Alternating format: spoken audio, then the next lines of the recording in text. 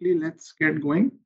Yesterday we did esophagus, lot of things in esophagus, lot of things in stomach, some things in small bowel, tuberculosis and all. So today we will continue with colon, intestinal obstruction, rectum, anal canal and hernia. That's the plan. And since we are starting a little early, we should also be able to do vascular surgery.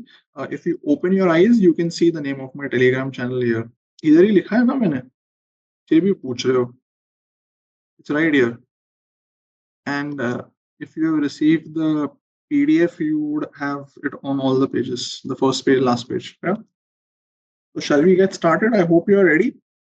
I hope this is a more opportune time and a more logistically better time for all of you, so that you don't have to go until midnight. You know, at least we can take the advantage of Sunday. कल से लेकिन 5 बजे ही होगा. Okay, but today is Sunday, so we had the opportunity. They were okay with me starting early, so good for all of us. Yeah. चलो काम शुरू करें. So now we are going to move to colon, rectum, anal canal, intestinal obstruction. So let's start with colon, and let's start with the type of disease similar to what we studied yesterday, that is sigmoid diverticular disease. Okay, so yesterday we did Zenker's diverticulum. What was Zenker's diverticulum? It was a true diverticulum. It was because of high pressure at the upper esophagus, basically in the neck, in the Killian's dehiscence area. Similarly, if someone has a lot of constipation, so if there is chronic constipation, so your sigmoid colon, the pressure inside it will increase because of constipation, or if you have any motility problem of the intestine. So in these patients, because of high pressure, you can get the same false diverticuli or false or mucosal diverticuli in the sigmoid colon. So most common site in the colon is sigmoid colon. It can also happen in the descending colon. These are the two common areas where you are going to get diverticular disease. But again, I will say these are false diverticuli. False means only mucosa. Okay, false means only mucosa. Okay, so that's what it is. And it's because of high pressure. Whenever a diverticulum happens because of high pressure, what is it called? We didn't discuss this word yesterday, but a diverticulum happens because of high pressure. What is that called? Very good. Excellent, Alexander. That is going to be pulsion. So few terminologies you should know to make your life easy. Now, where is the sigmoid colon? If you look at the colon, this is the cecum, then you have ascending colon,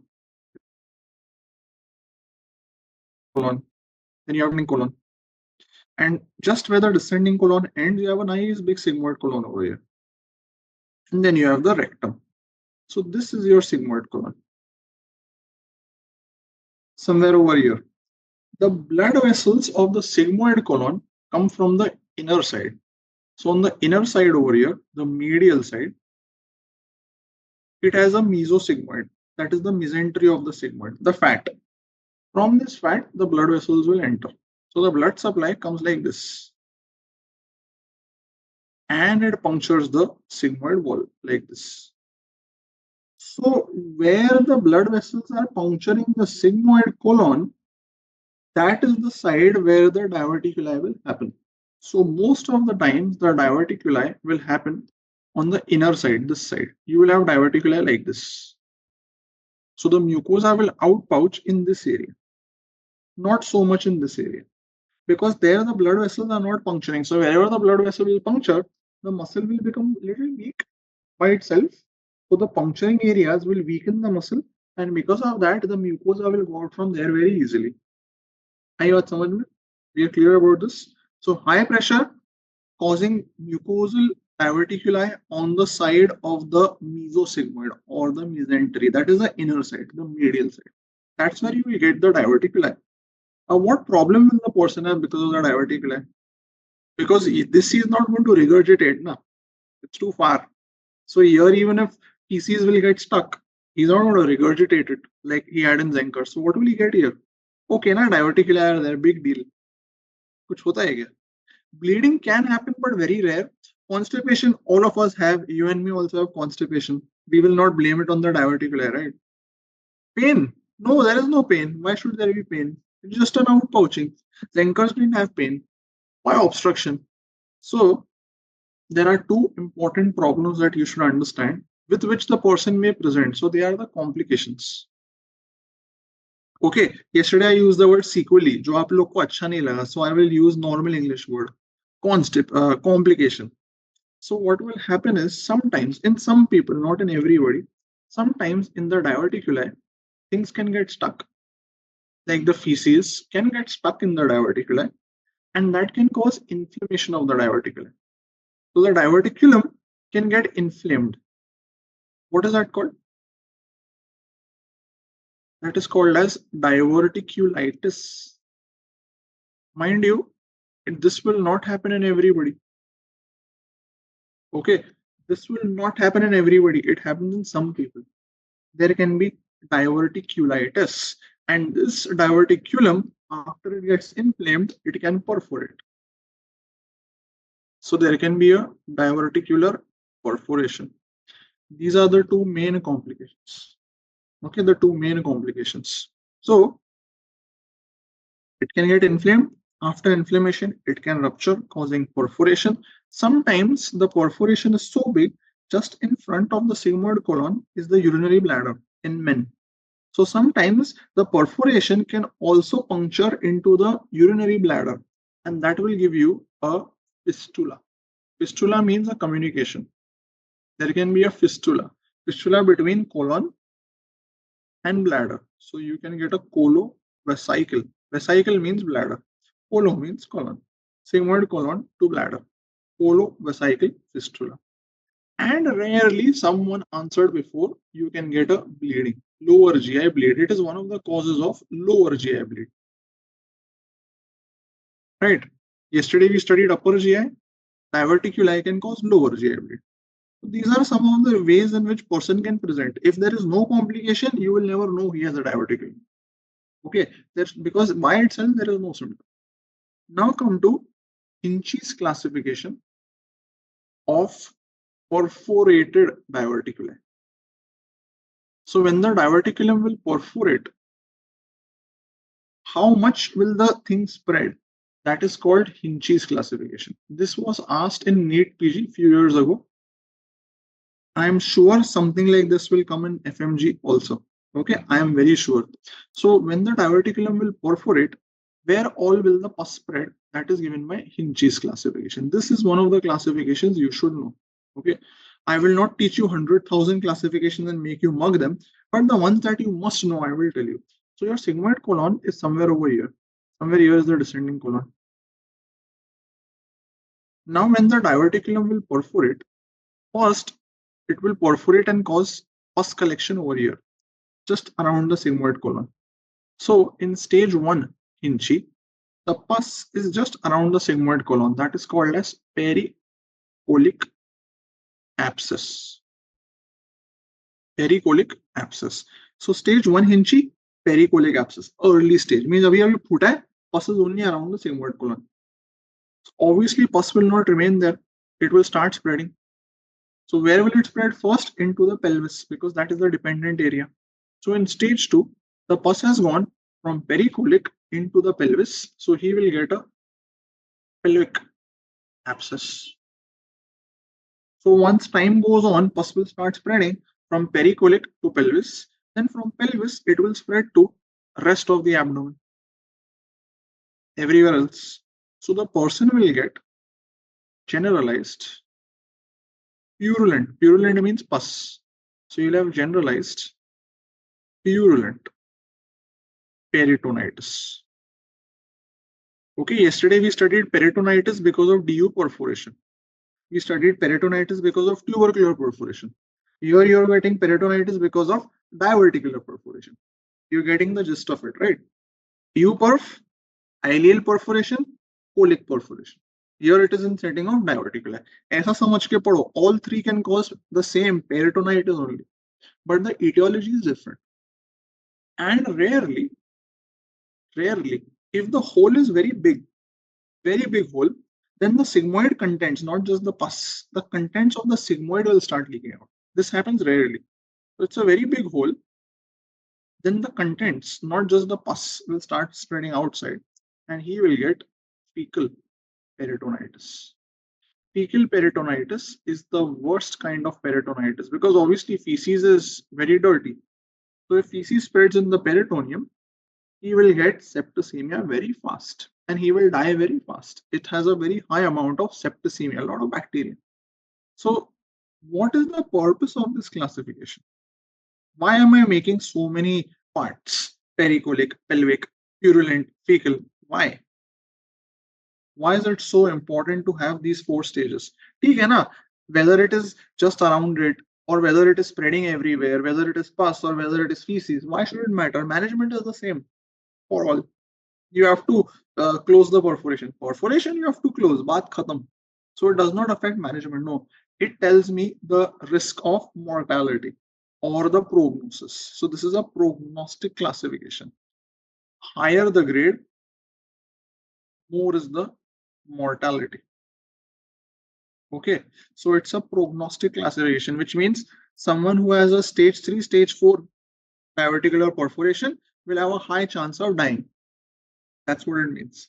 Okay, so understand this. It's a very easy disease if you have these few topics understood. ये थोड़ी 2-3 चीजें आनी चाहिए. Now, how will the person present with diverticuli? If he has only diverticuli, no complication, then how will he present? If he is uncomplicated, he will be asymptomatic. Means you will diagnose it by chance. You were doing colonoscopy for something and you just found a diverticuli. He will be asymptomatic. At the most, he will have constipation because constipation is the cause of the diverticuli. It's not the complication, it's the cause because of constipation. Or he can present with any of these complications. So if he has just diverticulitis and nothing else, only diverticulitis means this area is inflamed, nothing else, there is no pus. In that case, so if there is only diverticulitis, कोई भी itis पढ़ोगे ना, itis means inflammation. Inflammation means he will have pain. Pain in left iliac fossa. When you will press there will be tenderness.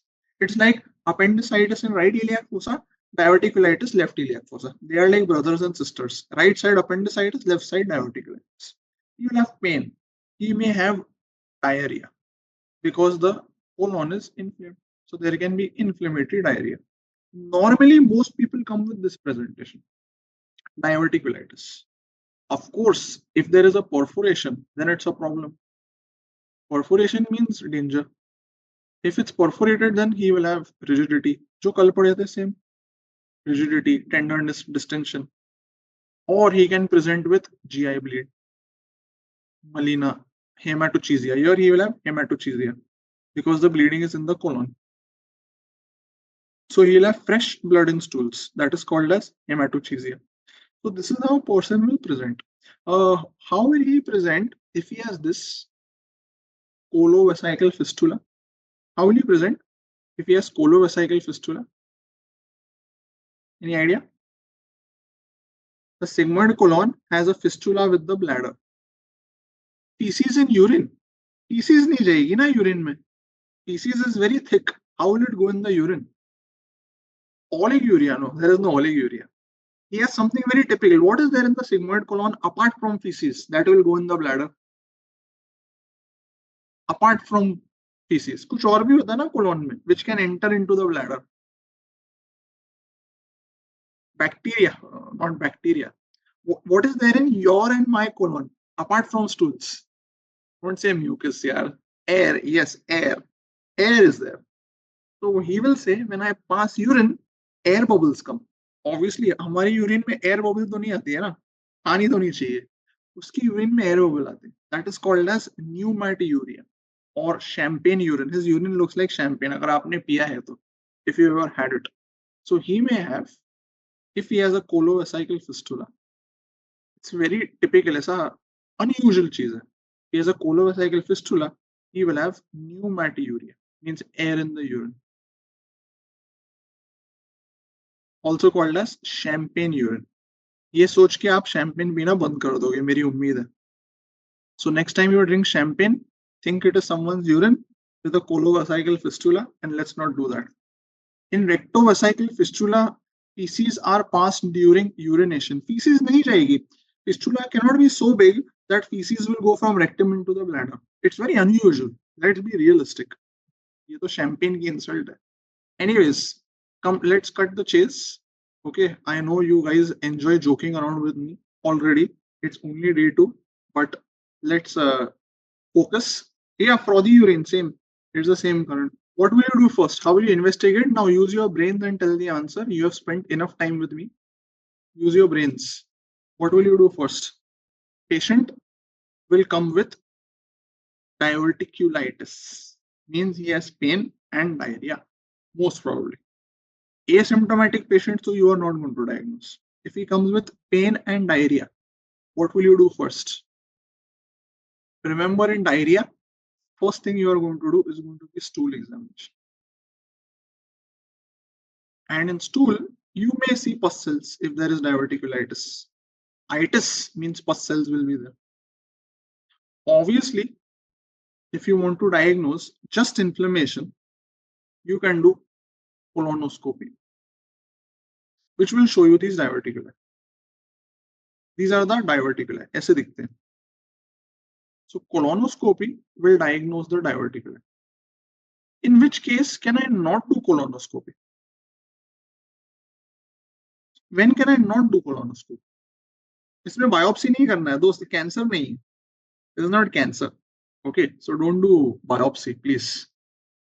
If the person is having complications like perforation, means clinically if you feel is having perforation, then what will you do? First you will do X-ray, then you will do CCT.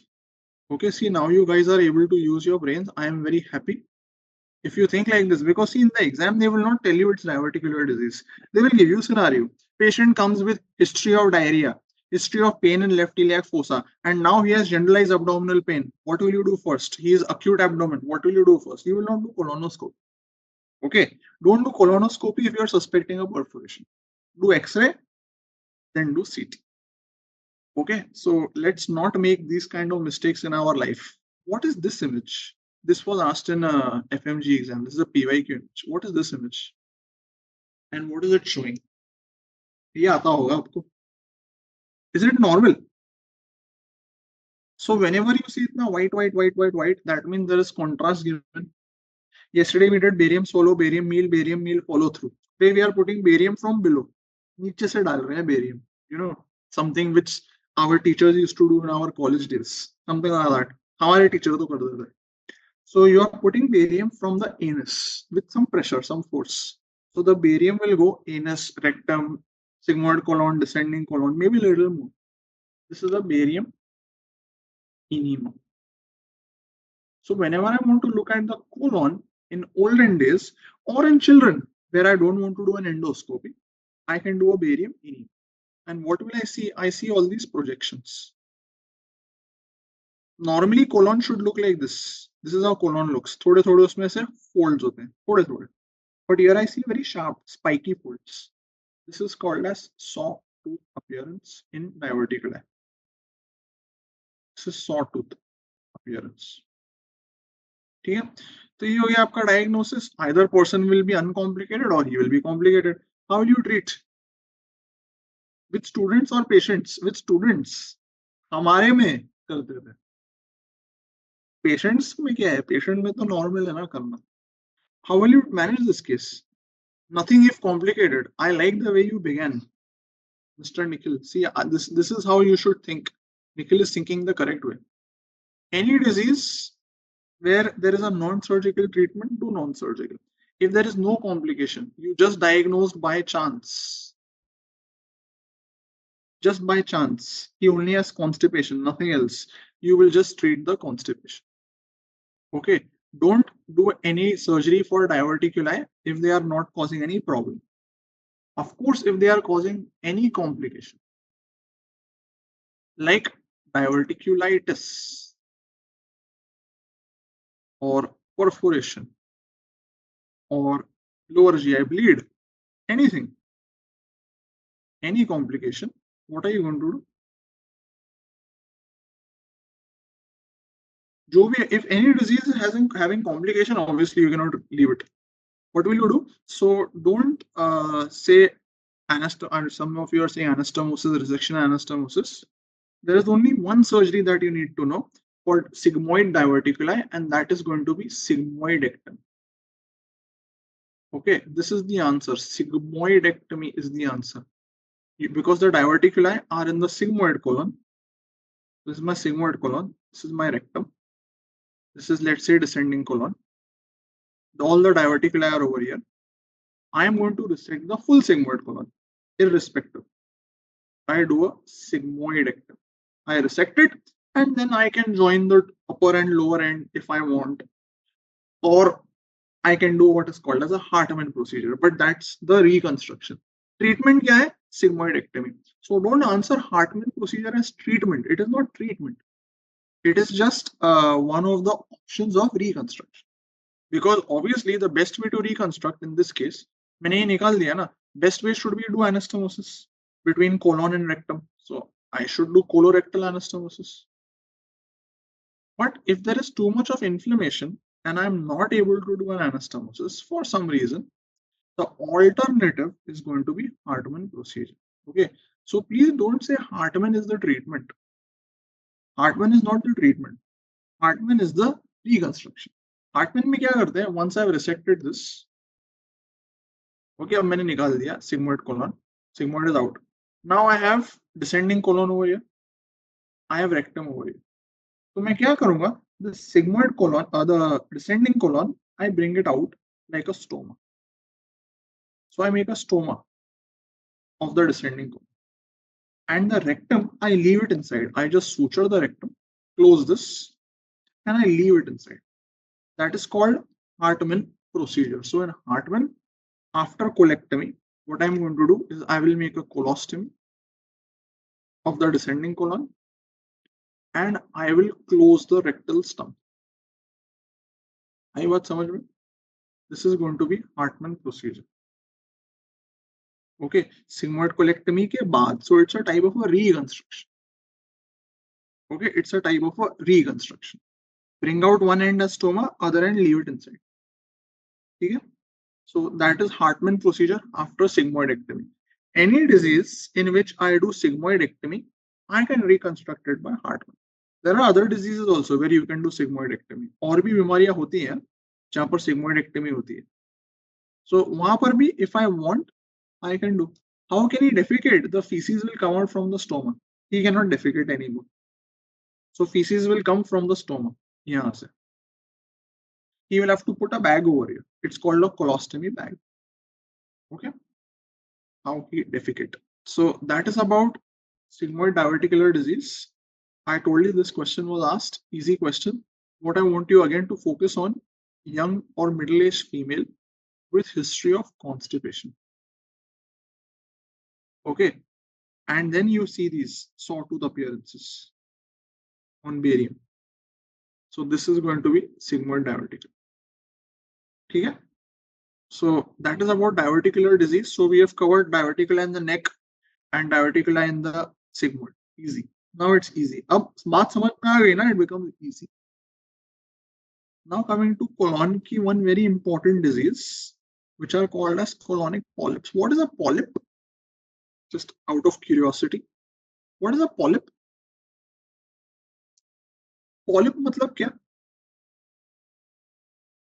Outpouching is diverticulum, no? Outgrowth, everything, no. So if the mucosa is going outwards, I call it diverticuli, false diverticuli. If the mucosa is growing inwards, inside the lumen, it is called a polyp.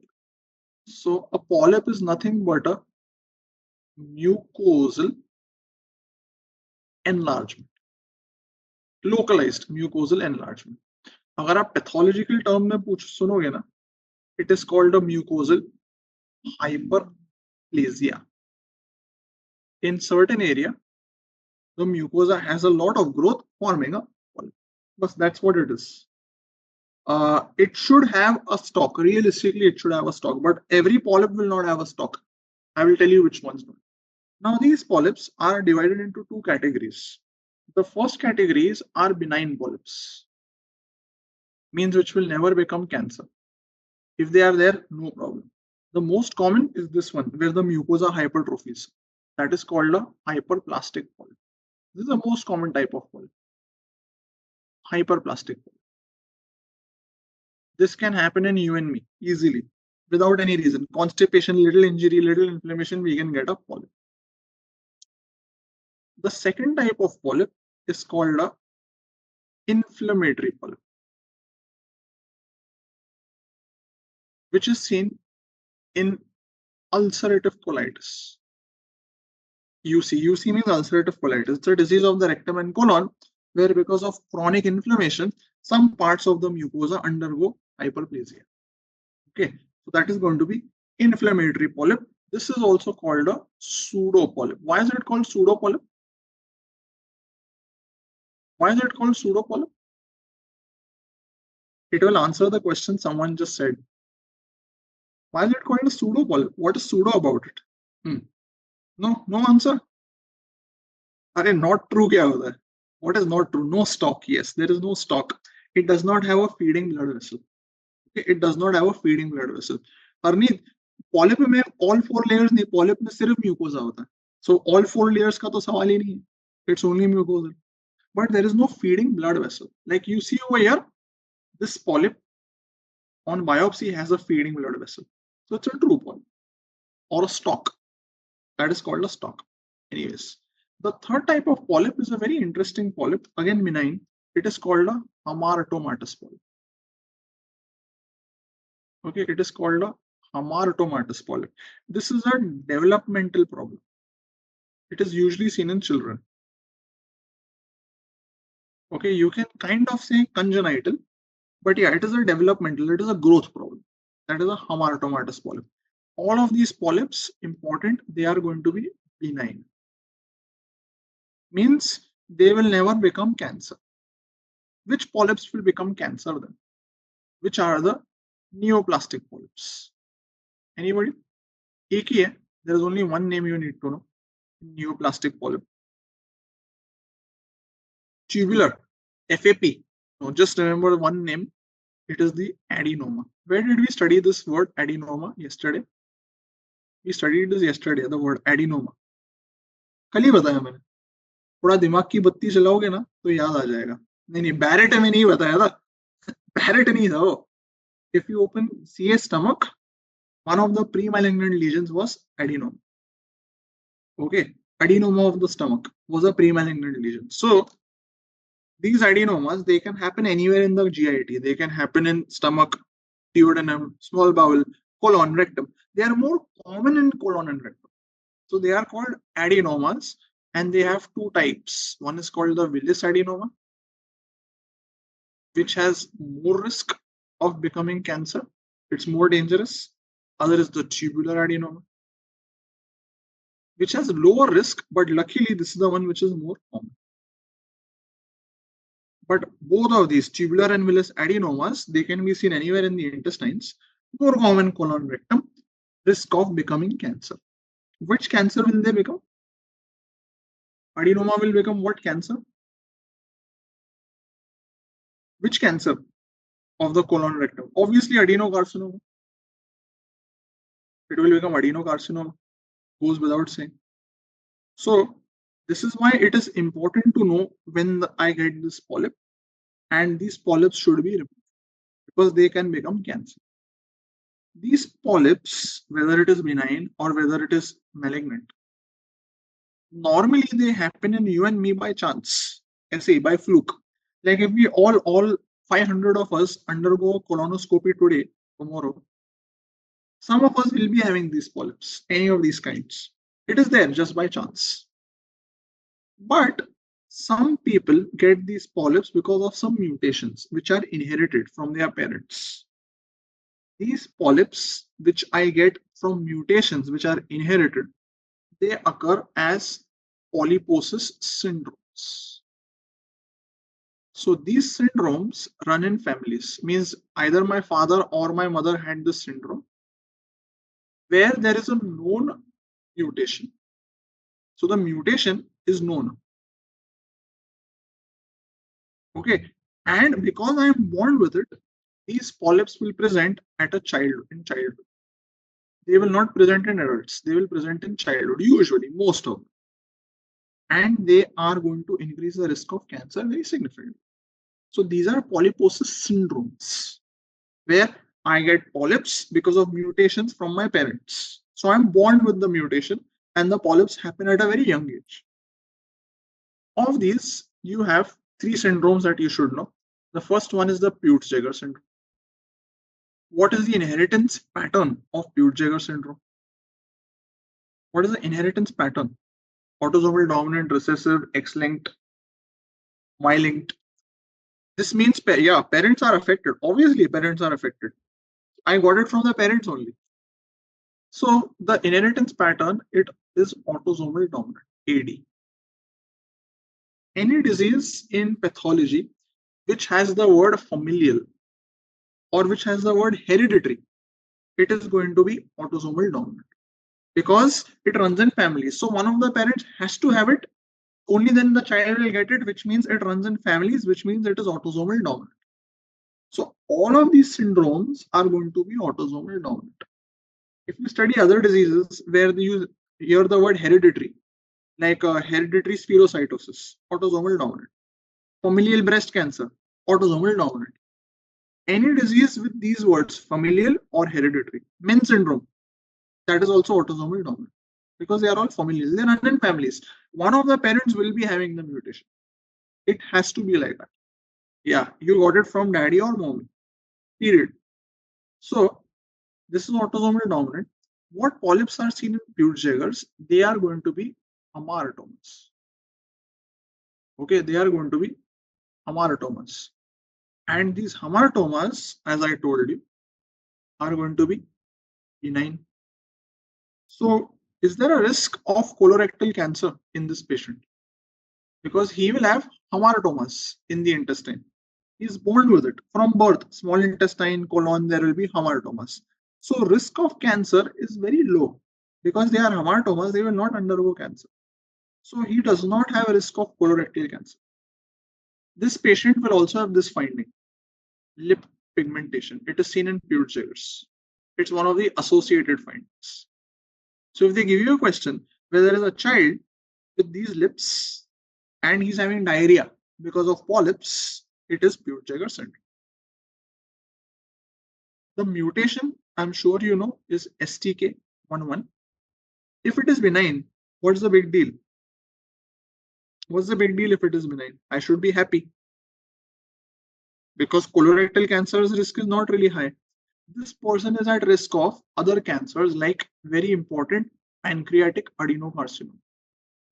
It is a very important risk factor for pancreatic cancers, pancreatic adenocarcinoma.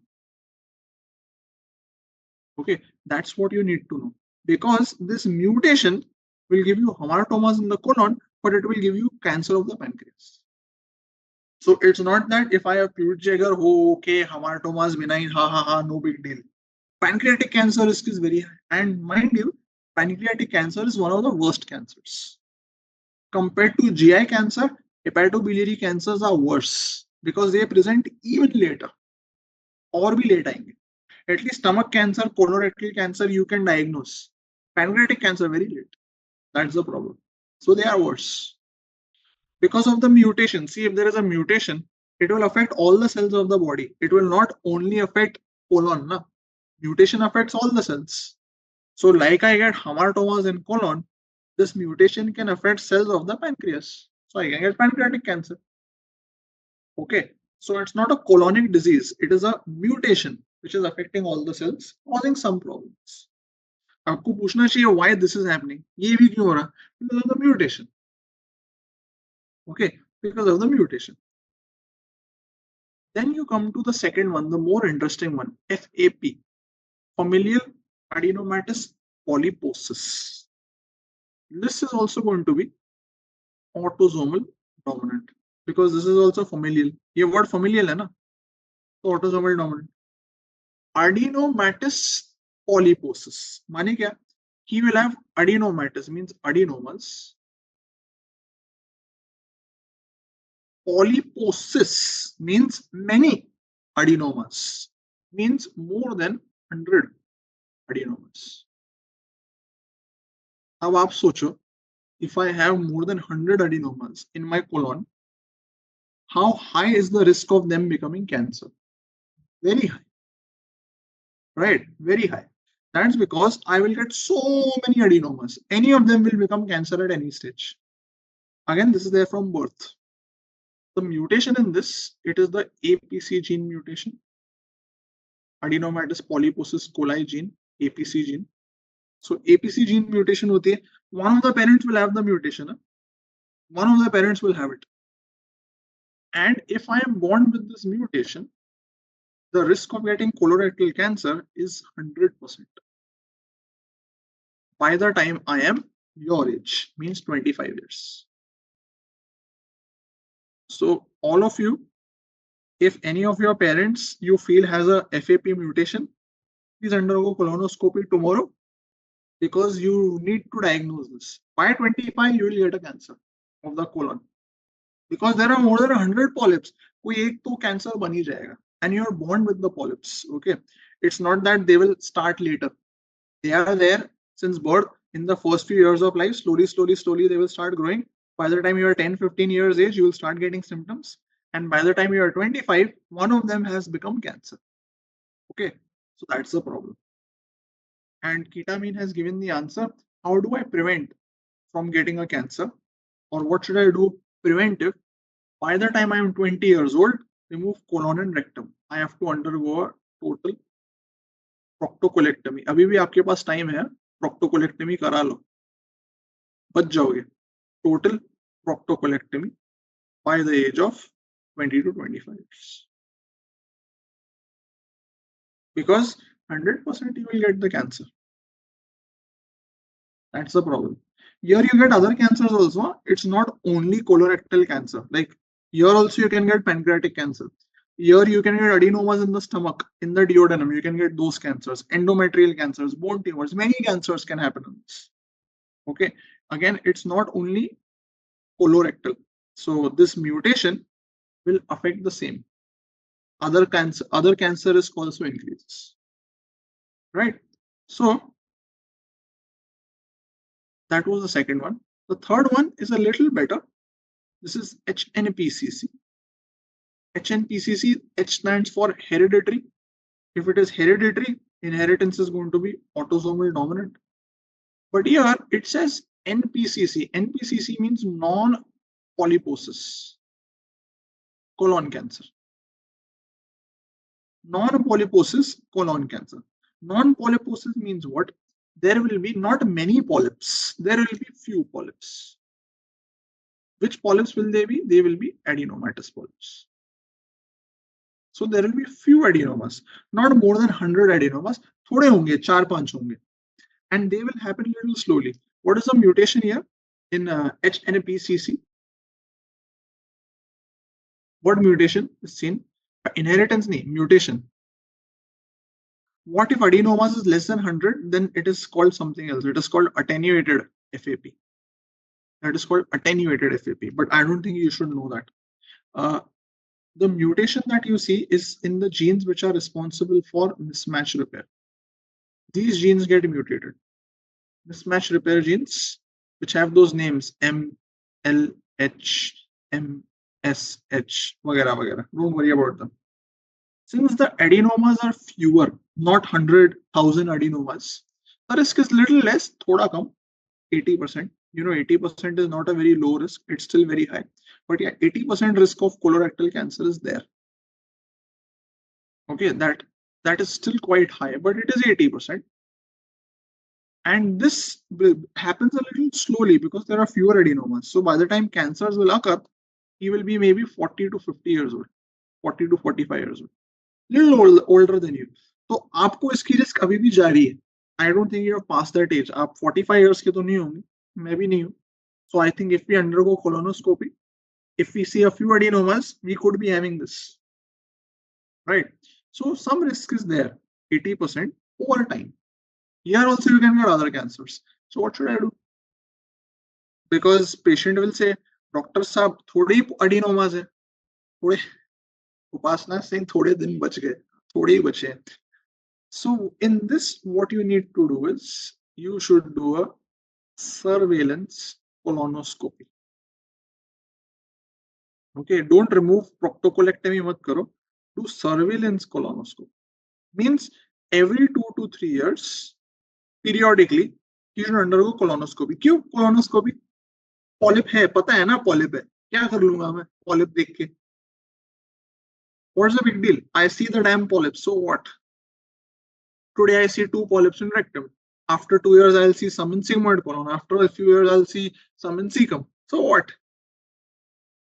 Biopsy? No, it's not for biopsy. I can remove the polyps. I can do excision so that before it becomes cancer, yeah, let polyp know I'm watching you. You can remove it. See, the problem here is there are few adenomas, so they can be removed. The problem here was there were hundreds of adenomas. How will you remove so many adenomas? You can't remove them. So you have to do proctocolectomy. Understand the principle here. Why are you doing surveillance? Because in surveillance, I can do excision or polypectomy. That benefit I have in this disease. Okay. To diagnose this, there is one criteria. You can read about it from the books if you want. That is called Amsterdam 2 criteria. But I don't think you need to learn this criteria. That's why I've not put it. Just know the name Amsterdam 2 criteria. It's for diagnosis of HNPCC. So this is the role that you need to understand about colonic polyps. You can have polyps of benign nature. You can have polyps of cancerous nature. They can happen by chance, like you and me, or they can happen in familial syndrome. It means one of the parents gave it to me. And these 3 syndromes are there that you need to know well about. Okay, these are short questions because this now it overlaps surgery, pathology, pediatric surgery, right? After total proctocolectomy, what is the alternate? There is no alternate. You live without a colon. It's okay. Zyada se zyada, you will have a lot of diarrhea because colon, the role is to absorb the liquid from the stools. Diarrhea होगा और तो कुछ नहीं होगा. But yeah, you have to live with it. No choice. जान है तो जहान है. Like yesterday you were asking me na, कि sir, if you remove esophagus and then you pull the stomach up, will you not get gastroesophageal reflux? अरे reflux तो सीधा उसके गले में जाएगा because stomach has gone till the neck, but he will still survive, no? You have no other choice. Okay, so that is the message. These kind of diseases are not very easy to treat. Even after surgery, the quality of life is not very good. Even after surgery, so you have no choice. But patient lives with it. जान है तो जहान है. आपने बोला ना पहले exam निकल जाए फिर कोलोनोस्कोपी करा लेंगे, तो आपके लिए अभी एग्जाम आपकी जान है.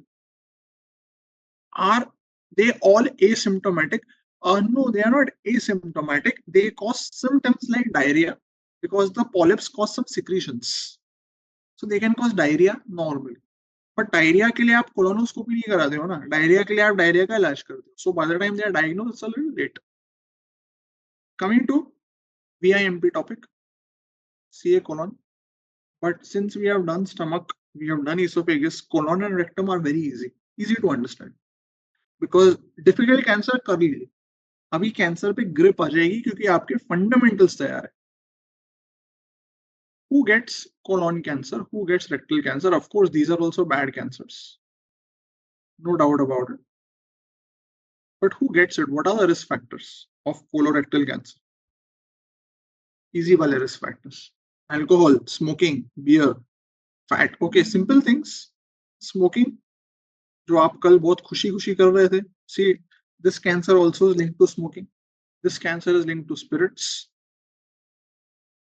It is linked to diet, smoked foods, food rich in N-nitroso compounds, low fiber diet, red meat. सब जो आप करते हो ना, वो सारे इसके risk factors हैं. All the risk factors are what you do. So whatever you do, which you feel na, it can cause colorectal cancer and obesity. So many risk factors are there.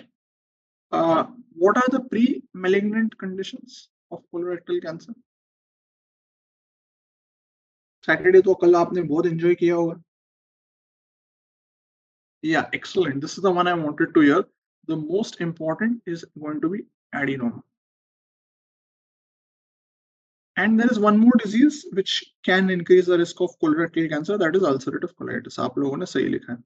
I think आप लोग मेरे notes पढ़ के answer दे रहे. So I will ask you things which are not in my notes. Okay, just to see. पढ़ा है कि नहीं, आता है कि नहीं, ऐसे ही टिका रहे हो. What is the most common site of colorectal cancer? What are the common sites where I get? So location and pathological type. ये भी आप नोट से बता दोगे. So most common site is rectum. Almost 38% cancers happen in the rectum, followed by sigmoid colon. That is about 21%. And then it goes to other sites.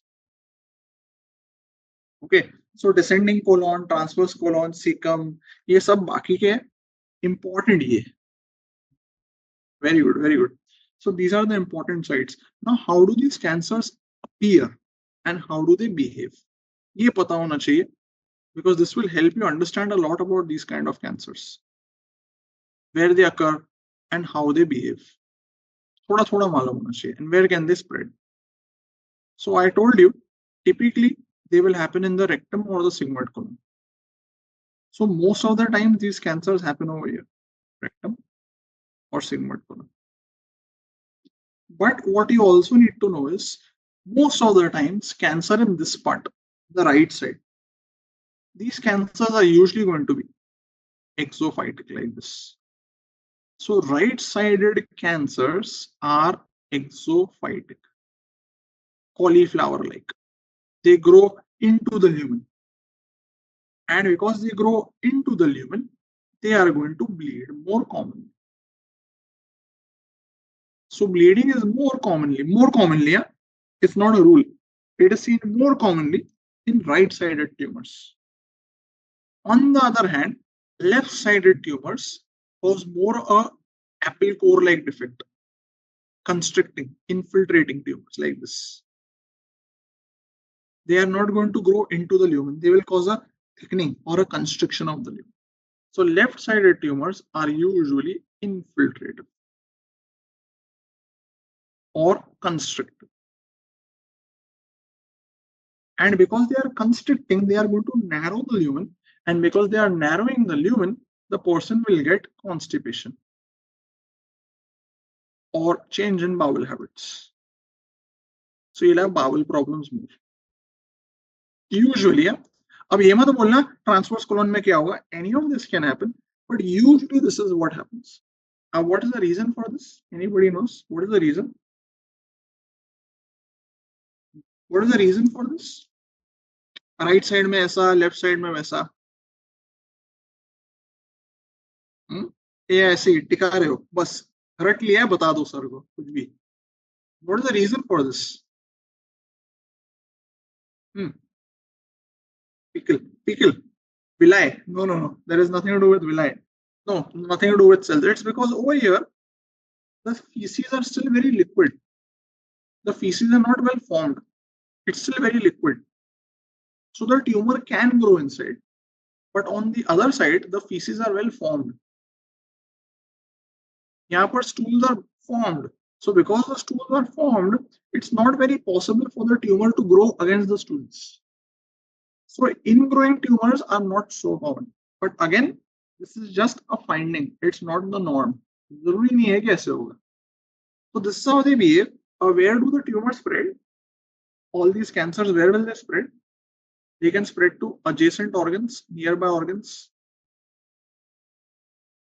They can spread to lymph nodes. And hematogenously, where will they spread? Blood vessels से कहाँ जाएंगे? Very important. VVIMP.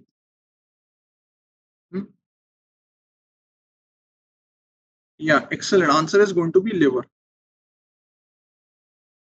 Liver having secondaries. Most common is going to be colorectal cancer. So this is the most common site for receiving tumors. Normally in liver, you get secondaries more common than primary liver tumors. Primary liver tumors are not so common. Secondaries to the liver are more common, and they come from many organs: esophagus, stomach, colon, rectum, pancreas. But most commonly they come from colon and rectum. Why? The portal vein. कल जो पढ़ा था वही. So portal vein से they will go to the liver, right? So liver most common, yeah, lung second common, but you need to know most common. This is how the tumor will spread. Now, how will the person present? What will be the clinical features of this tumor? How will the person present?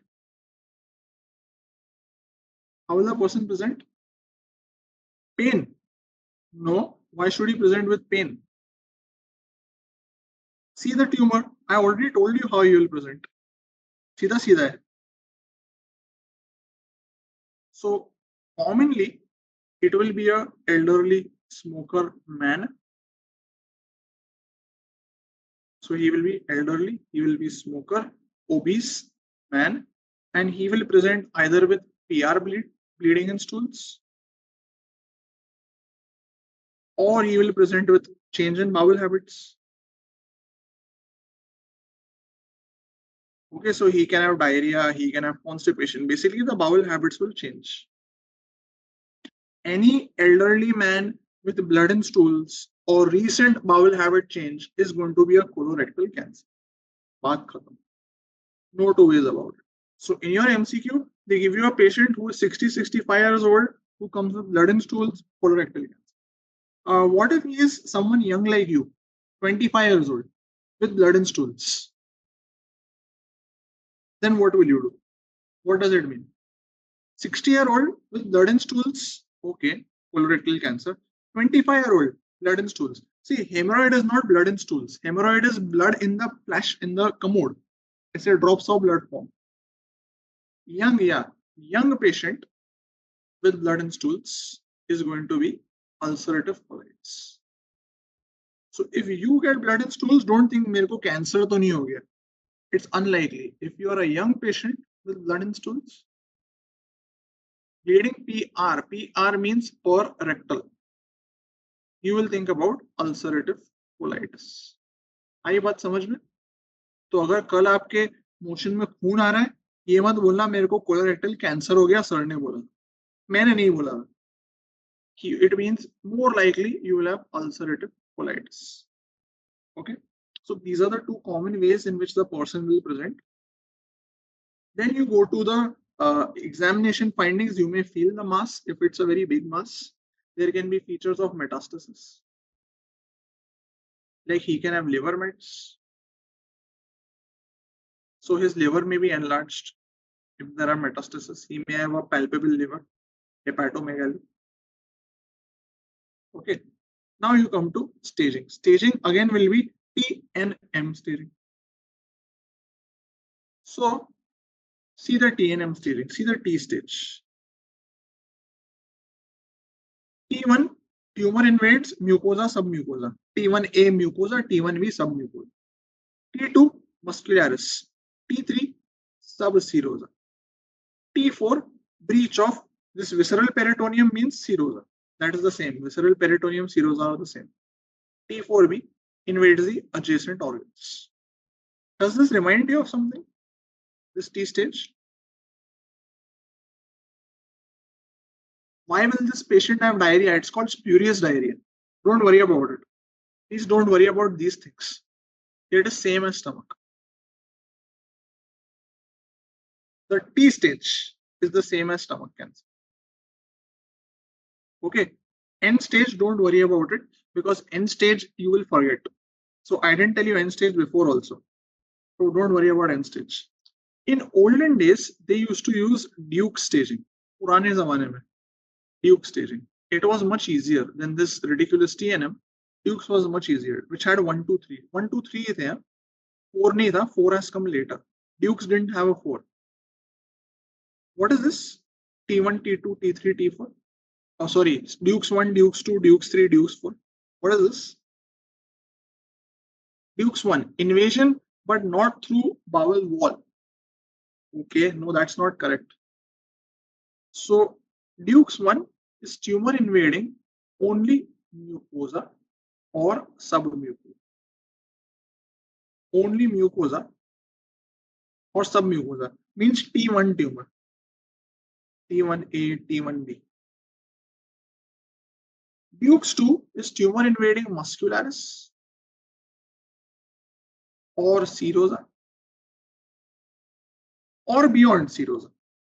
That means what was T2, T3 or T4. That is Dukes 2. And Dukes 3 is if there are lymph node metastasis. That is Dukes 3. Dukes 4 was not there before. This is a modification if there are hematogenous metastasis.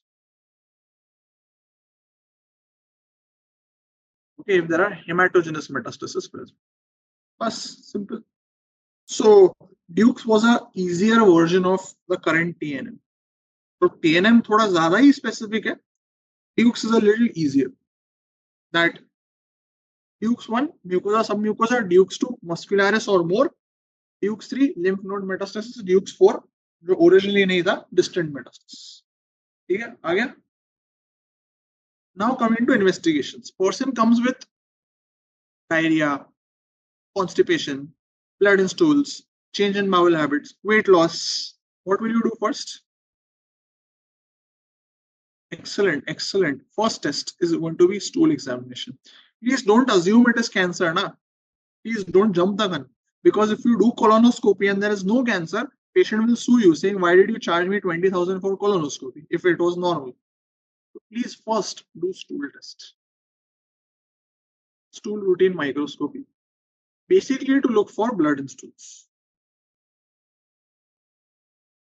This gives you a reason to do colonoscopy. Okay, of course, you are going to do colonoscopy only. The investigation of choice, undoubtedly, is going to be colonoscopy with a biopsy. And the biopsy is going to be adenocarcinoma, no doubt about it. But remember all the diseases that we did in upper GIT, we started with, of course, upper GI scopy. But here, all the diseases that we have done, whether it was TB, diverticular disease, colonic polyposis, colorectal cancer, you are going to start with stool, then do colonoscopy. Okay, so first do stool test. See that there is some blood, then you go for colonoscopy. Okay, means it gives you a reason to do colonoscopy. ऐसे अंधाधुंध नहीं कर सकते. Right? What is this? Any idea? What is this funny looking instrument? ये तो easy है. This तो you can easily make out what this is. What is the first instrument which you would not have seen? Enema. It's not enema. What if blood absent but all symptoms suggest cancer? Then it's still okay, but it's unlikely. Then it's okay to do colonoscopy. But you have to explain to the patient that I am very strongly suspecting cancer. That's what it means. This, what you see, is a rigid sigmoidoscope. Okay, it's a rigid sigmoidoscope. बहुत rarely use करते हैं, but this image is there in the books. This is used for pumping the air, and this is the sigmoidoscope. This tube that you see, this is the scope. This is the more commonly used thing. This is a flexible. लोग ये ज़्यादा use करते हैं. This is a flexible sigmoidoscope. अगर आप colonoscopy कराओगे ना तो नीचे वाले से करा, ऊपर वाले से नहीं. Okay, rigid is easier to use and it's cheaper. It's very cheap to use this. But these are sigmoidoscopes. Colonoscope is the same. This can be a colonoscope, but it's much longer. खाली length अलग होती है. Colonoscope will be about 160 centimeters. The sigmoidoscope is only 60 centimeters in length. ये जो उसकी length होती है ना, 60 centimeters. Colonoscope की length is 160 centimeters. So you do colonoscopy biopsy. इसके बाद क्या करोगे? ठीक है, biopsy में पता चल गया sigmoid colon has a tumor. It is an adenocarcinoma. Hope that time never comes. We are all hoping against hope. Thank you, Gauri, and all the others who answered. I am very happy you gave the answer. You have to do staging.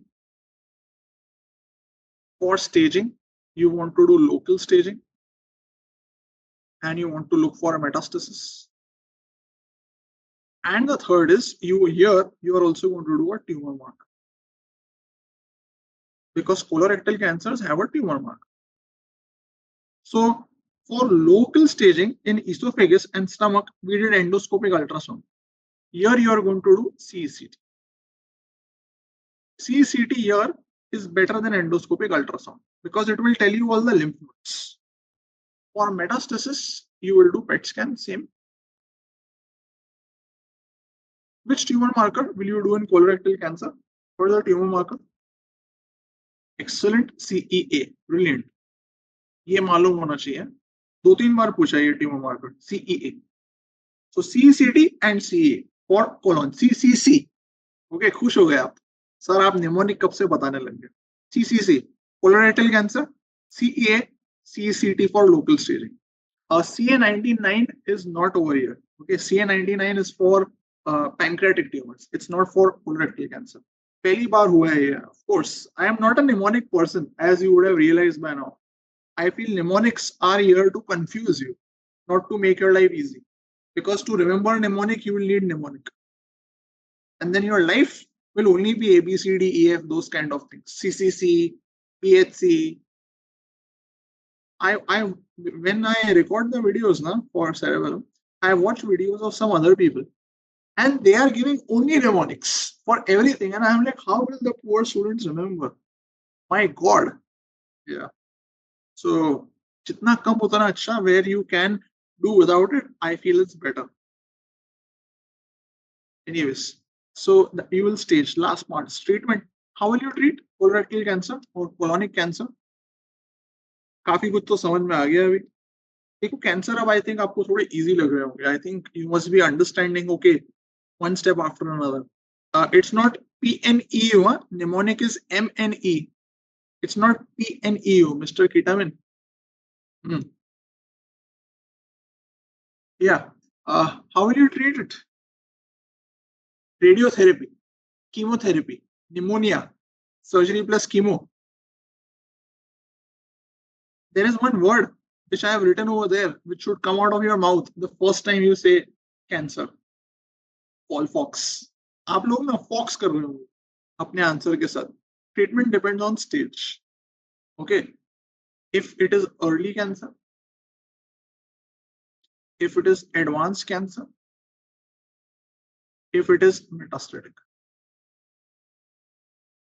Okay. If it is early, surgery with or without adjuvant chemotherapy.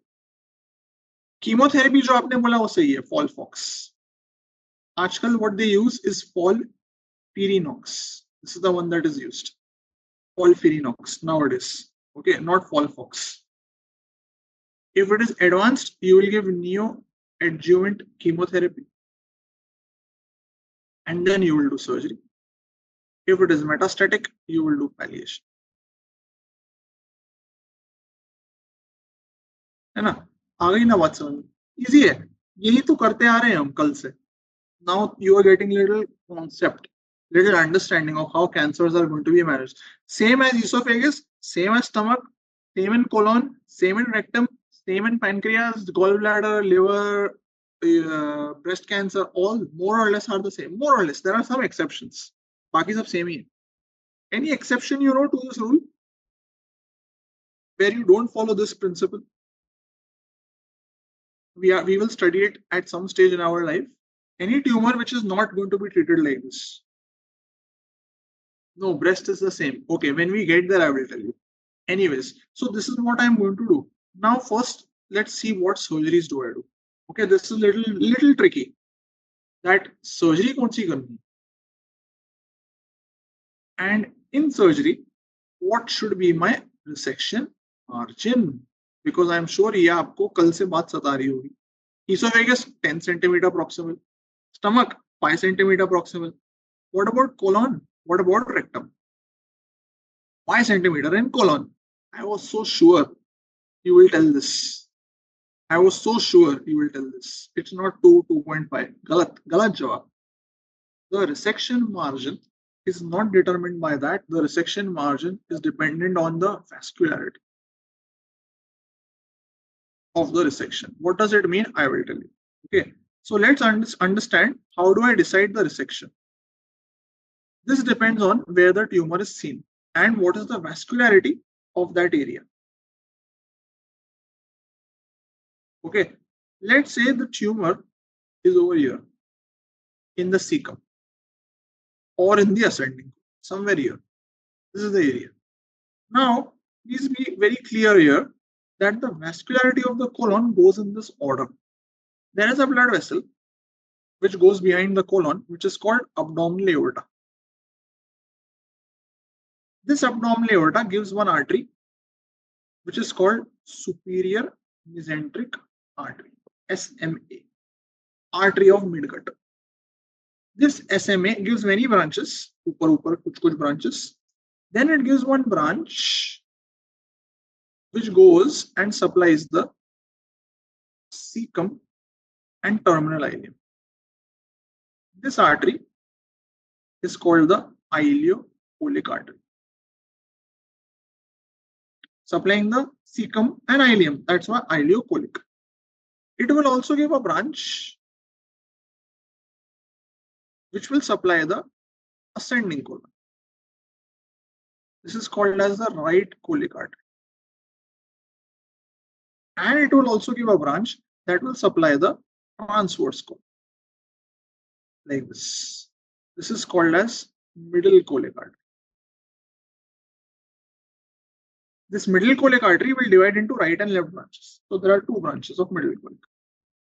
So my right side of colon is supplied by ileocolic, right colic, and middle colic, these three arteries. If the tumor is in this area, what I'm going to do is I'm going to ligate these three arteries. I'm going to ligate the ileocolic artery at the origin, the right colic artery origin, and the right branch of middle colic artery.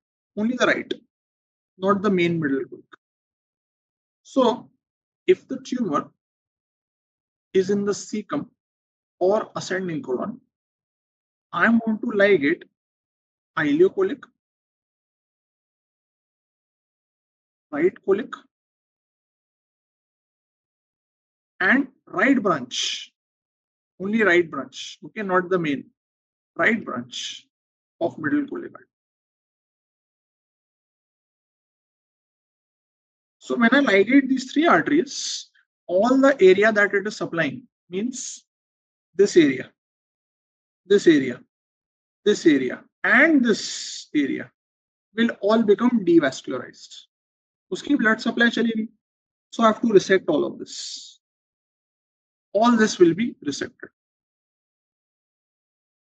This is called as right hemicolectomy. Okay, this is called as right hemicolectomy. तो मैंने क्या क्या निकाला इसमें? Little ileum, terminal ileum, cecum, ascending colon, and proximal transverse colon. Some part of transverse colon. Pura transverse colon. All this, the right side of the colon is excised. That is why right hemicolectomy.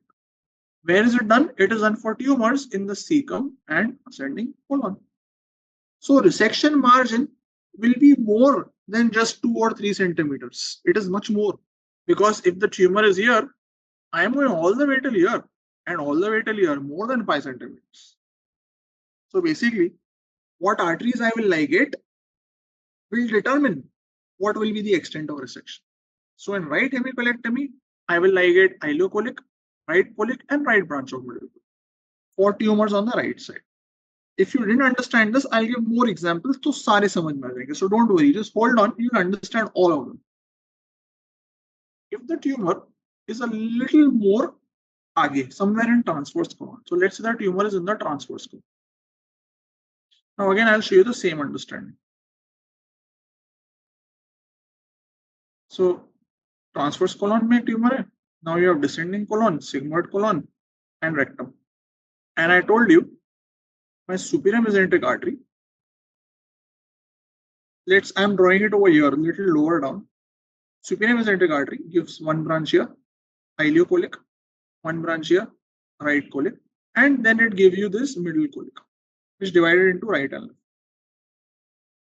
If the tumor is little more distal, let's say the tumor is here, or the tumor is here, somewhere here, basically in the transverse colon. Now I will ligate a little more. I will ligate ileocolic, right colic, not just the right branch. I will ligate the main middle. So little more than this. यहाँ पर मैंने right branch ligate करा था. यहाँ पर मैं middle colic at the root ligate करूँ. I am ligating ileocolic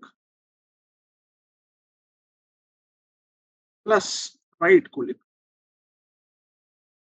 plus main middle colic, not its branch. So main middle colic मैंने ligate. So I have done little more than a right hemicolectomy. So now what will happen is I will have to remove this and this and this till here, because ये artery भी गई ना. So till here I will have to cut more than 5 centimeters. So I have gone beyond the right hemicolectomy margin, little more than a right hemicolectomy. What will you call this? If I do little more than a right hemicolectomy, yeah, this is going to be extended right hemicolectomy. So first you did right for tumors over here. Now you are doing extended right for little more distal tumors. TC माने transverse colon. That's where the tumor is. ठीक है, आ गई बात समझ में? Simple है so far. ये हो गए tumors on cecum, ascending colon, transverse colon. But I told you tumors are commonly seen in descending colon or sigmoid colon. Uska kya? If the tumor is in the left colon, which are more common compared to right colonic masses. So if the tumor is in the descending colon, or if the tumor is in the sigmoid colon, then what I will do is something a little different, because this is not coming in SMA territory. This is coming in the little more distal territory. So if this is SMA, there is an artery here, which is called IMA, inferior mesenteric artery, IMA. This IMA will give one branch to descending colon. This is called as left colic. So ileocolic, right colic, middle colic, left colic. So left colic from IMA. It will give one artery to the sigmoid colon, which is called as sigmoid artery. Obviously, no branch, but not relevant over here. It will also give one artery to the rectum, but उसकी यहाँ पे काम की नहीं. That is called superior rectum. So if the tumor is on the left side of the colon, then I am going to do a very different resection, where I am going to ligate left colic and sigmoid arteries. So if I ligate these two arteries, then what will go? All this will go. ये सब मेरे को रिसेक्ट करना पड़ेगा. So wherever the tumor is 5 centimeters से ज़्यादा, I will resect. So here I am going to ligate left colic and sigmoid arteries. So what will you call this? If it's on the left side, you are removing left half of the colon. Simple. This will be left hemicolectomy.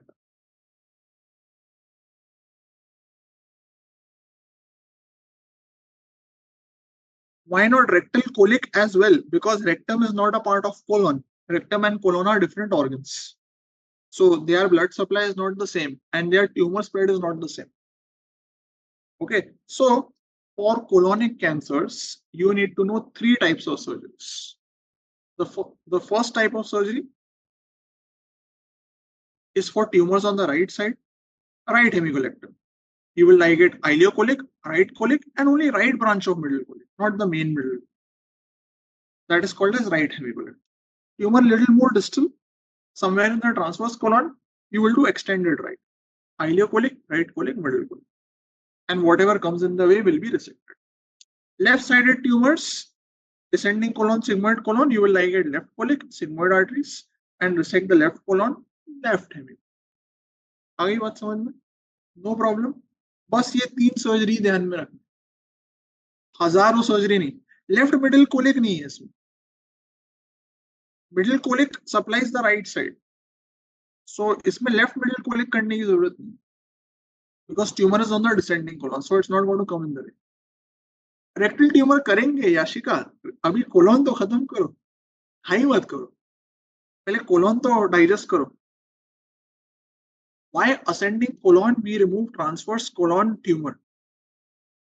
That's because the spread of the cancer cells is going to be proximal. It's more proximal than distal.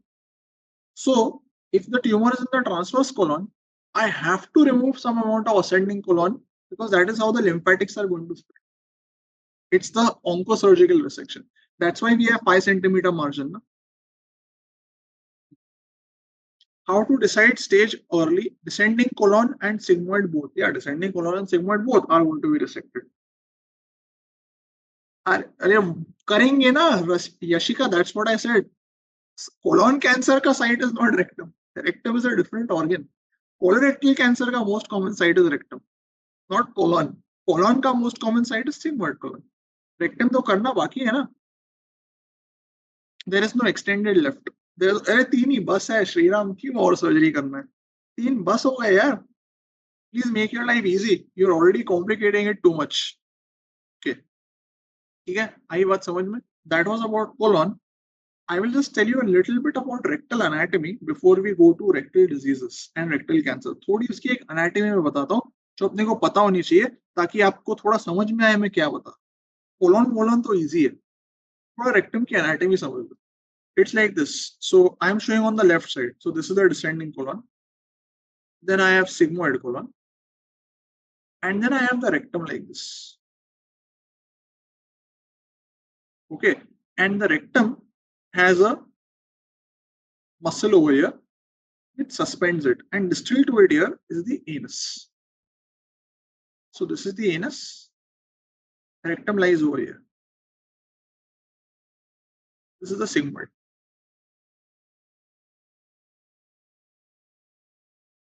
Okay. This is how they are oriented on the left side. Just behind the rectum, there is a very big bone which goes like this, which is there in you and me. We have this bone over here, just behind the rectum. What bone is this? Which lies just proximate, just posterior to the rectum. Coccyx, no, this is not coccyx, this is sacrum. This upper part of the sacrum is called the sacral promontory. That's where the rectum will start. This is called the sacral promontory. So sigmoid will end at the promontory, then rectum will begin. And where the rectum will end, you have a muscle over here. What is this muscle? It will hold the rectum. It will hold all the pelvic organs in place. It is the like the base of the pelvis. What is this muscle? Excellent, levator ani or pelvic floor. This muscle is called levator ani, also called as pelvic floor. All my muscles, all my organs in the pelvis, urinary bladder, uterus in females, rectum, they are all kept in place by this pelvic floor. All of them lie on top of that. इसके ऊपर पे बैठे हुए हैं. It's like the chair of the pelvis. कुर्सी की seat है. Now, the rectum behind it over here has the lymphatics and it has the blood vessels coming. So all the blood vessels of the rectum, they come from behind. यहाँ से. So the superior rectal artery gives branches like this. Remember in sigmoid, the blood vessels were coming from here, from the sigmoid mesentery. In rectum, they are coming from the backside, from here. That is because in front of the rectum, in men, you have this nice big organ over here. In men, यहाँ पर एक organ होती है, just in front of the rectum. That is your urinary bladder. ठीक है, तो ऐसी orientation होती है anatomy. This part from where the blood vessels are coming in the rectum, this area, this is the mesentery of the rectum. It is called the meso rectum. Okay, this is called the mesorectum. So rectum के आगे है bladder in men. In women there is uterus, then bladder. And behind the rectum is the sacrum and the mesorectum, from which the blood vessels, the lymphatics are going into the rectum. Okay, itni anatomy मालूम होनी चाहिए before you try to understand rectal diseases, rectal cancers, rectal prolapse. It's all based on this anatomy and this resection. Okay, so that is this image. ये जो image है ना, it is talking about this. There is one layer in front of the sacrum over here. This layer, it's a fascia which separates the mesorectum from the sacrum. This fascia is called fascia of Waldeyer. This is called Waldeyer's fascia. Okay, itna hi yaad rakho. Whenever I do rectal resection, I have to go in this layer, Waldeyer's fascia. उसके आगे mesorectum है, उसके आगे मैं सारा rectum को cut करूँ. Okay, इतनी anatomy चाहिए. We will do one easy disease of rectum first, then I will do CA rectum later. First we will do this disease, easy disease. Then I'll give you a little break. Then we will do CA rectum. So easy disease करके आपको break दूंगा. That is rectal prolapse. What is rectal prolapse? Any idea? Rectal prolapse में होता क्या है? Mesorectum means mesentery of the rectum.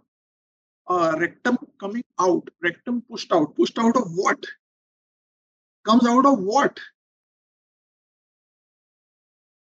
Rectum किसके बाहर आएगा? Yeah, so it is when the rectum comes out of the anal verge. That anal opening is called anal verge. तो जो मेरी rectum होती है ना, ऐसे होती है. This is the rectum. Here is the levator ani muscle, pelvic floor. This is the anal canal. And then the anal canal opens outside. If the rectum starts falling into the anal canal, starts coming out more, and then it comes out of the anal verge so that you can see it from outside. This is a rectal prolapse. That means the rectum has gone into the anus in and it has come out. So rectum bahar aana is rectal prolapse out of anal verge. So it exits the anal verge. Verge माने the outermost part, जो आपको दिखती है. Now, obviously, why will someone get a rectal prolapse? It is when this muscle is injured, the pelvic floor. So this will be seen in people who are elderly, usually. People who have muscle floor weakness, neurological disorders, unme hogi. Women who have had a lot of birth trauma, obstetric trauma. In them, this muscle tears, and that's why the rectum can prolapse. So a person will come with this typical finding. He will say, कुछ बाहर आ रहा है, संडास के रास्ते से कुछ बाहर आ रहा है. And when you will see that the rectum has come out of the anal verge. So it's a very easy to diagnose disease. There is no rocket science in diagnosing it. Yeah, sandas is the term that is used. If you want to be a little sophisticated, you can say latrine. But I'm telling you normal parlance. So you have to treat it. How do you treat it? The question will come on treatment of rectal prolapse. Rectum has come out of the anus. What are you going to do? Because don't say I will just push it back in. Corey, if you just push it back in, why will it not come out again? अंदर डाल दो, वापस बाहर आ जाएगा. Patient कल फिर आएगा, बोलेगा डॉक्टर साहब आपने क्या किया, आपने बाहर निकाल दिया, वापस आ गया. So if the rectum comes out, there is only one treatment. That is going to be surgery. So this is one of the few diseases where there is nothing else. Only surgeon. No one else can help you in this case, in rectal prolapse. So what surgeries are done? There are two groups of surgery. The first group of surgeries are called the perineal procedures. Means जो आप यहाँ नीचे से करोगे, टट्टी के रास्ते से. आपको ये word पसंद है ना? You don't want me to use Mumbai terminology. You are more. So you are going to do perineal procedures. Means नीचे से. What are these procedures And why are they done? They are very easy to perform. They don't require much anesthesia. They can be done in spinal anesthesia. So they are preferred in elderly population who are unfit for major surgery. So elderly unfit, you will do perineal procedures. The only problem is they have a high recurrence. मतलब आपने कर भी दिया ना operation, it can come out again after a few months or years. So the recurrence is high. You need to know the names of these procedures. This will come in your exam. The first one is this procedure where he's pushed the prolapse and he's taken a stitch around the anus. So push it in and take a stitch on the anus. This is called as Thiersch's anal wiring. Okay, this is called as Thiersch's anal wiring. He uses a wire. In the olden days, they used to use a wire, steel wire. Now they don't use a wire. And you stitch the anus, push the prolapse, stitch it, so that it does not come out again. But this is a very bad procedure. आज के ज़माने में ये कोई नहीं करता. What is done nowadays is called as Delorme procedure. Unfortunately, you need to know these names. Delorme procedure. Delorme is this. So what is done is whatever is prolapsing out, you take these stitches like this. ऐसे करके you stitch like a plicating stitch. So when you are going to tie the stitch, this thing gets pulled up. It will get crumpled. Then you take a stitch over here. Same way. Plicating stitch. And when you will tie it, it will get crumpled. And you do it along the circumference like this. So you keep taking stitches like this and you keep letting it get pulled more and more and more inside. That is Delorme procedure. It is based on plicating sutures. Okay, plicating means एक ही line में आप 4-5 stitches low, and then when you tie it, the whole thing gets crumpled. The third type of surgery is called as Altomeyer procedure, in which from below you resect the rectum. So whatever is prolapsing, you resect it, but you do it from below. So whatever this part is coming out, you just excise it. Okay, you use a stapler to excise it. So these are the three surgeries which are done in elderly unfit population with a rectal prolapse. So these are my perineal procedures, but of course they have a high recurrence rate. So someone who is young like you, if you get a prolapse, you will prefer an abdominal procedure. So abdominal preferred in young patients, young like you, because they have a lesser recurrence. Abdominal means you enter the abdomen, pull up the rectum, and to keep it in place, you fix it. Okay, but you go from the abdomen, not niche se. So there are some procedures you should know the names. Like there is a Ripstein procedure. There is a Wells procedure. And what are they doing?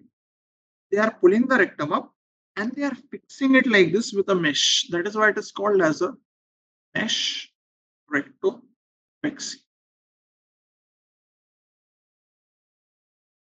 Okay, so abdominal procedures, you pull up the rectum and you fix it to the sacrum with a mesh.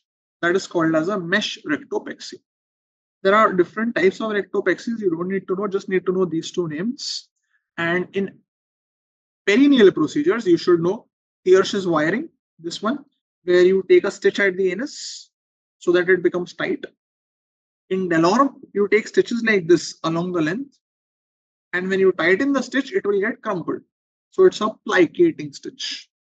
And in Altomeyer, you just excise whatever is prolapsed. बस ये 6-5 procedure मालूम होने चाहिए. MCQ इस पे पूछते हैं. In NEET, PG and INI-CET, they have asked 2-3 times a question on this. So maybe now it's your turn. You will get a question on this very soon. Okay, just know these names for sure. This is very high yield, very important. These names. Okay, so let's do CA rectum. CA rectum is just like CA colon. Of course, CA rectum is little more common Then CA colon, little more common. This also has bad prognosis. Risk factors are same. So whatever can cause colonic cancer can cause rectal cancer. Pathology is also same. Lucky for us. TNM staging is also same. Lucky for us. Spread little different. Spread is based on this anatomy that I showed you. That if I have a rectal cancer over here, where will it spread? It will spread into the bladder in front or uterus in front. Behind it can go to the sacrum, and laterally it can go to the pelvis. That is a different part. It depends on the location. So spread wise, thoda alag hai. If it's a man, then it will go to the bladder in front. If it's a woman, then it will go to the uterus or cervix. And otherwise, posteriorly, it will go to the sacrum.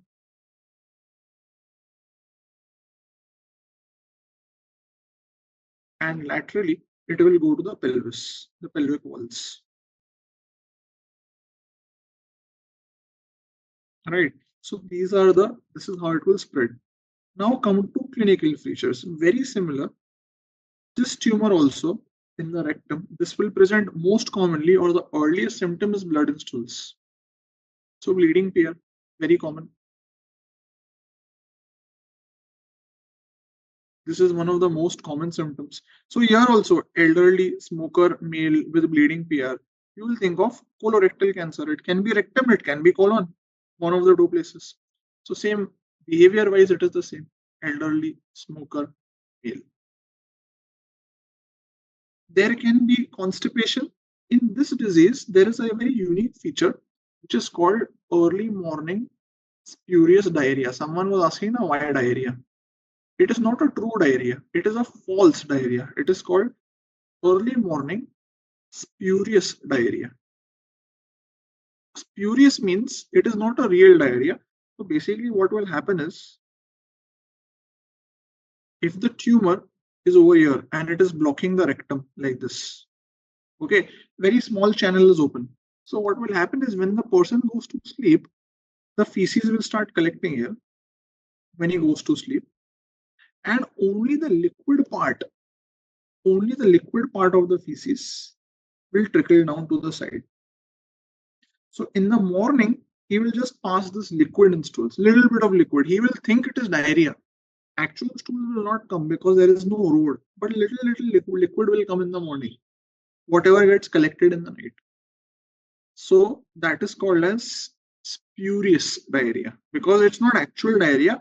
It's because the liquid part only is passing, so he feels, oh, I'm getting loose motion, but actually what he's getting is just a liquid part. Motions are not happening.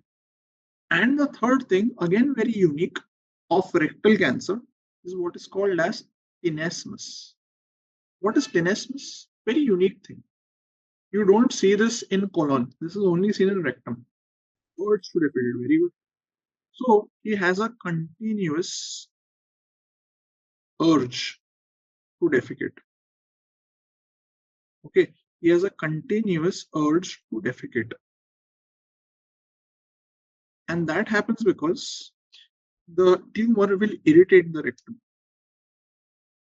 If the rectum is irritated, it will keep feeling like, okay, I have to pass motion, I have to pass motion. So every 30 minutes, 40 minutes, he will go to the washroom. He'll try to pass stools, but nothing will come. It's just an irritation. There is a similar thing you can get even in urination sometimes, where you have a continuous urge to urinate. What is that called? You have an urge to urinate, but it does not come. It is not seen in BPH, it is seen in urethritis, where you just want to keep passing, but it doesn't come. No, it's not incontinence. It's a very different word. It's called strangury. Strangury. Okay, strangury. That is when the person wants to go to the toilet all the time. If any of you has ever gotten a UTI of the urethra, then you will want to go to the bathroom all the time. You get that little burning sensation in the urethra, in the penis maybe. That is strangury. Okay, something similar is tenesmus. So if a person comes with this, what will you do first? First investigation. How will you begin? Very good. I'm so happy you didn't jump to colonoscopy. First, you will do stool test. And in the stool test, you may see blood. Okay. Or you may see pus cells. When will you see pus cells with these features? When will you see pus cells? Cancer mein nahi hoga. There is some other disease where you will see pus cells with these features. No, not TB. These features, bleeding PR, diarrhea, tenesmus with pus cells. It's not TB. It is seen in ulcerative colitis.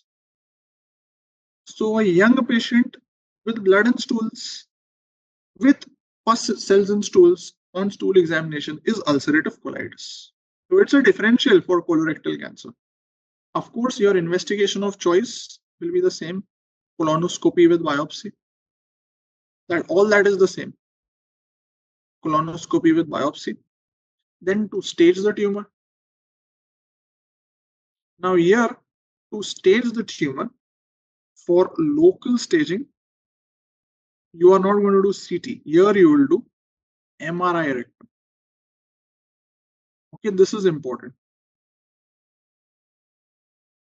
Okay, you will do MRI rectum, not CT. So esophagus and stomach, for local staging, you did endoscopic ultrasound. For CA colon, you did CT, abdomen. For CA rectum, you will do MRI. I'll give you a thumb rule. Any disease in the pelvis, whether it's a disease of the rectum, a disease of the anal canal, disease of the urinary bladder, uterus, it's always MRI. Okay, so pelvic disorders, MRI. That's the rule. So here don't mark CT, here it will be MRI. बाकी सब same है. Distant metastasis is the same. So for distant you will do PET scan. Then tumor marker is also the same. That is CE. ठीक है. तो ये part तो सब same है. All ditto copy. TNM stage is the same. For staging and TNM, how to tell it's early and advanced? You can ask me this in the end. I don't feel it's necessary to do it at this stage. If you want in the end, you can ask me how to differentiate what is early or not. So here again, the treatment will depend on the stage. Same way. So if it is early, you will do surgery, and you may give adjuvant chemotherapy. Same. Here in advanced tumor, it's a little different. Little means one step different. Normally in advanced, you will give neoadjuvant chemo, make it smaller.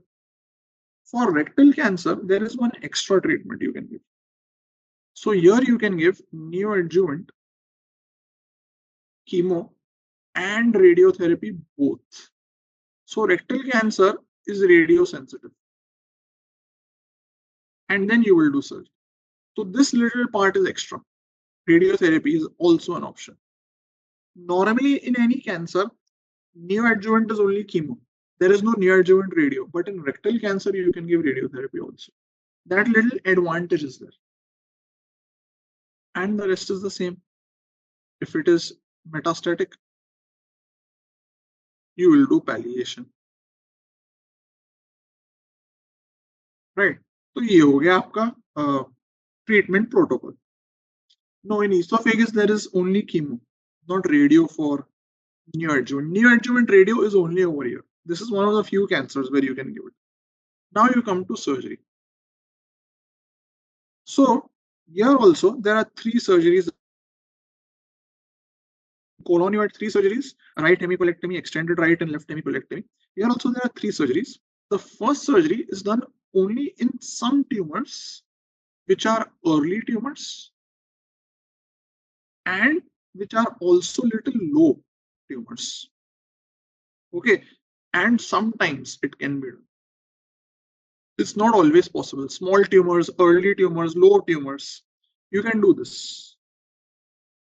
So here what I'm doing is I am resecting the tumor from below. from the anus. So I'm putting these instruments in the anal canal and doing this local resection. This is called as transanal total mesorectal excision. TATME. TATME. Transanal total mesorectal excision. So this requires some special technology. You need these instruments, which not everybody has. So for practical purposes, this is not very commonly done. TATME. So if you don't remember this surgery, it's okay. Just remember this image. K rectal cancer में ऐसे करते हैं. Anus say you put some instruments, endoscope, and you resect the tumor from here like this. It's a local surgery. Okay, it's done for very early tumors. Yeah, it is a Notes procedure. Absolutely right. It is a Notes procedure. Absolutely. First page of CA rectum. Okay, later we'll do that later. I don't know why we are going to first page.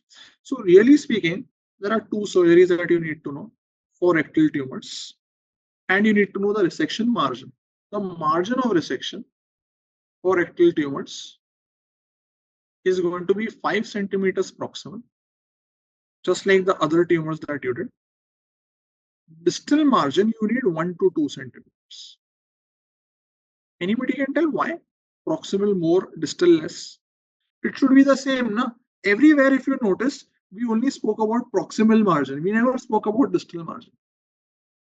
हर जगह esophagus 10 centimeter proximal, 5 to 10 distal, stomach 5 centimeter proximal. Here also I am saying 5 centimeter proximal, 1 to 2 centimeter distal is fine. No, not for the sphincter. It's not for the sphincter. It's because cancers always spread proximally. Excellent. Alvina John has said, cancer spread proximally. The blood vessels, the lymphatics, they go proximally. That's why even when we did hemicolectomy, we did more proximal resection, isn't it? Even if the tumor was here, we did all the way till here. Because the spread is proximal. The lymphatics go proximally. The blood vessels go proximally. So proximal margins are always going to be more. Got it? That is how the cancer will spread. Distal margin does not need to be too much because the spread is not so much. So you need 1 to 2 centimeters distal, right? Now, based on this, there are two surgeries that you need to know on the margin. The first surgery is done for upper rectal tumors. If the tumor is in the upper rectum. So it's like this. Say this is the sigmoid colon and the rectum is over here. And here is the levator ani or pelvic floor. And this is the anal canal. If the tumor is in the upper half of the rectum, let's say over here, then what I have to do? I have to go 5 centimeters proximal. Distally, about 2 centimeters. So all this I'm going to remove. The rectum, some part of sigmoid colon, and distally also some rectum is going to be removed. After I remove this, I will do the anastomosis. So I will have the sigmoid colon over here. I will have a little bit of rectum left over here. थोड़ा जो बच गया. I will join the two. So I will do a colorectal anastomosis. So this is a resection anastomosis. Simple. This procedure is done from the abdomen. So this is called as anterior resection of rectum. Okay, this is called as anterior resection of rectum. Anterior means from the front, means from the abdomen, also called as AR. But when can I do it? Upper rectal tumors. Because I have to get a margin 5 proximal but 2 centimeters distal margin I need. Problem is if the tumor is lower down. So if the tumor is in the lower rectum, how low? If it is very close to the anal sphincter. So a tumor in the lower rectum, especially within 2 centimeters of levator ani or pelvic floor or sphincter. So in this case, the problem that I'm going to face, so let's say this is the rectum. This is where the sphincter will start. and this is the anal canal.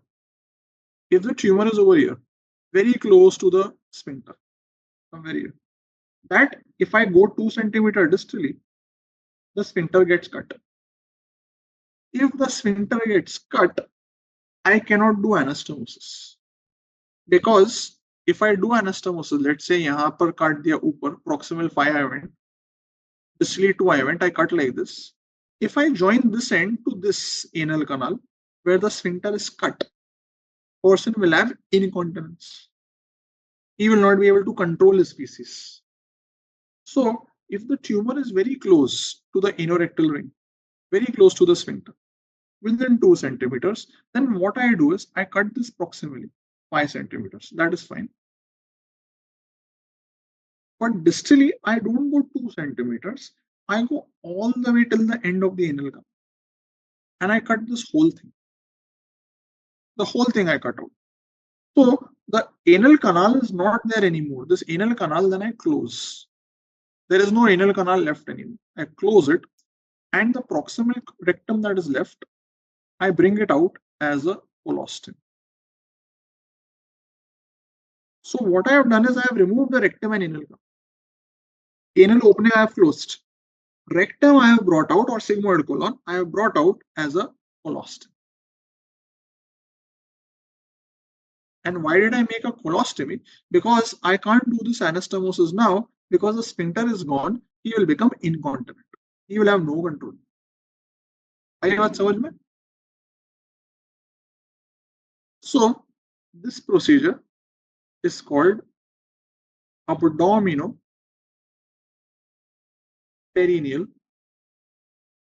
resection,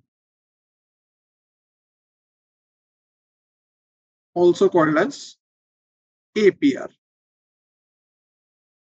Abdominoperineal, because some surgery I will do from the abdomen, some surgery I will do from below, from the perineum. So I do it from 2 parts. From the abdominal part, I cut the rectum. From the perineal part, I cut the anal canal. And then I bring out the colon as a colostomy. There is no anastomosis in this. This is called as APR. So simply put, if the tumor is in the upper rectum, more than 2 centimeters from the sphincter, I will do a resection anastomosis. That is called AR. Anterior section. If the tumor is very close to the sphincter, where the sphincter will get cut, I will remove the rectum and anal canal fully, and I will do a colostomy. This is called as APR. Okay. Any problem with this?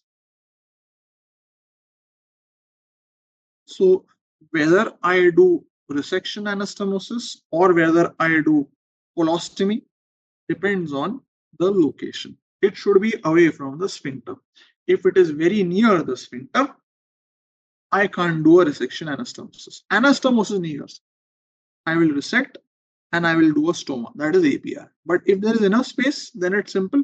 5 centimeter proximal, 2 centimeter distal, do an anastomosis, colorectal anastomosis.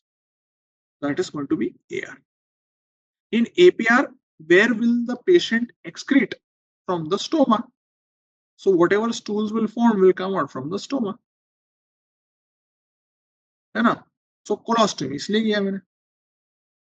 And sigmoid colostomy is also included when sphincter is included. Yeah, you have to do a sigmoid colostomy. That's why. See, the problem is it's easier to control a stoma versus incontinence of feces. Because here on the abdomen, he can put a bag, stoma bag. So feces will collect in the bag. He can live with it. But imagine if he is incontinent from below. You cannot put a bag there, na? You can't put a bag there, ना. नीचे थोड़ी थैली डाल सकते, diaper डाल सकते, ऊपर थैली नहीं डाल सकते. So it becomes very messy to live with an incontinent anus. Yeah. Okay. So that is about AR, APR, and CA rectum. Now I feel it should be easy. Read it once. If you feel थोड़ा doubt आ रहा है, एक बार पढ़ लो, एक दो MCQ solve कर लो, बैठ जाएगा हमेशा के लिए, कभी problem नहीं आएगी. Now because you understood the science behind it of decision making. Earlier you were only mugging AR, APR, LAR, ultra low AR. माफ कर दो. ये दो सर्जरी याद रखो. Okay. Intestinal obstruction is undoubtedly one of the most important topics in whole of general surgery. पूरी surgery में अगर एक टॉपिक पढ़ना है तो वो इंटेस्टाइनल ऑब्स्ट्रक्शन, कुछ भी हो जाए. You will get many questions from this somewhere or the other. So this is something you need to understand perfectly. Intestinal obstruction means what? It means that somewhere in the intestine there is a block and things are getting stuck. It's like a traffic jam. So when you are going on a high speed road and there is an accident, then all the cars start collecting proximal to it. There is a traffic jam. That is an intestinal obstruction. It happens in two ways. The first way is what is called as a mechanical obstruction. Mechanical means there is a physical block, like a tumor, a stricture, a cancer. Mechanical. रास्ते में accident हो गया, or there is a नाकाबंदी, police checking. They are all mechanical blocks. Okay. या बहुत सारे खड्डे हैं मुंबई में, lot of खड्डास. Cars can't move very fast. Cars have to slow down. Too many speed breakers. They are all mechanical blocks. In context of surgery, intestinal obstruction commonly happens because of adhesions. It is the most common cause of intestinal obstruction. Mechanical. Most common cause. But it can happen because of tumors. CA colon, CA rectum. It can happen because of stricture, tuberculosis, causing intestinal obstruction. So many reasons. Yesterday you studied trichobezoar. That is also a type of intestinal obstruction. Foreign body. Trichobezoar, foreign body. So many reasons. But important reason, adhesions. Intestinal volvulus. We'll study some of these diseases. So don't worry about it. Volvulus, intussusception. They are all causes where there is a mechanical block. Okay. But there is a second type of intestinal obstruction, which is very unique. And that is called as adynamic or paralytic or functional obstruction. Functional माने आपका driver सो गया, गाड़ी चलाते चलाते सो गया, गाड़ी रुक गई, गाड़ी का पेट्रोल खत्म हो गया, गाड़ी रुक गई. So there is no mechanical block physically stopping the car. The car has run out of fuel, tire puncture. That is adynamic or paralytic. The most important cause is paralytic ileus, where the intestines are paralyzed. But then there are other causes also, like it can happen because of ischemia of the bowel. It can happen in some injuries, metabolic causes, so on and so forth. But here the problem is not a physical block. Here the problem is the car has run out of fuel. So the intestine has become paralyzed for some reason. Okay, so these are the reasons for intestinal obstruction. Now come to what is the big deal if there is intestinal obstruction. Is intestinal obstruction life-threatening? Sequelae means complication. Is it life-threatening? Can I die because of intestinal obstruction? Can it kill me? How? You're all saying yes. How? Alex says sepsis. क्या connection है sepsis से? My friend died of what? Okay. Some of you have written some correct things. So we will go in a certain system. When I get obstruction, what happens? So let's say normally intestine goes like this. Normal intestine. Okay. Now for some reason there is a block. Let's say there is a stricture over here. I am only talking about mechanical obstruction. Okay, not paralytic. Paralytic ileus is different. Here I am talking about mechanical. So let's say somewhere in the intestine now there is a block, like a stricture. So what will happen is when there is a narrowing and the food gets stuck, the intestine will try to push the food beyond the obstruction. So the intestine will try to vigorously contract, trying to push the food in front. If suddenly there is a traffic jam, what will the cars do first? They will start honking. They will start fighting. आवाज करेंगे, चलो चलो चलो आगे बढ़ो आगे बढ़ो. Same way over here, the first event is going to be exaggerated or hyper peristalsis. And when there is going to be hyperperistalsis, what will the person feel? He will feel colicky pain. So this is the first symptom of intestinal obstruction. He feels colicky pain. मरोड़ के दुखता है. Right. So this is how things will begin. But then what will happen is, now there is no way for things to move forward. फंस गया है ये. So what will happen is, some of the cars will take an about turn and start going back. चलो घर चलो. ये यहाँ से रास्ता तो बंद हो गया. Now there is no way out. Let's go back home. So the contents will start going reverse. There will be reverse peristalsis. And what will happen when there is reverse peristalsis? This will lead to vomiting. So whatever you have eaten, whatever are your intestinal secretions, if they are not going forward, they will go back and you will throw them. There will be vomiting. Over a period of time, more and more cards will start collecting. Like people who don't know कि चलो यहाँ पे तो रास्ता बंद है. So more and more cards will start collecting. The proximal intestine will become more and more loaded. So there is going to be a collection of contents, and that will lead to distension. Traffic jam, cars are all stuck, there will be distension. And the distal pathway, now no car is going ahead, so आगे का रास्ता is खाली. So normally the person will not be able to pass any stools. Whatever was there will go, but no new stools will form. So no new stools will be passed. So person will feel constipated. And if the obstruction is very bad, he will feel something which is called as obstipation. What is obstipation? How is it different from constipation? Constipation means not passing stools. What is obstipation? Very important sign. It's a very dangerous sign. Like if he says I'm constipated, you'll be okay. ठीक है. So obstipation means not passing stools or even flatus. So he will say motion नहीं हो रहा, टट्टी नहीं हो रही, पर हवा भी नहीं जा रही. He is not even able to pass air. That means the obstruction is very acute. कि हवा भी जाने की जगह नहीं. So obstipation is a very dangerous sign. It's like how in GRD, if you got heartburn, that was a problem. But if you got volume reflux, you were worried. No. Volume reflux was a dangerous sign. Similarly over here, obstipation is a dangerous sign. हवा भी नहीं जा रही. मतलब the road is so badly blocked, cars can't go, even scooty cannot go, cycle cannot go. Cycle, scooty भी नहीं जा पा रही. That's the problem. Okay.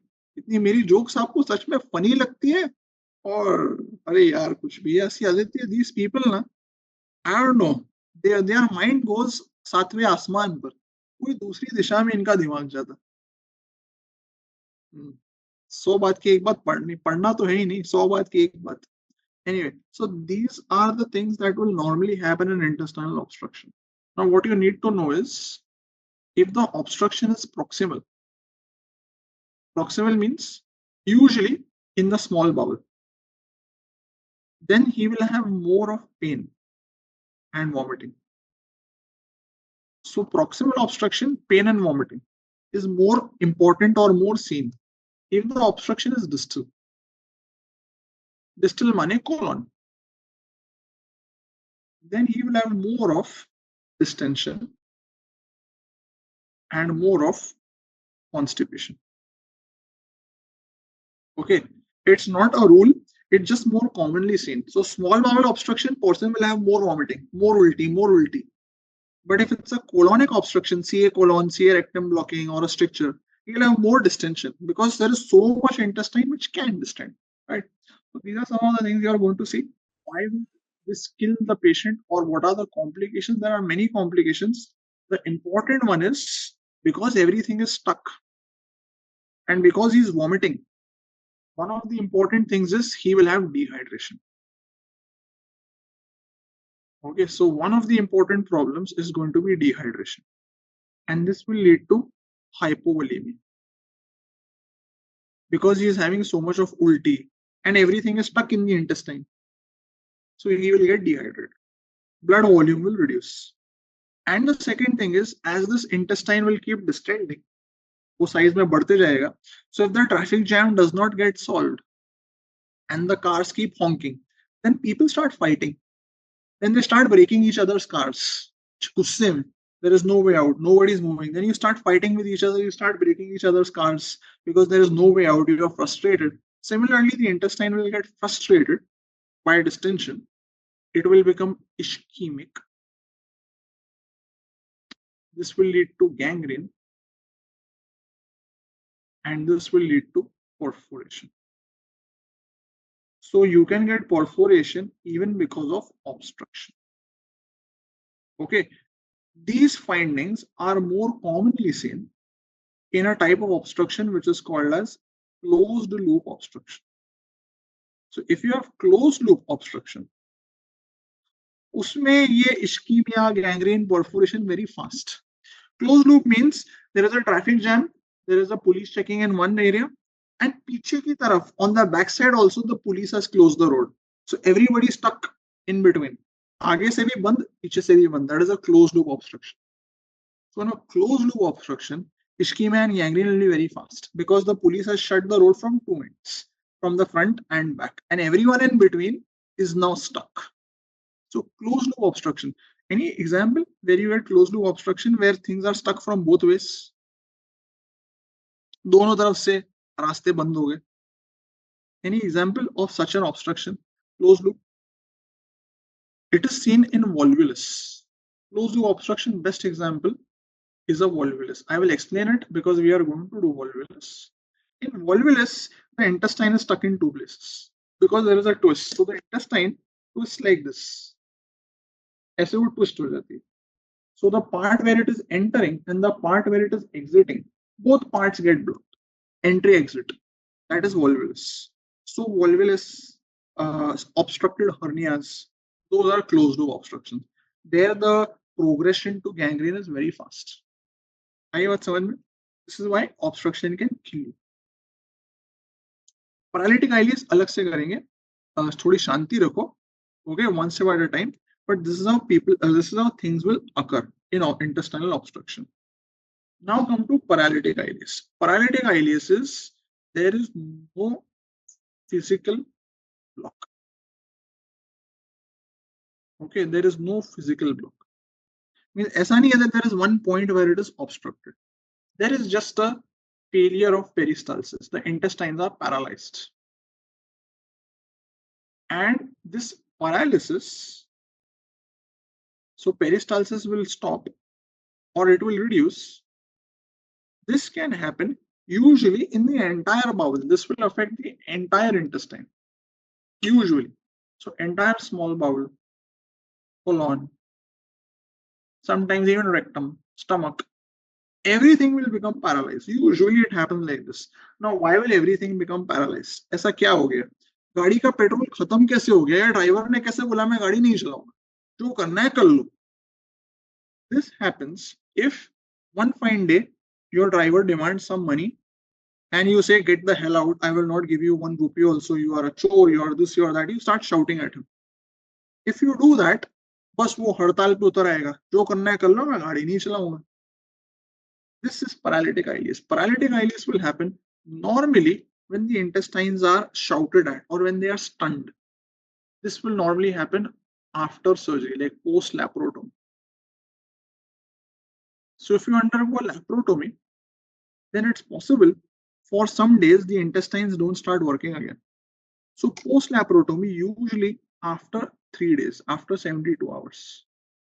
If the intestines have not started working, you will say paralytic ileus. Okay, it's because the intestines are stunned. Aapne surgery kari, all the intestines were handled. So for some days the peristalsis stops. This is the most common cause of paralytic ileus, post-laparotomy. So whenever they give you a history, patient had a laparotomy, cesarean section, hysterectomy, some abdominal surgery, after which there was obstruction, you will think of paralytic ileus. Other than that, some rare causes are peritonitis.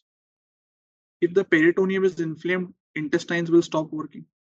Peritonitis, pancreatitis. These are some of the causes. Burns, any cause of septicemia.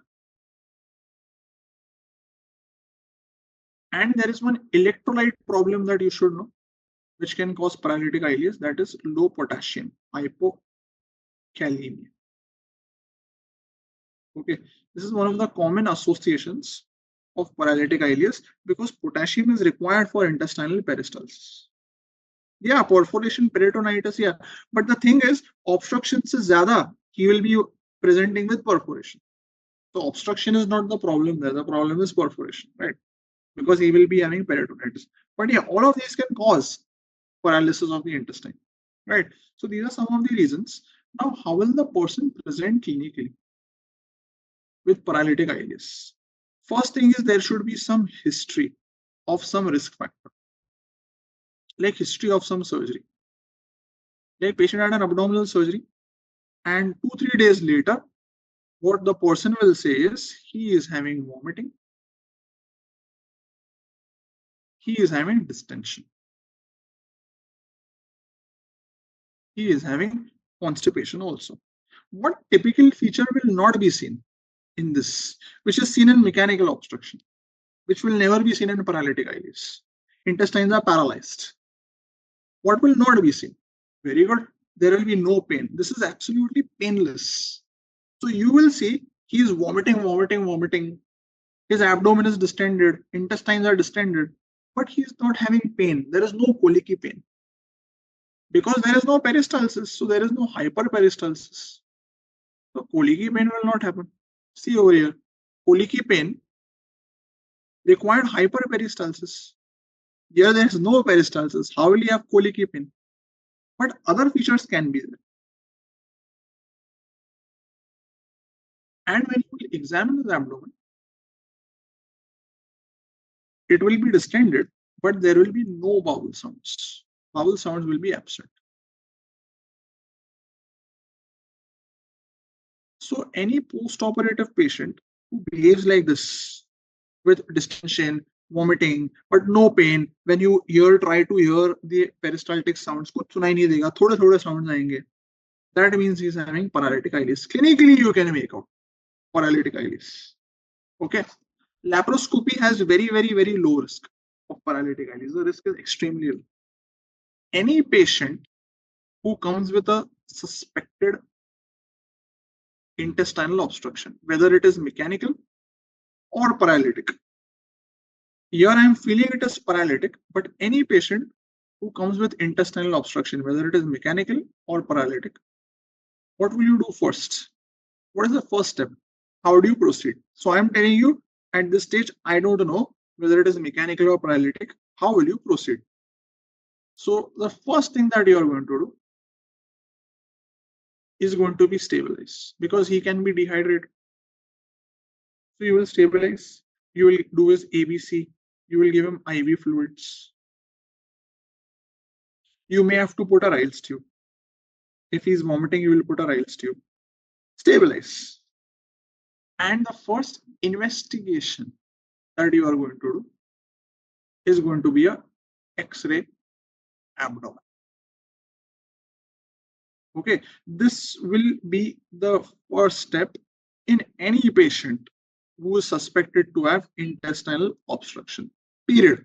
Whether it is mechanical or paralytic, you have to start with X-ray abdomen. If possible, you do it in standing position. If not possible, you can do it supine, no problem. But X-ray has to be done. Why am I doing X-ray? Because I want to know two things. First, is there an obstruction?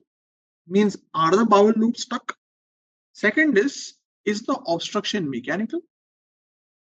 Means there is a solid block? Or is it paralytic? So clinically also I come to know most of the times it is paralytic ileus, but X-ray will tell me for sure that paralytic ileus or mechanical obstruction or no obstruction, because there are many causes of vomiting, right? So you start with X-ray abdomen and it looks like this. See the first picture. In the first picture, what you are going to see is these air shadows In a normal X-ray, na, you don't see any air in the abdomen. नहीं दिखती है. Especially small intestine में air नहीं दिखनी चाहिए. थोड़ी air you may see in the colon. You will see air in the stomach, but nowhere else. Here you are seeing so much air everywhere. That means it's not normal. Now, what you see in the air is, you see this black part is the air, and there is a flat line. Black part is the air, and there is a flat line. Air, flat line, flat line, flat line, flat line, flat line. So air is on top, then there is a marking or a layer. That layer is the liquid layer. So these lines are called multiple air fluid levels. Whenever you see multiple air fluid levels, person is having obstruction. बात खत्म. Period. Air fluid levels in an abdomen should not be seen. एक दो दिखे तो ठीक है. 3 or more air fluid levels is pathologic. Okay. 3 से ज्यादा नहीं होने चाहिए. एक दो दिख गए चलेगा. Can happen by chance. But a patient who is distended and has an X-ray like this, it is abnormal. He is obstructed. Now what you see in these air fluid levels is they are rising one on top of the other. एक के ऊपर एक के ऊपर एक. One on top of the other. This arrangement of air fluid levels is called as step ladder pattern. If you see air fluid levels in step ladder pattern, this means it is a mechanical obstruction. आई बात समझ रहे? So air fluid levels in a step ladder pattern. And the other thing that you should notice is you are seeing air fluid levels collected in a certain area. You don't see any air fluid levels here. You don't see any air fluid levels in the periphery. That means some intestine is dilated, not all the intestine. That means it is located in a certain point. That point is called a transition. So there is a transition point. Means the obstruction is at one point. Otherwise, everything would be dilated. Here, some parts are dilated, some parts are not. So the area between dilated and the non-dilated, that will be the transition. This tells you it is mechanical. On the other hand, see the next X-ray. You see air shadows over here. You see air shadows over here. All this black is air. You see air here. Some things here. Some things over here. Air over here. So it's all scattered. So what you are going to see is no arrangement of air fluid levels. So there is no arrangement. It is affecting entire bowel. There is no transition. ऐसा नहीं है, some part is dilated, some part is normal. So there is no transition. So much so that you are also seeing air over here in the pelvis. What is this area where you see the air in the pelvis? Pelvis में air कहाँ पे होगी? Pelvis में कौन सी organ है which will have air? So you see air in the rectum. This tells you it is a paralytic ileus. आई बात समझ में? So the hallmark of paralytic ileus is going to be air in the rectum. The hallmark of mechanical obstruction is going to be step ladder pattern of air fluid levels. Okay, this way you will come to know mechanical or paralytic. Baat khatam. Transition point means, see, if there is an ileal stricture, for example, I'll give you a simple example. Let's say there is a stricture in the ileum. Now, when in the abdomen looks like this, the arrangement. Somewhere here is the stomach, then there is duodenum over here. Then the jejunum, it starts over here in the left hypochondrium. This is all jejunum. It goes like this. Somewhere it will become ileum. Jejunum becomes ileum. And here will be the IC junction over here. Then you have the colon. Ascending, transverse, descending colon, sigmoid colon, rectum. It's like this. Now, if the obstruction is over here, there is a stricture, mechanical obstruction. Then only this intestine will be dilated. Colon will not dilate. Whatever is distal to the obstruction will not dilate, obviously. proximal part will dilate. So I will see these loops dilated. I will not see any dilation of the colon, which means there is a transition. This is the transition. That means there is a mechanical block. So wherever there is a block, mechanical, proximal to it will be dilated. In paralytic ileus, everything is dilated, as you see over here. Beach ki intestine bhi, colon bhi. So it is paralytic, scattered, diffuse. Okay? So this is the basic difference. In paralytic ileus, it will be a scattered, no step ladder pattern, but you will see air in the rectum. That means air has gotten stuck till the rectum. Rectum ki bhi hawa phas gayi. That is paralytic ileus. If it is paralytic ileus, on X-ray, you will do conservative management. The management of paralytic ileus is conservative. Conservative means keep the patient in nil pie mouth,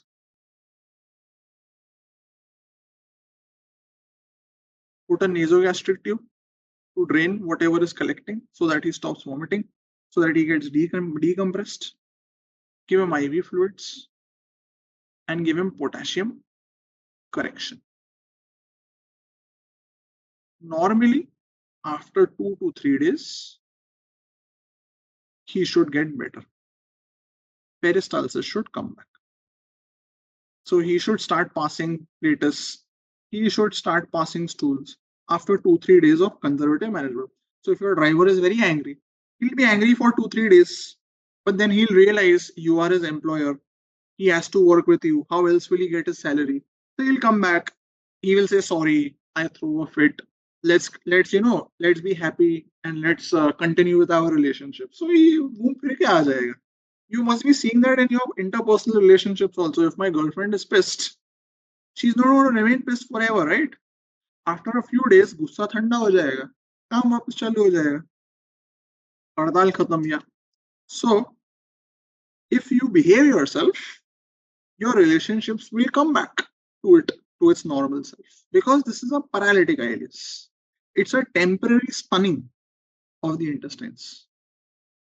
However, if there is a mechanical obstruction, like a picture of this kind, in this case, I will not do conservative management. In this case, the next step will be CECT. Okay, it will be CECT.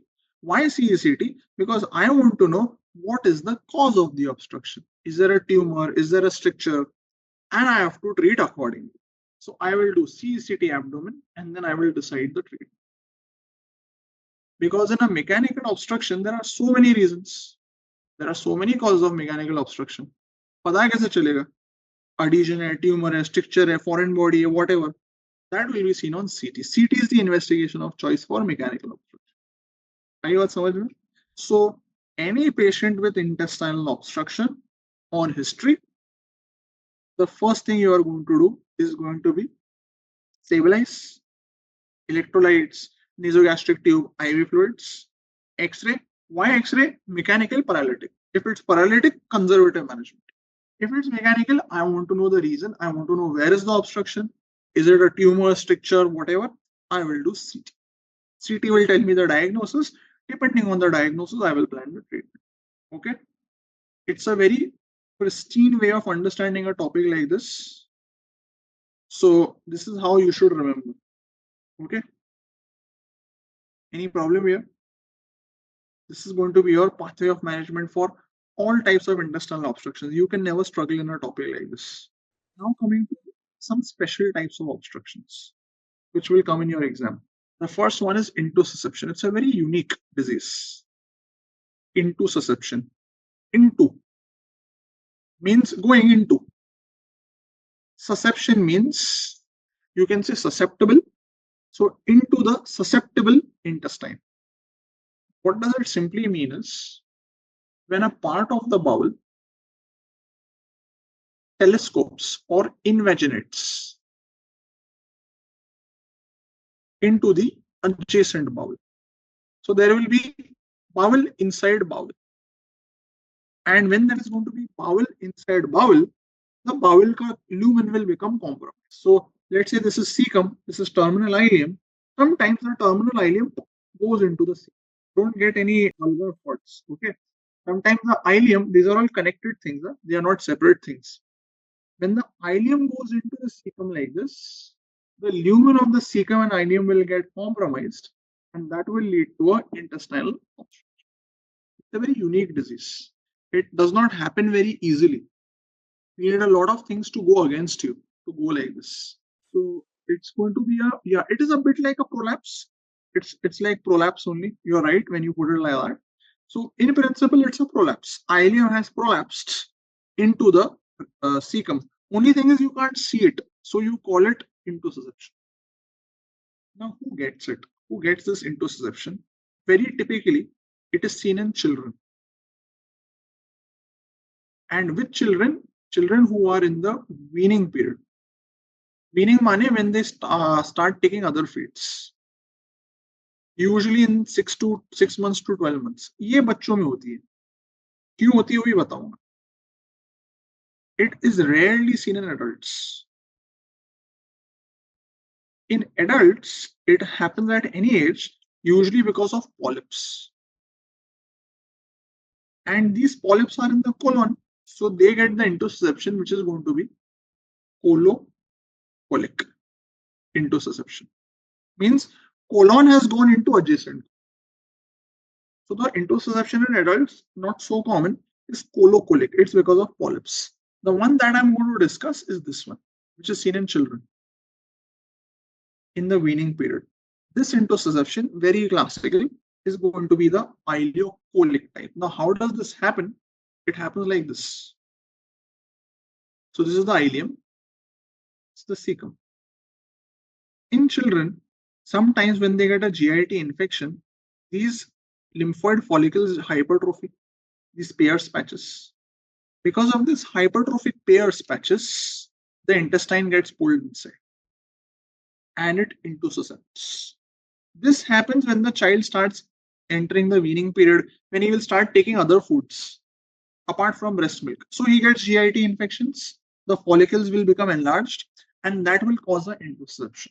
So this hypertrophied Peyer's patch serves as what is called as the lead point.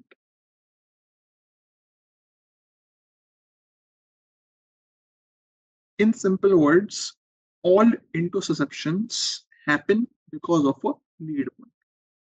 In children, this lead point is this hypertrophic Peyer's patch, and this will give you the ileocolic intussusception. Ileum has gone into the cecum. In adults, polyps are the lead point, so you get a colocolic intussusception. This is the most important part. Now, how will the child present? Please remember, you will diagnose based on the age when the child will present.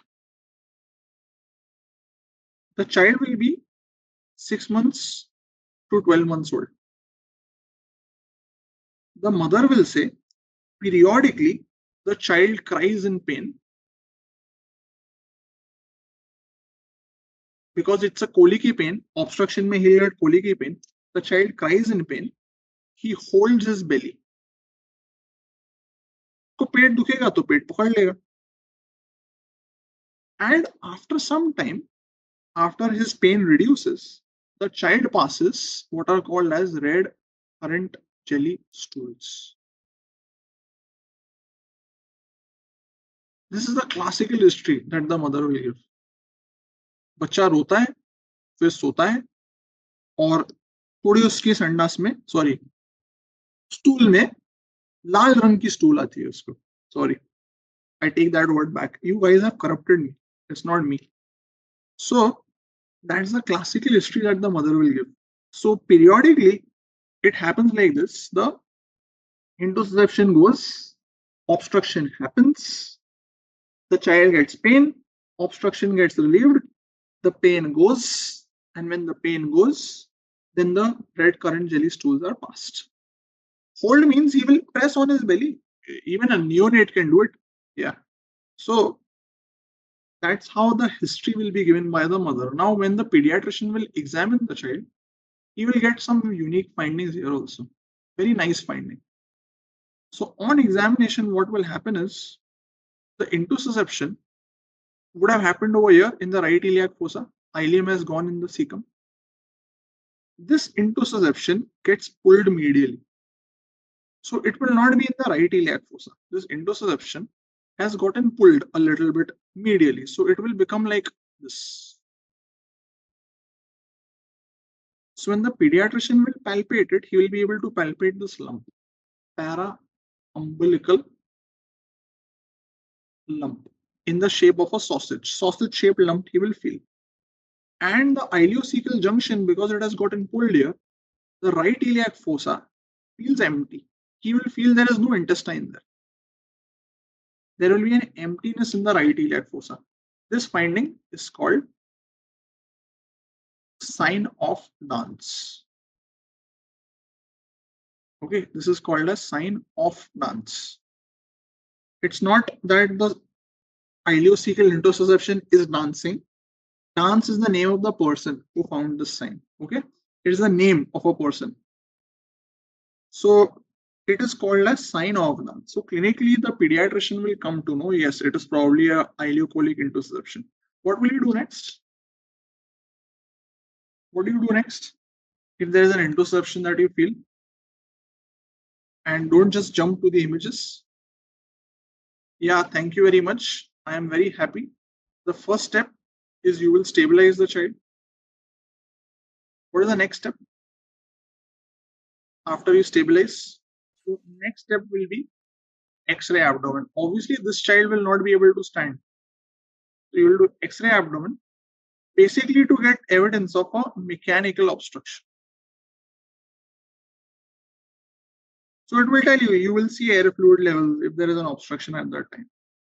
And then you will confirm your diagnosis.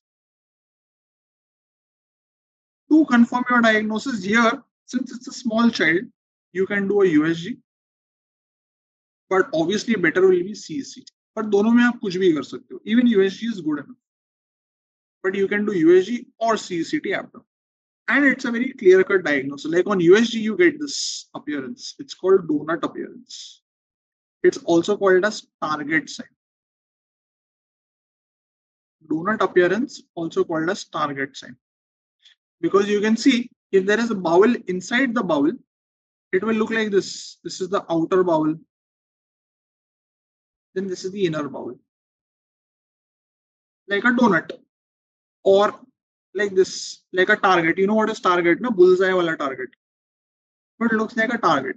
So it's called a bowel in bowel appearance or donut sign or target sign. The same thing you can see on CT also. Even CT scan will show you all these signs. पहले के ज़माने में you could do this. What is this image? And what do you see here? What is the image? It's not an X-ray, and it's not a CT also. Habitual sodomy. Ashleel, so ashleel. This is a barium enema. And what you see is the contrast has gone like this, but it has gotten stuck over here. This appearance is called claw sign. And this appearance that you see of intussusception, this is called coil spring sign. So claw sign, coil spring sign, these are some appearances of ileocolic intussusception. ज़्यादा forensic पढ़ लिया. So you can diagnose it clinically, and it will be confirmed either on ultrasound or on CT. Last part is treatment. How are you going to treat this? What is the treatment of intussusception? So the intussusception can be reduced, means you can push out the intussuscepting bowel even without surgery. So you have a non-surgical management, which is called as high pressure enema. So now you will give an enema to the child under pressure. It may work. How will you know if it has worked? Or if the enema has worked, how will you come to know? Investigation of choice is not CCT. It is either USG or CT. Both will not be in the option. So when I give high pressure enema, if it has worked, then the distension, the pain will all reduce. The distension will reduce, the pain will reduce, and the child will pass flatus. So I know it has worked. If it doesn't work, then I will do surgery. You will do surgery, means you will do laparotomy. If you couldn't reduce it, and then you will attempt to reduce it during surgery.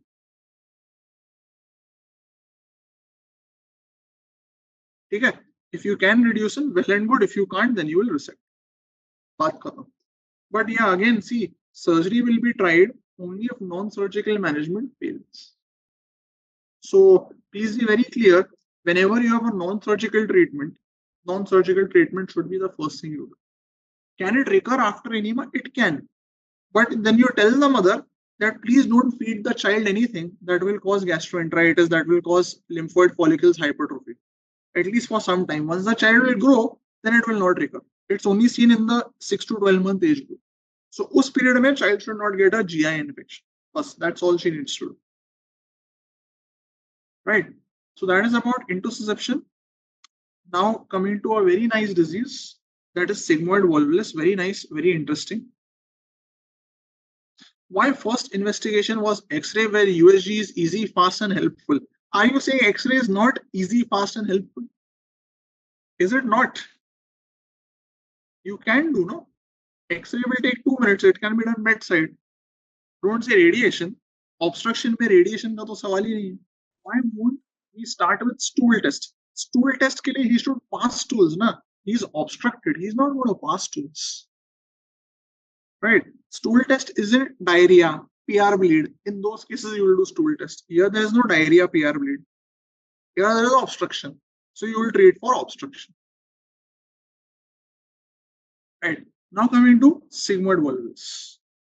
Sigmoid volvulus is a very unique disease. The sigmoid colon will twist about its mesentery. And when it will twist, it will form a special type of obstruction, which is a closed loop obstruction. So what will happen is, this is normally seen in elderly patients, senior citizens, not senior like me, even more senior than me. Elderly patients who are having constipation. हर बीमारी की जड़ है constipation. Sigmoid colon, rectum, anus, everything is constipation. Constipation की वजह से ये सब होता है. In a normal person, the sigmoid colon, I told you, if this is descending colon, in a normal person, the sigmoid colon is like this. And then you have the rectum. Okay, the mesentery of sigmoid is over here on the inner side. In a normal person. The problem is, if I have constipation over a long period, the sigmoid colon will start becoming dilated because of constipation. So what will happen is, over time, the sigmoid colon will not remain ऐसे. It will become ऐसे. It will become elongated like this. So now its mesentery has become like this. So when the sigmoid colon, because of constipation, gets this exaggerated, elongated shape, and the mesentery gets stretched, in this patient, there can be a twist. So the sigmoid colon will twist once it has become elongated. So it will twist like this.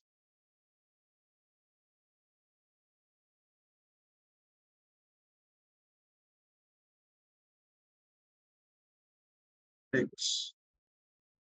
So it has undergone a twist, 180 to 360 degree anti-clockwise twist.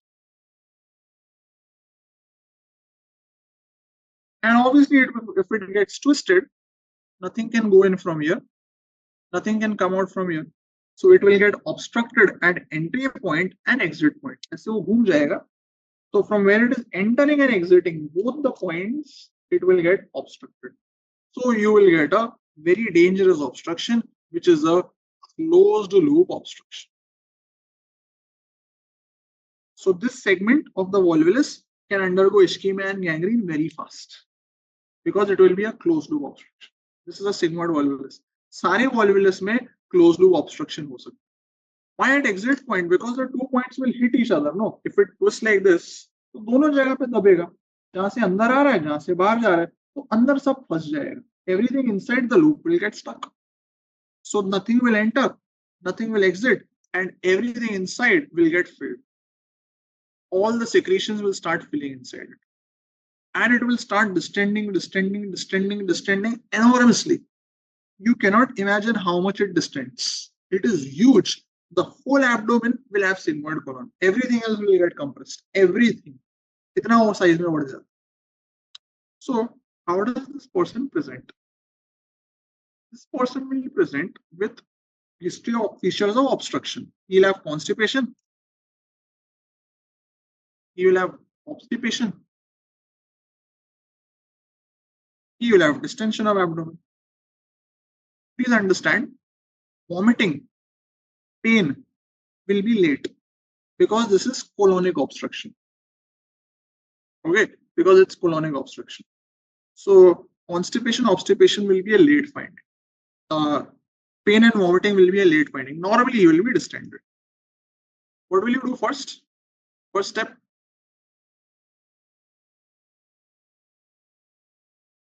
First step. I will urge you to please do not make any remarks which break the flow of the class for the benefit of everyone. Okay, if you are having any problem with being attentive, you are free to leave. You are here on your own accord because you have to give an exam. So please do not make remarks that will disrupt the flow of the class. Okay, and I hope you know who I'm talking about. And this is my last warning. Please do not make remarks which will disrupt the flow. Okay, if you are tired or whatever, you are free to leave. So the first step is going to be stabilized. After he is stable, the first investigation is going to be a X-ray abdomen. So basically, any patient who is going to come with acute intestinal obstruction, you are going to begin with X-ray abdomen. And here X-ray abdomen will give you a very clear picture. You will see that there is a hugely dilated loop. Just see how big it is. It is practically filling the whole abdomen. But what's more important is there is a partition in between. So there is a level over here, there is a level over here, but there is a partition. It is this partition. So you will see a partition in between here of the stretched mesentery. This will tell you it is a sigmoid volvulus. This appearance is called coffee bean sign.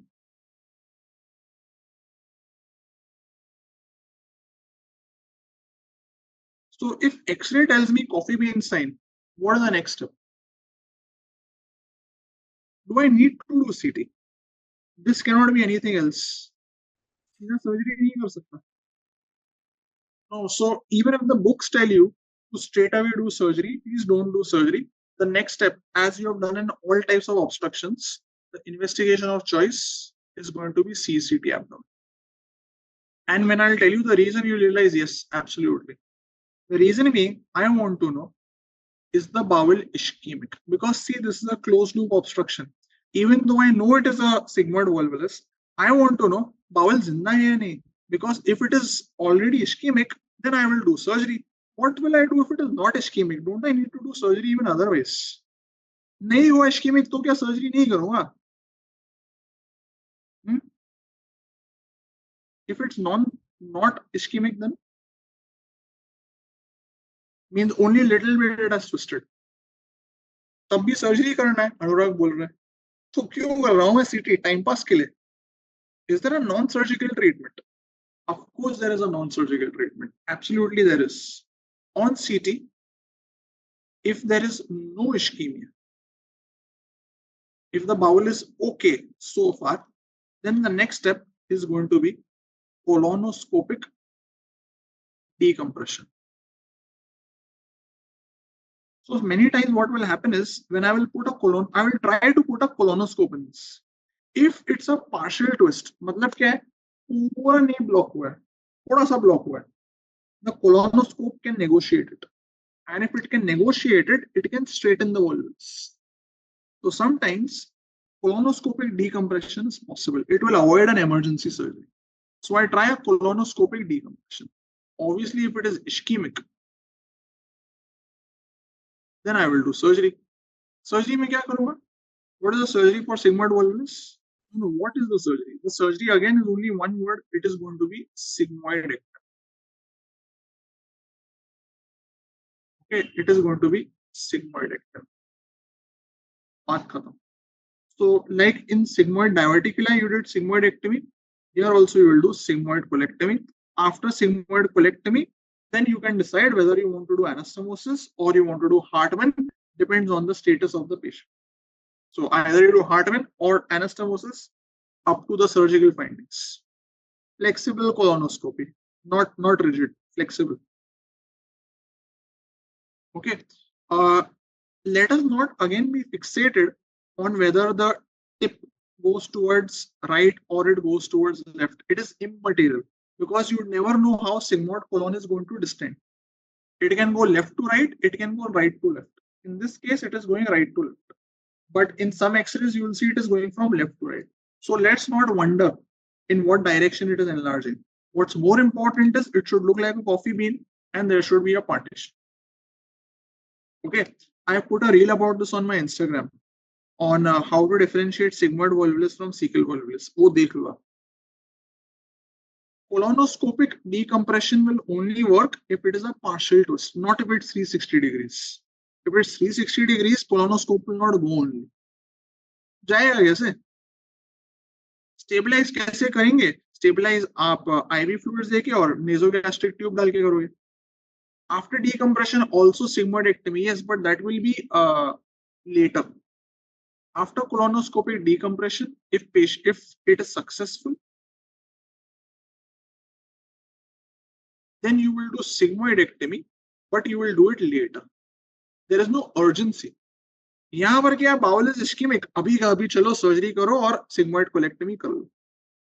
But later कर सकते हैं if you are able to colonoscopically decompress.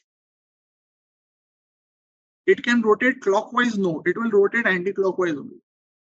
It cannot rotate clockwise. X-ray is abdomen. Abdomen में एक ही view होती है, that is AP view. ठीक है, fine. कुछ आई बात समझ में? Okay, now we will do one easy disease, simple सा disease है. Then I will take one or two doubts and then you can go and have chai if you want. Stomy का भी मैंने एक reel बनाया अभिषेक Instagram पे. If you want, you message me, I will share the reel with you. If you feel it's too hard to locate anything, I can share the reel. If it's successful, why sigmoidectomy? Because my dear, even if you are going to decompress it, the sigmoid will become this. It will twist again at some stage. So at some stage you have to do definitive. Definitive treatment will be sigmoidectomy. खाली खींच के छोड़ नहीं सकते ना, या सिर्फ untwist करके छोड़ नहीं सकते.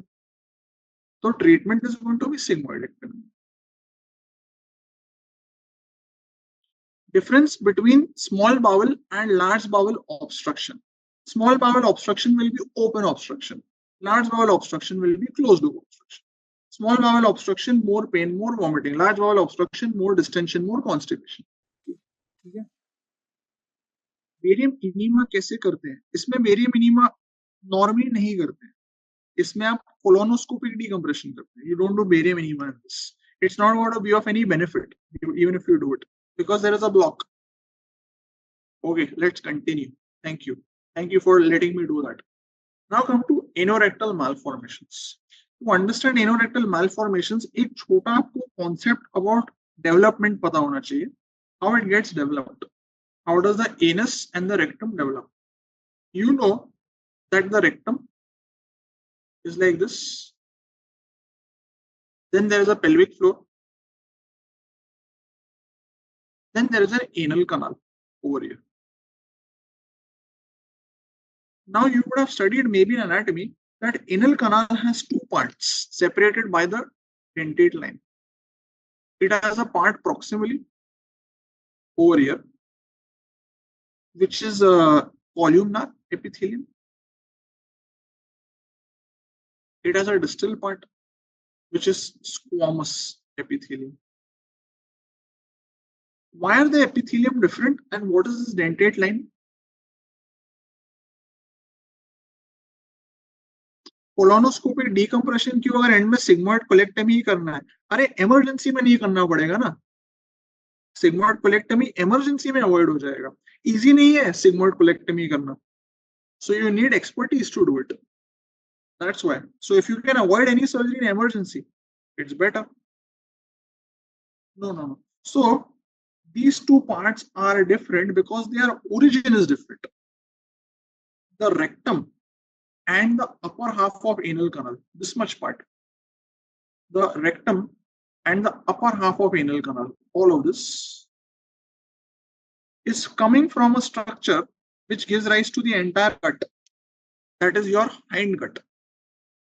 This part is coming from the hind gut tube,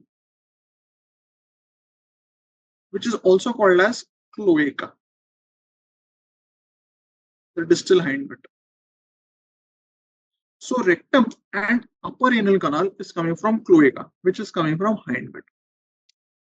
This part, the lower part of the anal canal, is coming from something else, that is from ectoderm, also called as proctoderm. So this part is endoderm. You know, entire gut tube is endoderm. The last part of anal canal is ectoderm. That's why squamous epithelium, columnar epithelium. So the two parts of the anal canal are different in formation. So they come like this. There is proctoderm, there is a hind gut. They come together and form the anal canal like this. If they don't come together, then the anal canal will not be properly formed, giving rise to anorectal malformations. So these anorectal malformations will occur due to improper development. There will be an improper fusion of proctoderm with cloaca. आई बात समझ में? सो जितना भी दोनों में gap रह गया उतना बड़ा डिफेक्ट होगा, उतना बड़ा malformation होगा. If they are coming very close to each other, almost formed, the defect is very small. But if the gap is very big, means this came only till here, itna hi form hua, and this formed only till here, then the gap is very big in the anorectal malformation. But if they came very close to each other, khali fusion nahi, means it formed till here, they just didn't fuse, then the defect will be very small. So the disease will vary in its severity depending on how much of hind gut and how much of proctoderm came close to each other. तो ऐसा नहीं है कि all or none है, right? Now, who gets this anorectal malformation? They are seen in a disease group which is called as Vacteral group. So it is associated with Vacteral. Vacteral stands for vertebral anomalies, anorectal malformations like ARM over here. C stands for cardiac.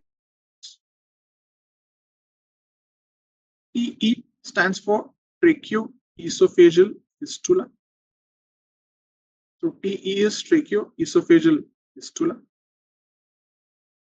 R is renal abnormalities and L is limb abnormalities. So when a child is born, he can be born with a group of these abnormalities. So he may be having some of these problems together. ऐसा नहीं है कि सिर्फ एक problem होगी. It will be a mixture. Like how you saw FAP, familial adenomatous polyposis. He had adenomas in colon, in rectum, in stomach, in small bowel. He also had other cancers, endometrial cancer, prostate cancer, because the problem or the developmental anomaly will affect a lot of organs. So same way, it is affecting so many organs in combination. One of the problems is going to be anorectal. And all of these are going to be present at birth. Okay, all of these will present at birth. So the moment the child is born, the neonatologist is supposed to see all this when the child is born. Like, are his eyes normal? Is his mouth normal? Is his mouth opening? Are his lungs moving? Chest wall moving? Does he have any defect in the umbilicus? FMG में आया था omphalocele. Does he have a rectal anal opening? Is there any rectal malformation? All this checking, the limbs, the bones, ये सब उसको देखना पड़ता है at birth. So it's a part of the screening of the neonate. So anorectal malformations should be diagnosed at birth. So what will the mother say if the neonatologist didn't see? What will the mother say? The mother will say the child has not passed meconium since birth. There will be failure to pass meconium. Why? Because the anal canal is not open. अगर rectum anal canal join ही नहीं हुए, there will be no meconium passed. There will be a failure to pass meconium. It is like the child is an obstruction from birth. So whenever the mother tells the neonatologist कि 12 घंटे हो गए, 1 दिन हो गया, the child has not passed meconium, you will think about ARM. So what will the neonatologist do? First, spread the child's buttocks. See, is the anus open or not? If there is no anal opening, that means the child has ARM. So there should be an anal opening. If there is no anal opening, that means the child has ARM. There are various degrees of ARM. Some of you are saying imperforate anus. It is one of the types.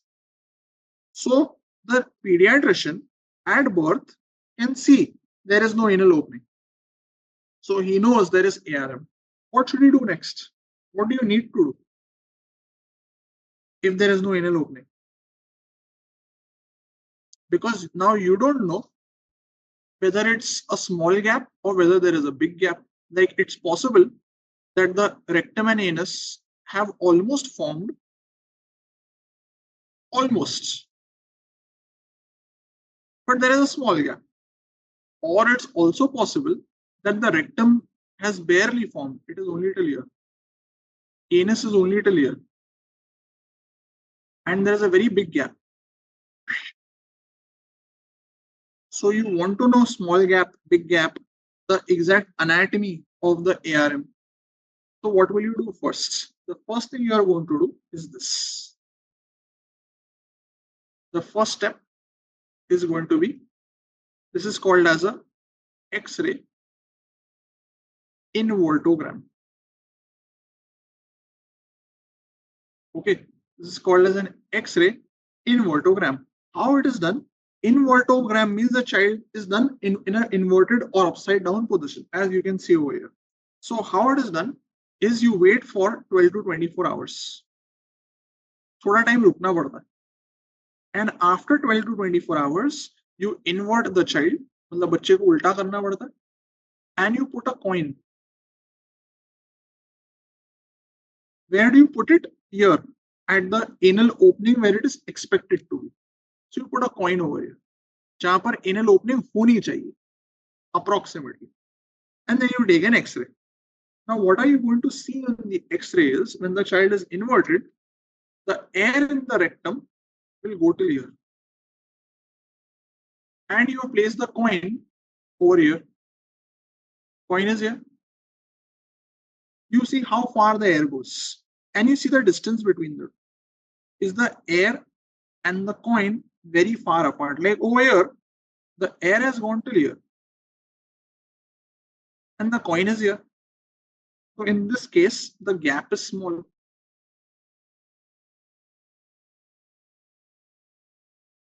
Now see over here, the air has gone only till here. Coin is here. Gap is very big, which means it is the second scenario. Air has come till here.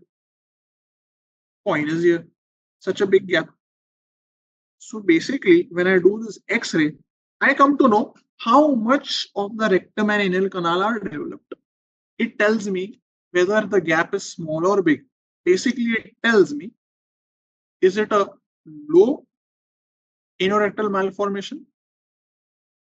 The first one. Or is it a high anorectal malformation? Why is it important to know low or high? ठीक है ना, दोनों का treatment तो एक ही होगा. I will have to join the two. upper end, when you will invert, will be air because air floats to the top. Na? Why do I need to know whether it is low ARM or high ARM? ठीक है ना, join तो surgically करना है. ये okay. So in what way management depends on it? Yeah, it's basically to determine how I'm going to reconstruct it.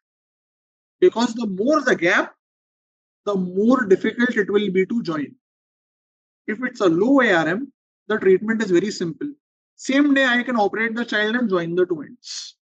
If the gap is very big, I will have to do a complex reconstruction. But at the end of the day, the treatment is going to be surgical reconstruction.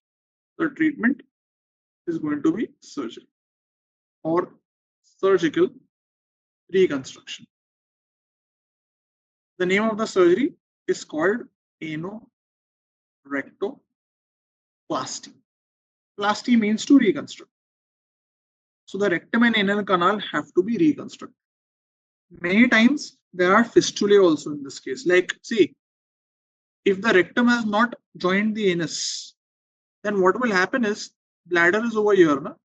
So the rectum has a fistula with the bladder. Many times it happens because somewhere the contents have to go out. So rectum with the bladder or rectum with the uterus, they have fistula many times. So the fistula also has to be disconnected. Any what समझ में? So the treatment is going to be surgical reconstruction. Investigation of choice है नहीं इसमें. You only have to do X-ray invertogram. If you have any doubt in the anatomy, you can do a CT. Okay, CT can be done, but these are very small children. So it's not always going to be possible. But yes, CT can be done. Why wait for 12 hours? Because you want the gas to go as far as possible. If you do it too soon, and if the gas is only not reached, then you will not be able to know how big the gap is. So 12 to 24 hours is the waiting period. MRI is very difficult to do in a neonate because the child has to be steady. So you'll have to give anesthesia to the child when you want to do MRI. So MRI is not the best thing to do in a child like this. Can be done, but he will require anesthesia.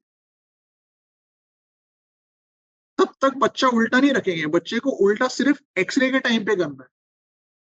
पूरे 24 घंटे उल्टा नहीं रखना. Only invert when you want to do the X-ray. बस. Okay. ठीक है. So now coming to important topics, the two topics which will confuse you a lot, but once you study them from me in the correct anatomical understanding, कोई problem नहीं होगी.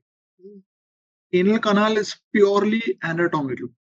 But first understand what is abscess and what is fistula. When I say abscess in simple words, it means there should be a local pus collection. Anywhere where there is a pus collection locally, you will call it a abscess. Now, what is fistula? When I say fistula, what does it mean? It means there should be a track or a communication. And what should it communicate? There should be a tract or a communication, but it should be either between two hollow organs, like we studied now, colovesical fistula, where the sigmoid colon had a tract connecting it with the urinary bladder, colovesical fistula. That is a fistula. Or there should be a communication between one hollow organ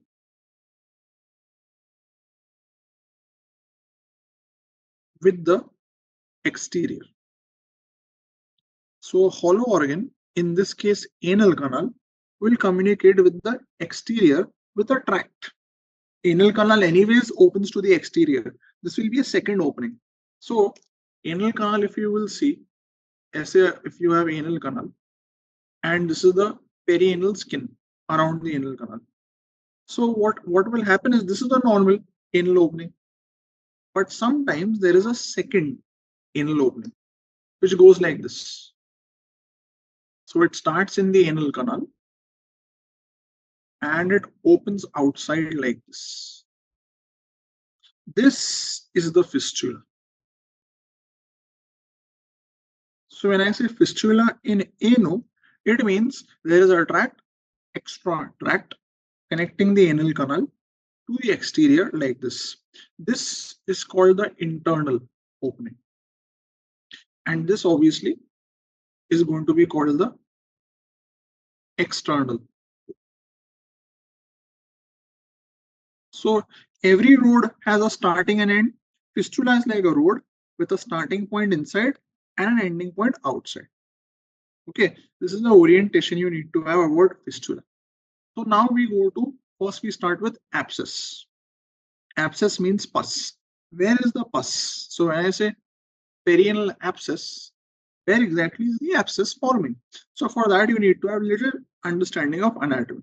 So it's like this. This is the rectum. I will be drawing this diagram only a couple of times. This is the rectum. Where the rectum gets over is the levator ani muscle. And this is the anal canal. Okay.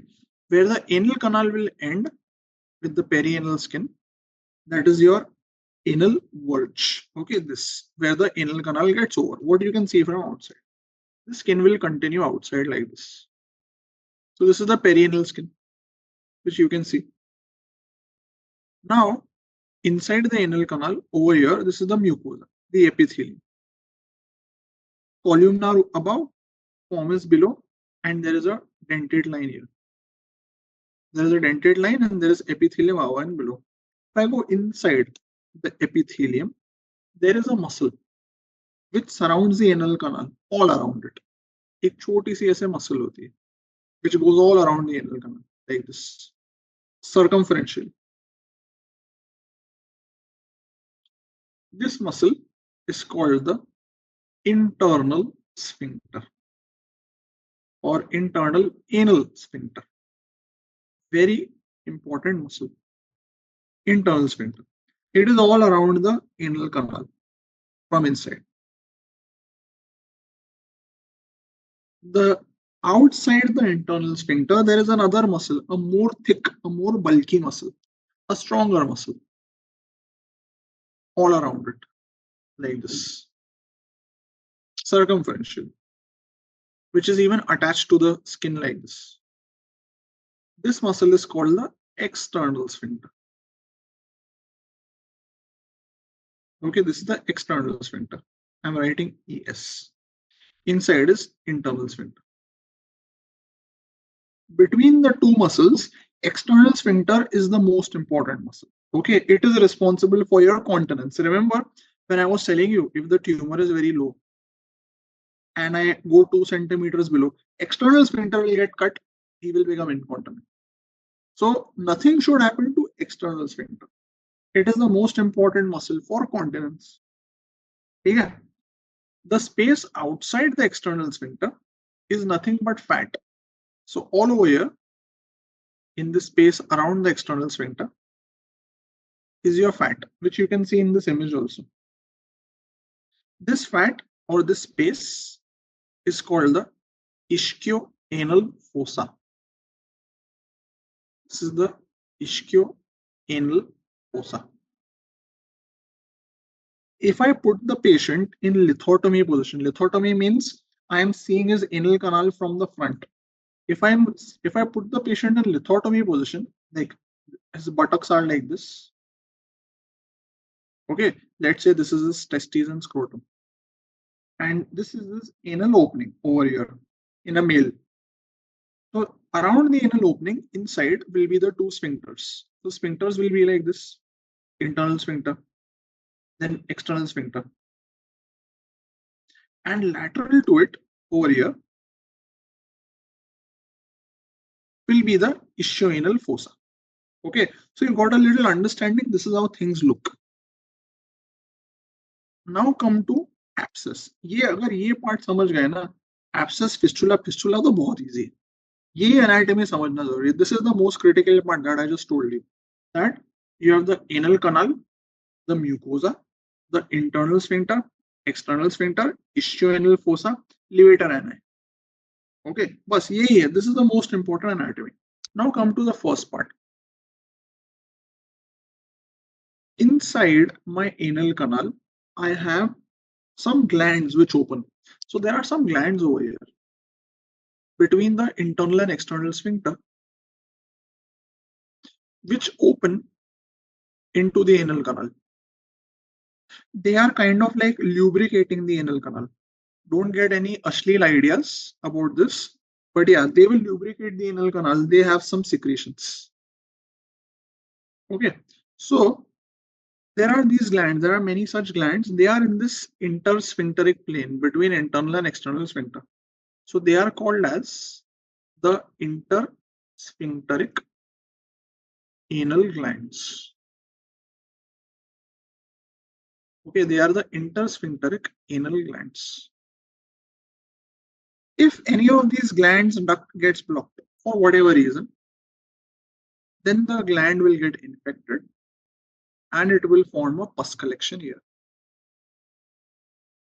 So where is the pus collecting? It is collecting in the intersphincteric anal glands. So the pus is starting here in the intersphincteric glands.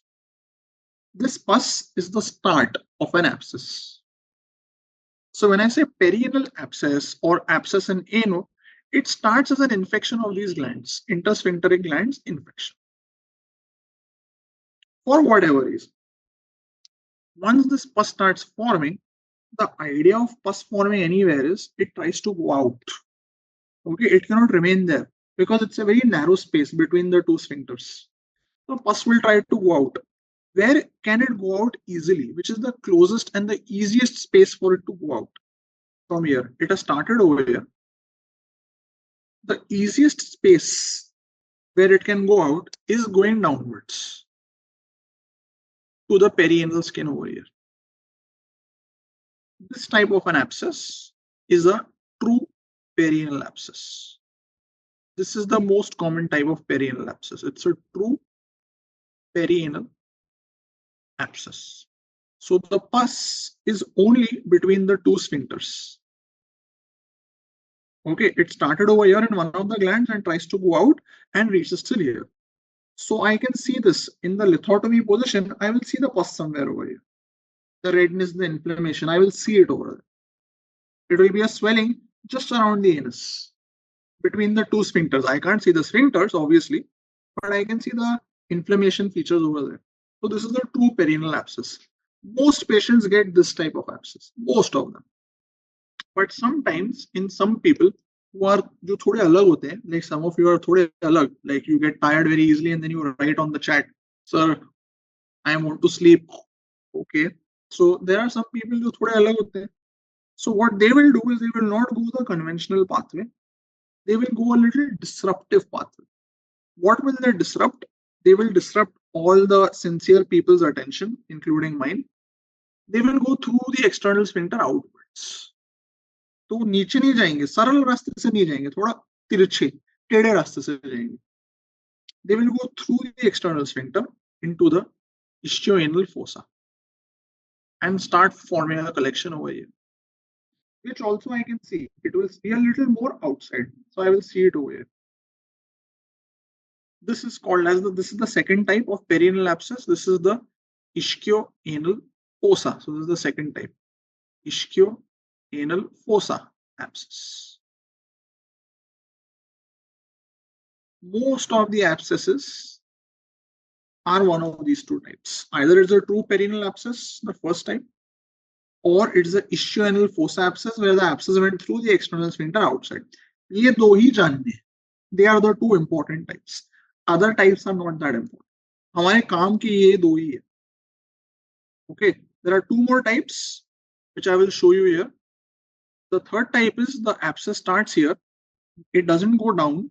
It doesn't go out. It goes inwards. Okay, through the internal sphincter inwards underneath the mucosa. So this is the third type. This is called the submucosal abscess. This one over here, not in there in this image. This one. It is called the third type,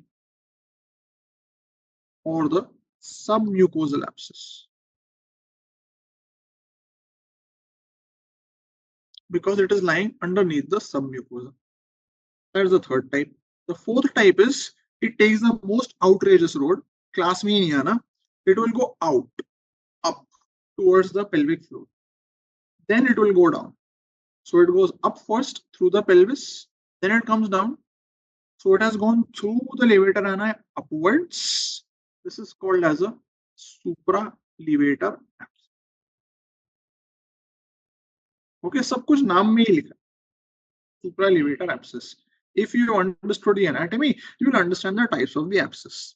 So most common is come down straight through perianal or go through the external sphincter into the ischioanal fossa. So it will go outwards. That will be ischiorectal fossa abscess. Third type is it is going inwards through the internal sphincter submucosally. So it starts and goes in. यहाँ पे शुरू होगा और यहाँ जाएगा अंदर. Submucosal abscess. And the fourth, which is very rare, is it will go up and then come down. So it goes through the levator and up, then comes down. तो हमारे काम के इसमें से सिर्फ ये दो है, true perianal and ischioanal fossa. बस these two are the common ones. The true perianal abscess and the ischioanal fossa abscess. They are the two which you will commonly encounter. Okay, आगे बात समझ में, आगे anatomy समझ में, बाकी का part easy है, how they are going to behave. The clinical presentation of any abscess, wherever it is there will be pain. So there, in this case, there will be perianal pain because it's a perianal abscess, and person will have high grade fever. Plus, sometimes if the abscess bursts by itself, he will have pus discharge if the abscess bursts. So basically, clinically, you come to know where the abscess is. You don't need any investigation to confirm this because clinical diagnosis is sufficient. Like you can see the tenderness, the signs of inflammation, and whether it is this type or this type, it doesn't matter. The type of the abscess doesn't really matter because the treatment of all abscesses in surgery is only one. What's that? How do you treat any abscess in surgery? There is only one treatment which you need to know for abscess. Yeah, you have to drain the abscess. So wherever is the abscess has to be drained. And this drainage is done under anesthesia. Means it has to be done under either spinal or general anesthesia. These are very painful conditions. This can't be done in local anesthesia. It's a proper operation. So it has to be done under anesthesia. And the incision for this abscess is what you should know. You take a cruciate incision. Cruciate means plus shaped incision. So you take a cruciate incision for drainage of the abscess. So if the abscess is over here, normally when there is an abscess, I take a straight cut, linear, and I puncture it and remove the pus. Here I take an incision like this, a plus shaped incision or a cruciate incision. That is the only extra thing that you need to know about perianal abscess, right? So that's how you are going to manage perianal abscess. Simple. The main message is it starts off as an infection of the intersphincteric glands. They get infected, they form pus, pus tries to go down or pus tries to go out somehow. That's how the abscesses begin. Fistula in ano is nothing but a late complication of abscess. So they go get abscess. Once the abscess gets drained, what will remain or what will form is going to be a fistula. So it's nothing but a late complication of abscess. You will be like, what sense does that make? Oh, abscess, if I have drained it, shouldn't it heal? But no, sometimes it doesn't heal. Sometimes the inflammation forms a new road or a new pathway like this. ऐसे. A tract gets formed permanently. That is a fistula. So fistula will happen only after abscess was treated or after the abscess ruptured. As long as the abscess is there, it's the abscess. But once I treat the abscess, it may form a fistula. May or may not. Zaruriya, it will always form. But it will form a fistula. So what are these fistulae? Or what are the types of fistulae that you need to know? It's all based on this diagram. ये anatomy के ऊपर ही आपका fistula भी बन जाएगा, जो किसी को समझ में नहीं आता. Fistula and Bhaginder is the same here. It's the same. So we'll go about it in the same anatomical understanding to understand the types. So this is the rectum. and this is the pelvic floor or the levator ani. It's all the same. And this is the anal canal and the anal verge. If you understand this now, never in your life ever will you wonder what is this abscess, what is this fistula, blah blah blah. सब anatomy का ही खेल है और आसान है एक बार समझ में आ गया तो. Then this is the internal sphincter, outside which is the bulkier external sphincter, the big boss. This external sphincter is attached to the skin also, and outside which is the ischiorectal fossa. Okay, ये anatomy अपने को अभी तक पता है. All this I know. Now I told you it's a complication of an abscess. Means there should be a gland here which had a duct which was opening inside like this near the dentate line. Let's say this gland got infected, it formed pus, and the pus started going out towards the perianal abscess like this. Let's assume the first case. Pus happened and the tract went down, down, down, down, down and opened over here. Now let's assume the pus has burst. So what will happen is the pus went like this in between the two sphincters and it opened over here. Now let's assume it has opened. Inside it opened over here. This was the proximal part. This is the part which is going between the two sphincters and opening over here. This is the internal opening. This is the external opening. And the tract is mainly between the two sphincters. It is between the internal and external sphincter, like you had the two perianal abscess. So now it's a tract communicating the anal canal to the exterior, a shortcut someone wrote before. It's an extra road. This type of fistula is your Parkes type 1 fistula. Since the tract is between the two sphincters, it is called the intersphincteric fistula. Some naam mein hai, intersphincteric fistula. Between the two sphincters. It is the most common one. It is seen in 50% patients. Because obviously, this is the most common type of abscess, true perianal. So if this is the most common type of abscess, the most common type of fistula will be the intersphincteric fistula. Common sense. Rest of it follows the same way. Now let us assume the abscess went like this and the abscess went out and opened over here. Second step. Instead of going straight down, it was a little outlier. It got tired. It said, I will disrupt the external sphincter. So let's assume instead of going in, so it starts from here. This is the internal opening. But instead of going downwards, it goes outwards through the external sphincter into the ischioanal fossa and then opens here. So this is the internal opening. This is the external opening, but it has gone through the external sphincter. This is the type 2. Since it is going through the sphincter, within the sphincter, it is called as transsphincteric. Okay, it is called as transsphincteric fistula in name. So this is Parkes type 2. This is the second common type. It's seen in 40%. Obviously, perianal abscess, true perianal abscess most common, intersphincteric most common fistula.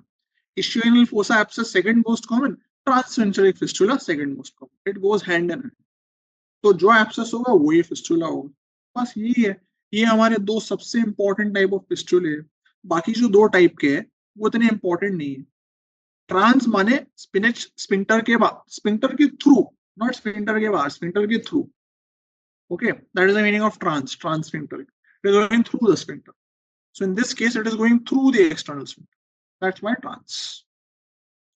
These are the two common types and the important types. The other types are quite rare. So there is a type 3, which goes like this. So let's say the gland was over here. This is the internal opening. The abscess I told you went up and came down. This one, this type you remember. The pus goes up and comes down. So let's say it burst open.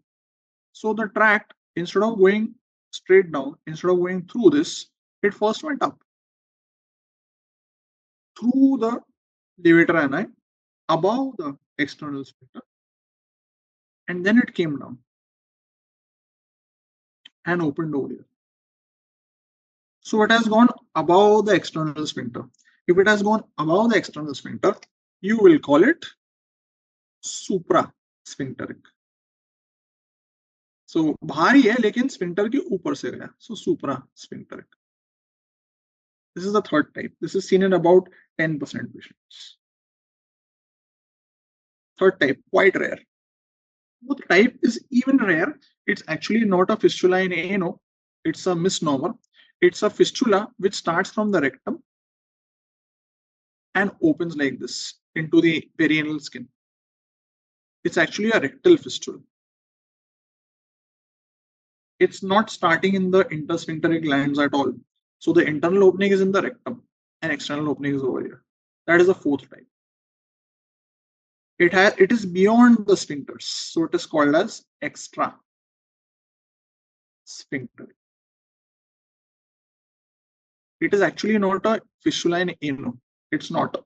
It is seen in less than 1% patients. Okay. So the two common ones are intersphincteric, transsphincteric. These two, they are below the pelvic floor. These two are my low fistulae, below the pelvic floor.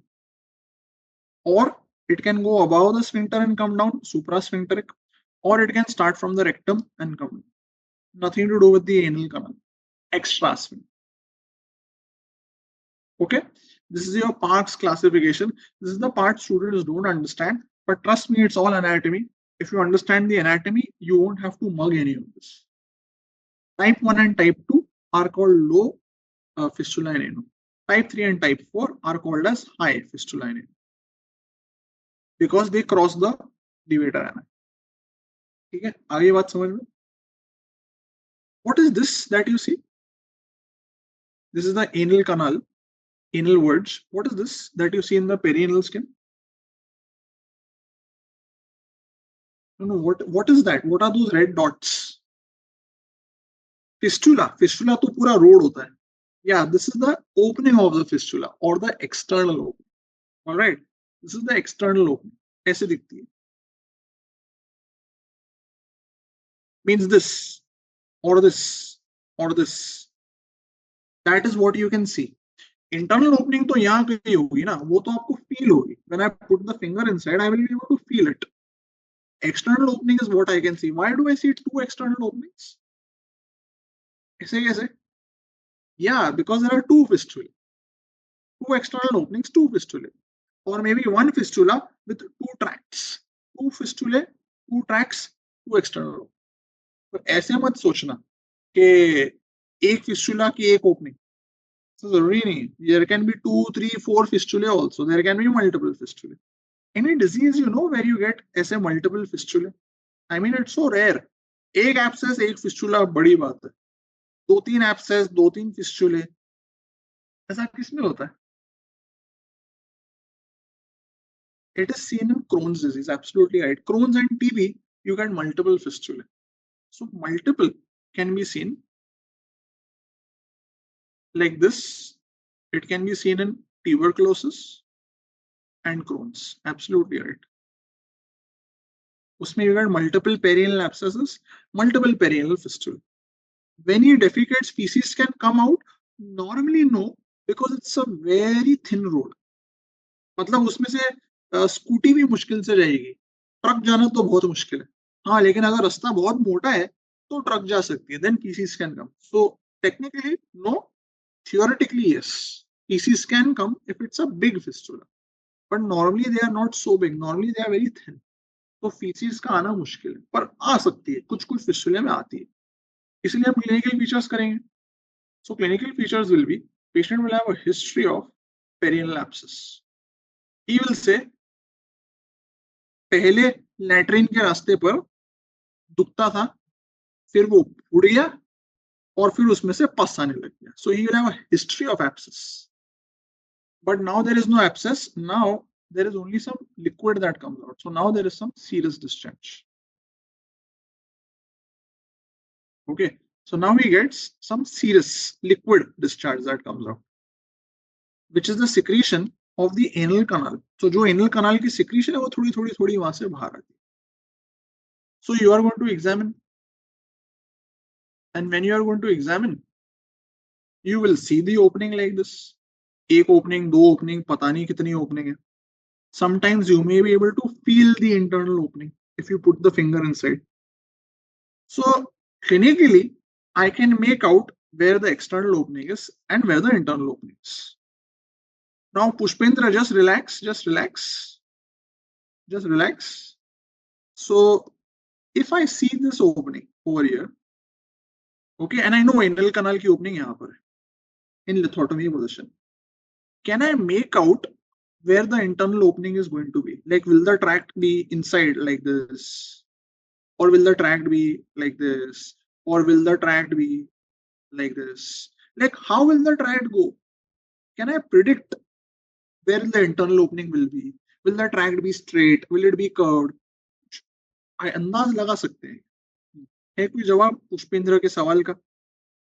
Is there any logic to can I make out where the tract is going? No, clinically. Distance नहीं पता चलेगा ना, internal opening feel ही नहीं हुई तो. So to predict how the tract is, there is a rule I use, which is what he was trying to ask me. That is called as Goodsall rule. Okay, that is called as Goodsall rule. What is this rule? The rule says by looking at the external opening, I can only see external opening. So when I see the external opening, I can predict. What can I predict? I can predict how the tract will be, the course, and I can predict the site of the internal. That is the rule. आज के जमाने में Goodsall rule का कुछ फायदा नहीं, because आज के जमाने में we don't rely on predictions, है ना? We don't rely on predictions. आज के जमाने में if I want to see the tract, no, not AI, I will use MRI. MRI will show me the tracts. एक tract, दो tract, 10 tract branches, full course I know by MRI. तो आज के जमाने में nobody uses Goodsall rule. Let's be very clear. पहले के जमाने में जब MRI नहीं होता था, फिस्टुलोग्राम भी नहीं होता था, you would have relied on this. Okay, so for theoretical purposes, I can tell you what the rule is, but practical application इसका कुछ नहीं है. What is the rule? The rule is in the lithotomy position. Okay, let's say this is the anal verge. In the lithotomy position, what I need to do is, first I should draw a horizontal line through the anal verge like this. Like if I see this image, let's assume the anal verge is over here. I draw a horizontal line from the anal verge. Then what I do is 3 centimeter semicircle I draw in front like this. Okay, 3 centimeter semicircle. After I do this, I see where the openings are. Like in this case, I can see one opening here. I can see one opening here. Let's assume this is anterior. This is where he will have the scrotum. And this is posterior, the backside. So what I see is there is an opening here, anterior. And it is inside this 3 centimeter semicircle. According to the rule, this tract will be straight. And it will open anteriorly in the same line. Same line means if I look at a clock, this will be, let's say this is 9 o'clock. So this will be 10 o'clock. So the tract will be straight and it will open at 10 o'clock. So anterior tracts are straight and they are going to open in a straight line. 10 o'clock opening, it will open at 10 o'clock. If the external opening was here at 11 o'clock, tract would have been straight and it would have opened at 11 o'clock inside. So when I put the finger inside, I should try to feel it in the anterior oval at the same level, in the same line. This is one part of the rule. So you can write this here that when I make a 3 centimeter semicircle, if the external opening, so the first part of the rule is if the external opening is anterior, but within 3 centimeters of the anal verge, then the tract will be straight. It is predicting the tract, so the tract will be straight. And the internal opening will be anterior in the same line.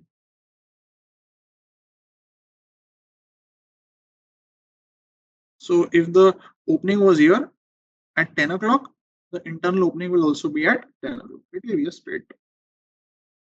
On the other hand, let's go back to this image. There is an opening here also, second opening. Now this is behind, it's on the posterior half.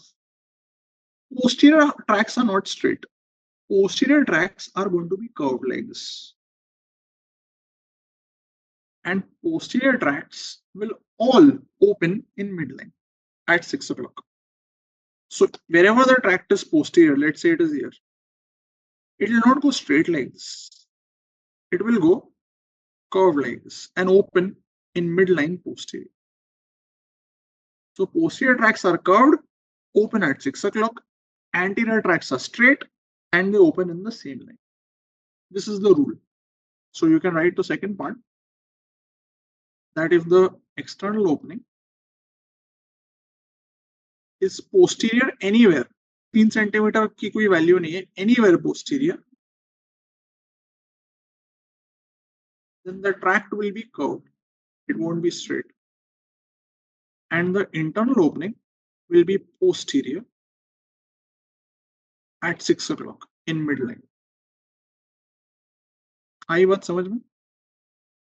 So if the opening is here, सीधा नहीं जाएगा. It won't be 7 o'clock to 7 o'clock. It will be in midline, posteriorly like this.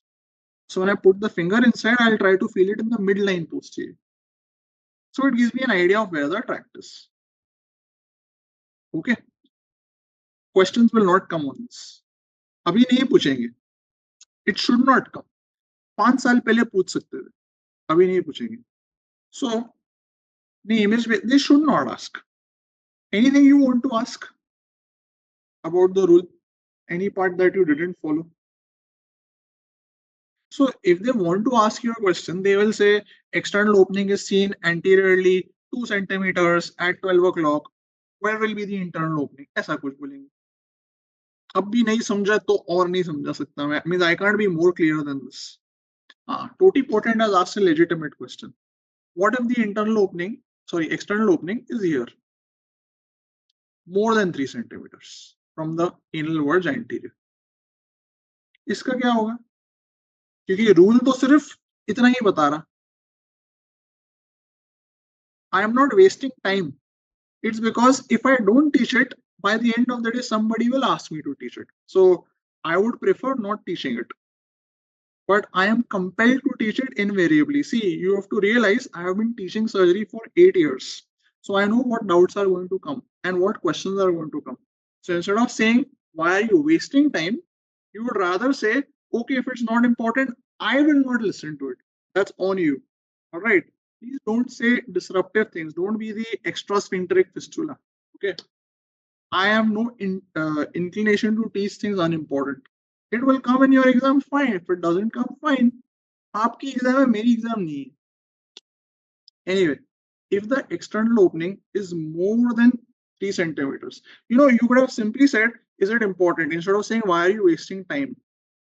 It's the way you speak. I feel more than teaching you surgery, I have to first teach you manners. तो फायदा नहीं है. Manners सीखने होते school में 25 साल की उम्र में नहीं, है ना? So don't disrupt the 450 people who are interested in learning. If you are not interested, I will say it again. You can watch the recording and then you can skip through all this part. If the external opening is more than 3 centimeters anterior, then the tract is not going to be straight. The tract is going to be curved, complex, and it is going to open posteriorly. Okay, this is the third part of the rule. So the exception to the rule is if the external opening is anterior but more than 3 centimeters. In that case, the tract will be complex. It will be long, it will be curved, and the internal opening will be posterior. ठीक है, आ गई बात समझ में? Okay, मैंने इतना video देखा. So only inside semicircle will go straight. Absolutely right. Whatever is outside, it doesn't matter. It will go posterior only. Got it? Okay. If you didn't get it, I will post question on this on my Telegram, and then you will automatically figure out कितना समझ में आया, कितना नहीं समझ में. चलो. So that is about Goodsall rule. Anyways, आज के ज़माने में you don't rely on this. आज के ज़माने में the investigation of choice is going to be MRI. ये पहले पूछ चुके हैं. This is a PYQ. और ये पूछेंगे any disease in the pelvis or in the perineal area, if in doubt go for MRI. And last part is okay, answer this. ये तो already पूछ चुके हैं. Imaging modality of choice of fistula and ano is going to be MRI. Don't mark sinogram or fistulogram. That's not the answer. It will be MRI. आज के ज़माने में it is MRI. Okay. Now coming to treatment. How do you treat this? Treatment of fistula and ano. Do I have to treat every fistula? Is it a big deal? Surgery करनी पड़ती है. Self resolving नहीं होता. अच्छा, surgery नहीं करा. Let's say patient says let it be. I will, because see, it's not causing much problem, right? थोड़ी discharge आती है एक्सटर्नल ओपनिंग से. That's it. बाकी तो कुछ नहीं उसको किसी को देखना दिखाना है. वहां पे क्या ही देखना दिखाना है. Little discomfort, little discharge. Is it life threatening? Infection? No, it's not. No, not infection. It is also a pre-malignant condition. Chronic fistulae can undergo malignant transformation. Which cancer? Oh, yes, O. कौन सी cancer होती है? Which cancer will happen in the fistula? Yeah, excellent. SCC, absolutely right. Onoma. So you have to treat because it can undergo squamous cell carcinoma.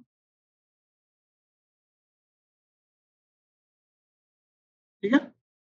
Now, what treatments are going to be done? There are many treatments. You can do non-surgical treatments, but they are not very successful. Like you can inject glue inside the tract to close the tract.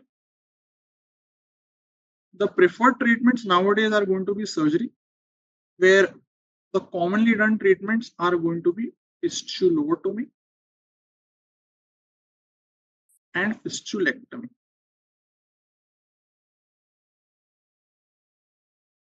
Okay, these are the two commonly done treatments. You don't need to know details of these surgeries. Okay, so don't worry about it. Which glue? Cyanoacrylate glue. So you can put cyanoacrylate. But this is not very successful. The successful surgeries are these two: fistulotomy, fistulectomy. Don't worry about their difference. It's not going to be asked. But these are the two commonly done surgeries. And then there are some newer treatments. One of the treatment is called a seton. Seton is a type of a thread which is going to be put inside the tract. It is given the name Shar Sutra. It's an Indian invention. Shar Sutra.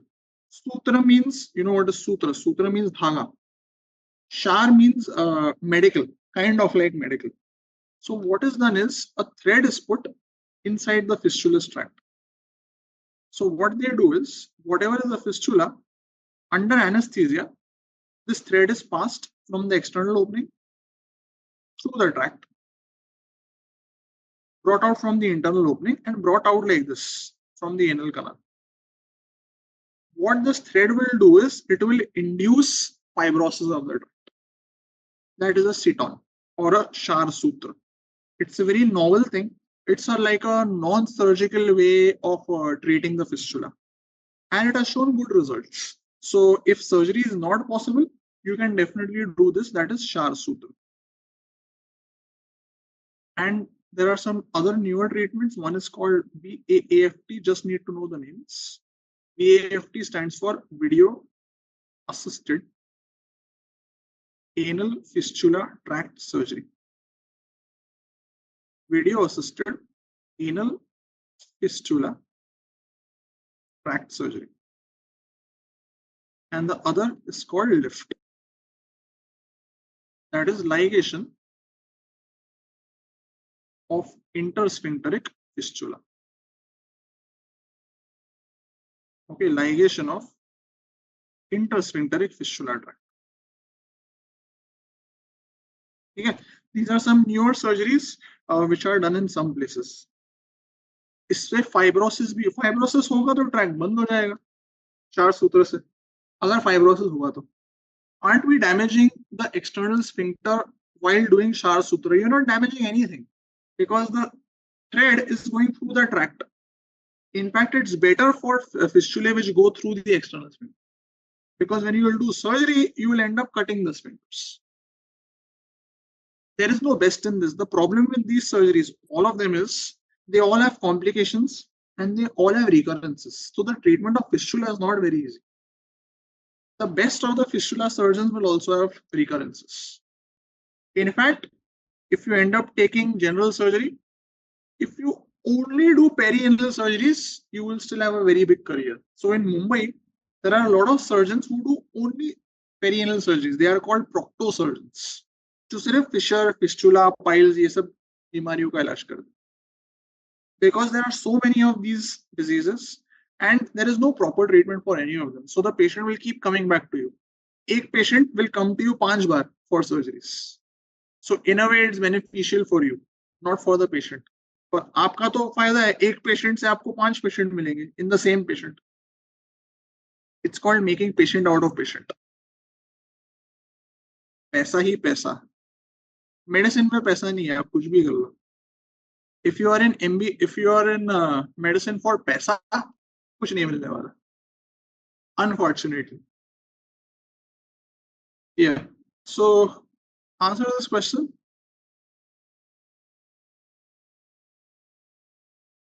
बोलिए इसका क्या है जवाब. Easy सवाल है ये. Patient presents with anal discharge. There is no pain. This is the picture. What is this instrument? So this is the external opening. Somewhere he is trying to find out the internal opening. What is this instrument which he is putting inside the fistula? The answer is fistula. Excellent. Some of you have given the correct answer. It's called a fistula probe.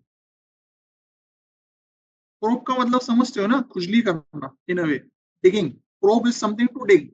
जैसे आप लोग खुजली करते हो ना, this is doing खुजली into the fistula. It's called a fistula probe. It helps me get an idea of the direction of the fistula. Abscess में pain, but अभी तो abscess फूट गया, अब abscess चला गया, so fistula is painless. It's a complication of the abscess. So now there is no pain. उंगली करने वाला part आएगा. What if there is pain? Means I didn't get the question. What if there is pain? यानी normally fistula में pain नहीं होगा. Pain तब होगा when there is abscess. Normally. This probe cannot be put in an awake patient. Huh? This is done under anesthesia. Okay. You can see there are these drapes. That means this is on OT table. Please don't do this in an awake patient, huh? Because you may puncture things unknowingly. Don't be confused between abscess and fistula. Abscess will come with features of inflammation. There will be no opening. Fistula, there will only be an opening. There will be no symptoms of abscess. Abscess पहले थी, अब वो फूट गई, अब वो रह गई fistula. Right? आया बात समझ में? Why not C? No. Fissure will be over here. It's at the anal verge. इतनी दूर नहीं होती. This is the external opening of fistula. Fissure is painful. It's an ulcer. Fissure means ulcer. And it is seen at the anal verge. This is not anal verge. This is away from the anal canal. This is the external opening. What if in the question there is pain? No. The answer will still be fistula. Because you see the external opening of the fistula and there is anal discharge. Okay. Abscess, they will not give you a picture because no patient will let you take a picture when he has an abscess. He is in so much pain. Fistula you can take because it's painless. You can see the opening. Ekdam seedhi dikhegi like this. It will look exactly like this. This is how abscesses look. Fistula looks, the external opening. Exactly like this. ठीक है आगे बढ़े हाँ ये answer कर दो this is also PYQ excellent this is imperforate anus or ARM and what you're looking at is a invertogram because you can see this radiopaque marker and the baby is not supine you can see baby is prone ulta hai baby and this is the level of the gas shirt this is invertogram X-ray for anorectal malformations okay now coming to our topic from which in the last 3 FMG entrances at least 2 to 3 questions have come directly 2 to 3 questions in every FMG entrance in the last 2-3 types. So this topic you should know well mainly from anatomy. So anatomy में तो आपको ये आना ही चाहिए and from the surgery part I will tell you. So IMP topic. 2-3 questions आने ही I'll show you what questions have come recently. Very basic questions come. The problem is we never give it the importance it deserves. So the anatomy part also I will tell you briefly and then the clinical, surgical, all that part I will tell you. So first you need to understand inguinal anatomy and before you go to inguinal anatomy, first tell me what is a hernia, one and second is which hernia is the commonest. Which hernia is the commonest overall? Inguinal, not incisional, femoral and what is a hernia? Yeah, don't call it outpouching. It's not an outpouching. Whenever you say a hernia, you should tell 3 things in a hernia. There should be 3 things in every hernia.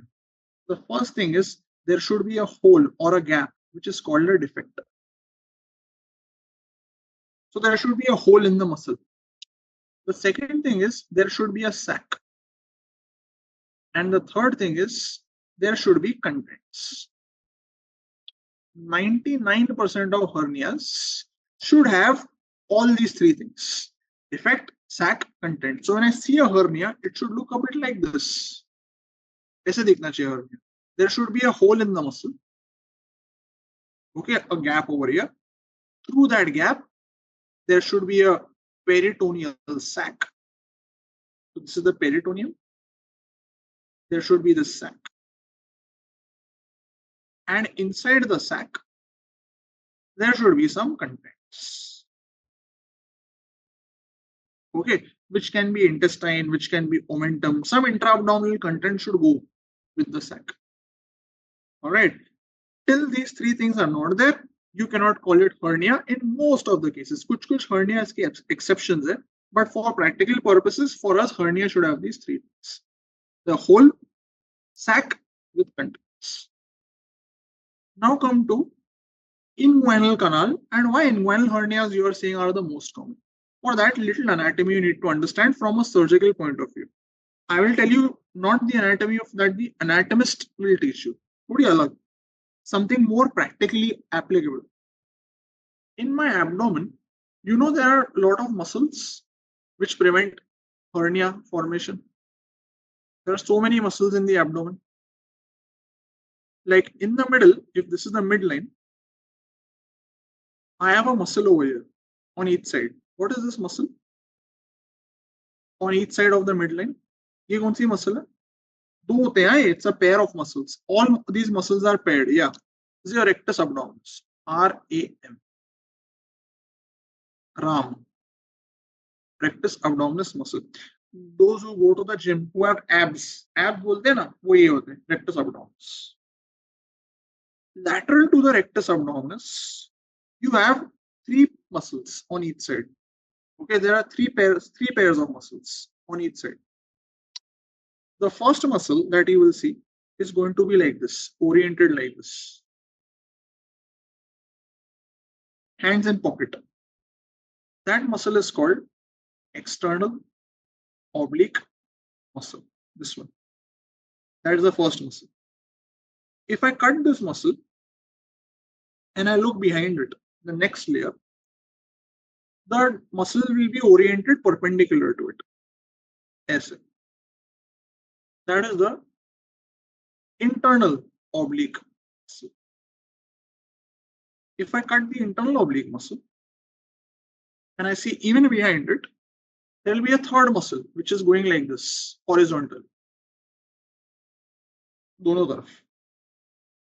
That is called the transversus abdominis muscle.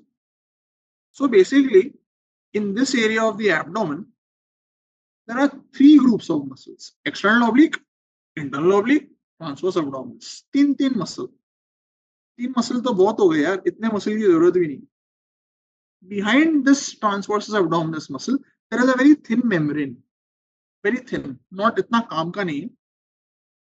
That membrane is called fascia transversalis. It is there throughout. So the entire abdomen behind transverse abdominis will have this fascia transversalis. Fascia transversalis ke niche is the peritoneum. Okay, last layer. Then you enter the peritoneal cavity. So this is how my abdominal wall is made. So this is the first part that you need. Now something unique happens in this area, in the lower abdominal area. यहाँ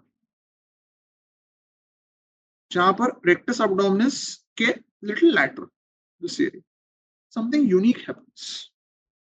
What will happen here is the external oblique muscle is there in front.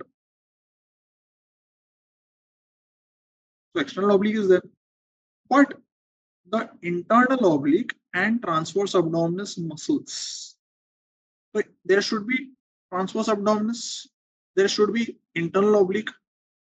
They don't come all the way down. They fall short. So these two muscles, internal oblique and transversus abdominis, they fuse and then they come only to itna. Yahan tak. Fuse okay. Iske upar the muscles are there, but in this area, there is only external oblique in front. There is no internal oblique, no transversus abdominis. They are not there. So what will I see here in this space will be the last layer. What I will see here in this space is going to be fascia transversalis. So in this area, there is only fascia transversalis behind, which is like paper. It's not a muscle. It will have no strength. This area becomes an area of weakness. This is the area of inguinal canal. That is why you get inguinal hernias. Okay, so you get inguinal hernias very commonly because instead of having three muscles, you have only one muscle in front. The other two muscles don't come all the way down. They fall short. They just form the roof. तो पीछे सिर्फ fascia transversalis ही बच गया. Fascia transversalis is no power. No power, no protection. That's why you get hernias most commonly in inguinal. That is one part. There is a bigger problem. ये तो छोटी सी problem है. The bigger problem is even in this fascia transversalis, this area, on the lateral side over here, laterally, there is a hole in the fascia transversalis. That hole is so that my spermatic cord enters the inguinal canal. This hole in the fascia transversalis is called the deep ring. तो एक बात तो ये है कि there is no muscle behind, there is only one muscle in front, the other two muscles are not there, there is only fascia transversalis. In the fascia transversalis there is an existing hole, that is a deep ring. So obviously if there is a natural hole in a weak area, hernia will come through that area. That's why indirect inguinal hernias are the commonest hernias overall, because the wall is weak and there is a natural hole. That's why indirect hernias are the commonest. Now see it in this image. This is the image which will explain what I just did. This is the first layer, external oblique, which comes all the way down. This is the internal oblique and transversus abdominis. You notice they are only till here. They don't go all the way down. So on the back side, I only have this white layer. This white layer is the fascia transversalis. And in this fascia transversalis, you notice laterally there is a hole. From this hole, spermatic cord is entering, traveling the inguinal canal like this. This is all spermatic cord. And somewhere in front over here, it will come out and go into the scrotum. Where it will come out, that will be the superficial ring. What is the superficial ring? Superficial ring is a hole in the external oblique muscle. Deep ring is a hole in the fascia transversalis. बस इतना ही.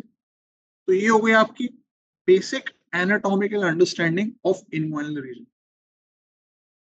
That the inguinal canal area has only external oblique in front. Behind there is nothing, only fascia transversalis. So it becomes a weak area. It is called the posterior wall of inguinal canal. In that weak area, which has only fascia transversalis, there is an actual hole, deep ring. So from deep ring, you will get a hernia that is called your indirect hernia. Now you understand the types of the hernias. So when I say inguinal hernia, the first type is what you already said, is the indirect inguinal. What is indirect inguinal? Indirect inguinal means the defect of the hernia should be the deep ring. So a hernia which comes out from the deep ring is going to be an indirect inguinal hernia.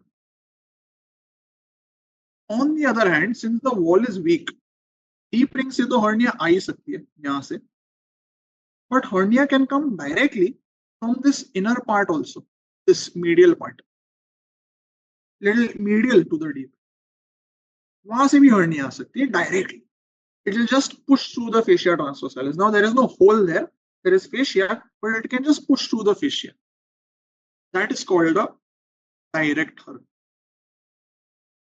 which is coming out directly from the medial part, and that medial part, that defect, is what we call Hasselbalch triangle.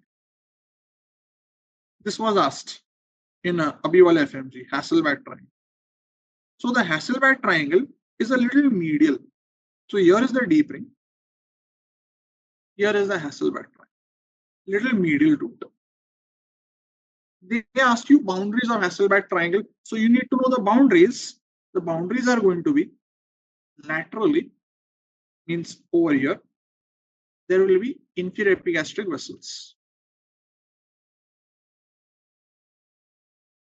So they will be lateral to the Hasselbalch triangle. Medially, means over here, will be the rectus abdominis muscle. And inferiorly, over here, will be the inguinal ligament. Okay. So indirect hernia, hernia that comes out from deep ring. Direct hernia, hernia which comes out from the Hasselbalch triangle. Both of these are types of inguinal hernias. They are all going to be in this area, inguinal canal. ये जो ligament होती है ना, this is the inguinal ligament. The inguinal canal is just above it. So both indirect and direct will be above inguinal ligament. Okay, they will be above the inguinal. तो इतना part समझ में आ गया ना, यही है main anatomical problem. Now I ask you one question. Let's say person has a direct hernia. I can just push the hernia back and stitch from where it is coming out. Just close the Hasselbalch triangle, suture it. Or if it's an indirect hernia, I can just make the deep ring tight.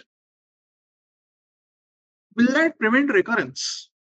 Do I need to do anything more? Why can I not just push the hernia back and stitch it? No, sir. Why mesh? What is the purpose of putting the mesh? But why? Why recurrence? So understand, whatever surgery I do, I have to assume that this whole posterior wall is weak. So when I place a mesh like this, the idea is it should reinforce this posterior wall. Why does it need reinforcement? Because it only has fascia transversalis. So I need to give it strength. So what am I strengthening? I am strengthening the posterior wall of the inguinal canal because it has become weak. आगे बात समझ में? So the idea is I have to reinforce the posterior wall of inguinal canal. Why? Because there are only fascia transversalis behind. There is no other muscle. So it's a weak area. On the other hand, there can be a hernia that occurs over here, below the inguinal ligament, just below, over here, below the inguinal ligament. That is called a femoral hernia. So when I say femoral hernia, it is the hernia that occurs below inguinal ligament. And the defect, the site of the defect is called femoral ring. So basically, in this area of the groin, what we call groin, there are three hernias possible: indirect, direct, and femoral. Indirect and direct will be above the inguinal ligament because they are coming in the inguinal canal. Femoral hernia will be little below it, inguinal ligament ke niche, because the defect is below the inguinal. So these are the three types of hernias that I can get in the groin, and this is the basic anatomical understanding you need to have about these hernias. Fine? ये part समझ गए, आगे का part इतना मुश्किल नहीं है, सारा खेल इसी एनाटॉमी में. बस ये ध्यान में रखो that the weak area is the posterior wall, this wall. This is the weak area because there is only fascia transversalis. There is a deep ring here, natural hole. There is a Hasselbalch triangle here, which is another weak area. So hernias can come either from here or from here. Okay, this is the basis. This is what you need to know mainly. Wonderful. So अब easy part करेंगे. How will the hernia present? Patient क्या बोलेगा? Some of you may have suffered from hernia also. Patient will say he has a swelling. It's not very painful. It has very less pain. It's just a bulge. And this swelling typically will reduce when he lies down. So one of the typical features is reducibility. So patient will say, when I lie down, swelling goes back in. And the second typical feature is it will show a cough impulse. Any swelling in the groin which shows reducibility and cough impulse is a hernia. Okay, cough impulse means when he will cough, the size of the swelling will increase. It will bulge more. That is the meaning of cough impulse. So these two findings will say, yes, it's a hernia. Defect in direct has to be in all the three components of the triad. No. The defect is not in the components of the triad. Those are the boundaries of the defect. तो उन तीनों के बीच में defect बनती है और कोई जगह ही नहीं है ना. There is no other space. Risk factors I don't think you need to know. So risk factors are many, but the main risk factor is it is related to age-related weakness. Age-related weakness and connective tissue disorders. So most of the hernias are seen after 40-50 years of age because of age-related weakness. They can be direct or indirect. जो hernia बच्चों में होती है ना, congenital inguinal, it's very different. It's not this. It looks like this, but it's not this. It is a different pathology. It's because of patent process vaginalis. Very different. Here there is a weakness. Apart from this, an indirect hernia, a hernia which comes from the deep ring, many times can enter the scrotum. Sometimes it goes till the bottom of the scrotum. Okay, it can enter the scrotum. Direct hernia usually doesn't enter the scrotum. It remains in the groin only. Usually it will not enter. Okay. Now one basic question.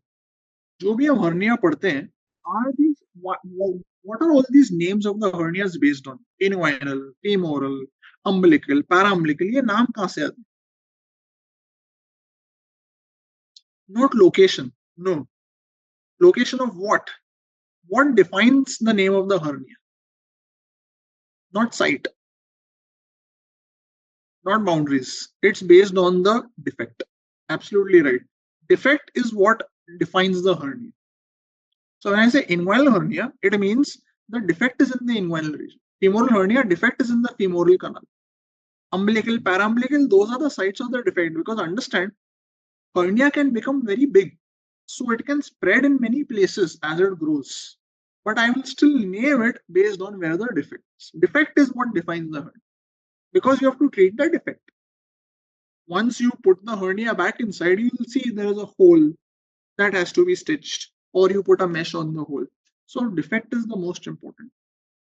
Now the problem is, when I examine a hernia, over time, if the hernia grows, I may forget how much it was before. Like patient comes today, I examine the hernia, then I will write, okay, right-sided indirect hernia. And I will write some size, 3 by 3 centimeters, whatever I see. And after a few months, hernia looks very big. So it's possible that I may not be able to compare the increase in the hernia. Or if the patient goes to some other surgeon, how will he understand what I saw? So every time I cannot take a picture like this of every hernia. So whenever I report a hernia, I report it in a certain way. That reporting of hernia is given by what is called as EHS classification. European Hernia Society classification of hernias. So whenever I see a hernia, I have to give it a tag. Like how I am Amrit Nasta from Mumbai. So these are my tags of recognition. Similarly, each hernia should be given a naming, a uniform naming, which everybody understands. So that if I see the patient after 2 months, I will see my old name and I will see the current status and I will be able to compare. कि पहले क्या था अब क्या है, कुछ नया तो नहीं आया, पहले था क्या. So this EHS classification tells you how to report a hernia, and when you report a hernia, you have to report it in 3 points. The first point is it a primary hernia? Primary means new, or is it a recurrent hernia? Recurrent means you already operated and it has come back. Like how you have cancer recurrence, you can have hernia recurrence. Second is it a direct hernia? Direct hernias are medial inside. Or is it an indirect hernia? Indirect are going to be lateral because the defect is lateral. Or is it a femoral hernia? Femoral means F. And the third thing is, I want to know how big is the defect, because defect is what defines the hernia. अब मैं defect measure कैसे करूंगा? Because defect is deep. Like, how will I measure a defect over here? I can only feel it, but I cannot measure it with a tape. So whether it is 1 centimeter, 2 centimeter, नाप नहीं सकता, उंगली से दबा के थोड़ा देख सकता हूँ, हाँ इतना है उतना है उतना है. So how do I measure the defect? Anybody knows? How do you measure the defect? No, clinically. So what you are supposed to do is you have to compare it with the dimensions of your finger. How many fingers go into the defect? So finger breadths. If one finger goes, you will write it as 1. 2 fingers go, 2. More than 2 fingers go 3. So the size of the defect is given the numbers 1, 2, or 3. 1 means 1 finger breadth. 2 means 2 finger breadths. 3 means 3 or more finger breadths. 3 से ज्यादा नहीं कर सकते, 4 उंगली मत डालना. 3 या उससे ज्यादा जा रहे तो 3, not more than that. But these numbers represent finger depths. It's not centimeter. Don't say it is 2 centimeter, 3 centimeter. 1 finger, 2 finger, 3 finger more. Like how in anesthesia you do na, mouth opening, 1 finger, 2 finger, 3 fingers. It's like that. Mouth opening जैसा है. ये भी एक तरीके का mouth ही है. So based on this, you will report the hernia. And this was asked in this FMG exam, this question. I have taught it in my main videos, but yeah, उंगली वाली चीज थी, उनको नहीं पूछना चाहिए था. This was asked अभी वाले में. This is FMG Jan 2024. So according to EHS, when I say PL2, P means primary, R means recurrent, L means lateral. Lateral means indirect, M means medial, F means femoral. And they have given 2, they didn't ask it, but 2 means 2 finger breadths. The size of the defect is 2 finger breadths. So the answer is going to be primary, indirect. Okay. Primary direct would have been PM or PM1. Recurrent would have been RM. Recurrent indirect would have been RL. आई बात समझ में? इन्होंने अभी पूछा था इसलिए मैं बता रहा हूँ. I mean it's unrealistic to expect students to know, but they asked this. M means medial, L means lateral. Medial माने direct, lateral माने indirect. Because medial defect is Hasselbalch triangle, lateral defect is D. Okay? आगे बात एकदम समझ में. अगर ये वापस आया और आपको नहीं आया, then it's a crime. People who couldn't answer this time, it's okay. Means थोड़ा high fi है. But दोबारा आया और आपको नहीं आया ना, then it's your fault. Like PYQ नहीं आना तो सच में सर्जरी में 35 में 30 क्वेश्चन ले आओ, बाकी सब्जेक्ट का बर्डन खत्म हो जाएगा. और ला सकते हो, इतना मुश्किल नहीं है. It's possible. It's really possible if you want it. Okay, so that is about the European Hernia Society classification. So what you need to know about hernia is all inguinal hernias.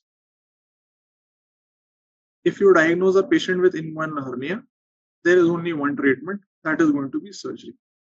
Baat khatam. So there is no conservative management.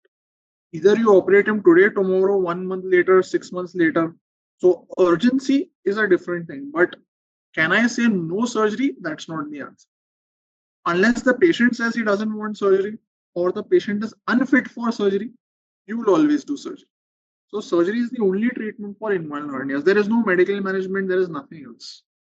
Now, what surgeries do I do in inguinal hernias?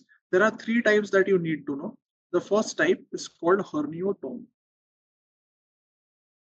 Okay, unfit means unfit for anesthesia. Someone who is 100 years old, 90 years old, and has a hernia which will require anesthesia, then maybe you can avoid it. But practically speaking, सारे hernia में आपको surgery करनी. Inguinal hernia, I'm only talking about inguinal. Don't extrapolate this to other hernias. Only inguinal I'm talking about. So one of the surgeries you can do is called a herniotomy. Otomy means cut open. Now, what are you cutting open in herniotomy? Herniotomy simply means I will dissect the hernial sac. I will separate it from spermatic cord. So some hernias are very close to spermatic cord. Which ones are those? Which hernia is very close to spermatic cord? कौन सी hernia जो spermatic cord से चिपक के चलती है? That is indirect hernia. So basically herniotomy is done only in indirect hernias. So in indirect hernia, I dissect the sac, separate it from the cord, open the sac. Otomy means to open. I open the sac, I reduce its contents. Okay, I reduce its contents. and then I excise it. Okay, so I'm going to excise it. This is herniatomy. Obviously, what is the problem with doing only herniatomy? There is an obvious problem. And if I just do herniatomy for an inguinal hernia, what is the problem? What am I not doing? Or what will happen? Obviously, there will be a recurrence because the problem is abdominal wall weakness that I am not treating, posterior wall weakness. So herniatomy is only done if I tell you role of herniatomy. The indication is in a child who has a congenital hernia. In congenital hernias, congenital inguinal hernias, there is no wall weakness. It is because of a problem called patent process vaginalis. तो उसमें आपको mesh बीच डालने की जरूरत नहीं, तो उसमें सिर्फ herniatomy कर लो काफी है. In an adult, if there is an indirect hernia, herniatomy will just be a part of the treatment. So adult with indirect hernia, herniatomy will just be a part of the treatment. So first you will do herniatomy, then you will put the mesh in an adult if it's an indirect hernia. So it's just a part of the treatment. The other treatment that used to be done, not very commonly done anymore, is herniorrhaphy. Rhaphy means you will make the posterior wall strong. So you are strengthening the posterior wall, the weak wall. So the posterior wall is made strong. But how do I make it strong? I don't put a mesh. Here I make it strong by tissue in the vicinity. I use local tissue to make it strong. So आसपास की जो tissues है उसको मैं posterior wall पे चिपका दूं, just to give it little strength. There are some names of herniorrhaphies used to be done in the past. Just need to know the names. One is called Bassini repair. Other is called Shouldice's repair. Stopa is not for inguinal hernias. Okay, Stopa is for other ventral hernias. So Shouldice's repair is also called as double breasting repair. Okay, it is also called as double breasting repair. And there is an Indian herniorrhaphy which is done in Pune. If you know where Pune is, it's very close to Mumbai. It's in Maharashtra. There is a surgeon who invented this repair. It is called as De Sarda repair. This is the Indian invention. इसलिए आपको पता होना चाहिए. It is invented by a surgeon in Pune city. You have seen the movie Andhadhun?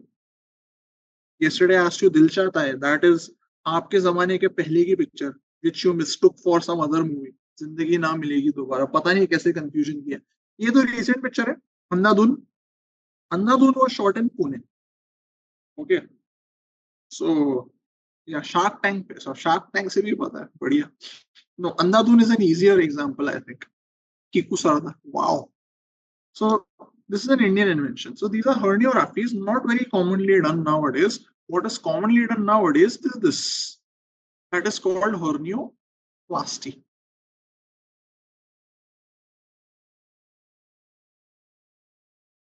Double breasting. Double breasting यानी overlapping. Double breasting. तो जो tissue होते हैं ना उसको मैं सिर्फ ज्वाइन नहीं करता. I don't just join the tissue. I overlap them. Double breasting comes from the word suit. You know, suit, the two parts of the suit, they overlap each other in the center. That is called a double breasting of suit. Same way, you double breast the tissue, so it overlaps. But not very commonly done.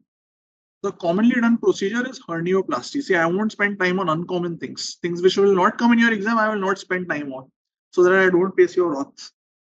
The commonly done procedure is hernioplasty, where you put a mesh to strengthen the posterior wall.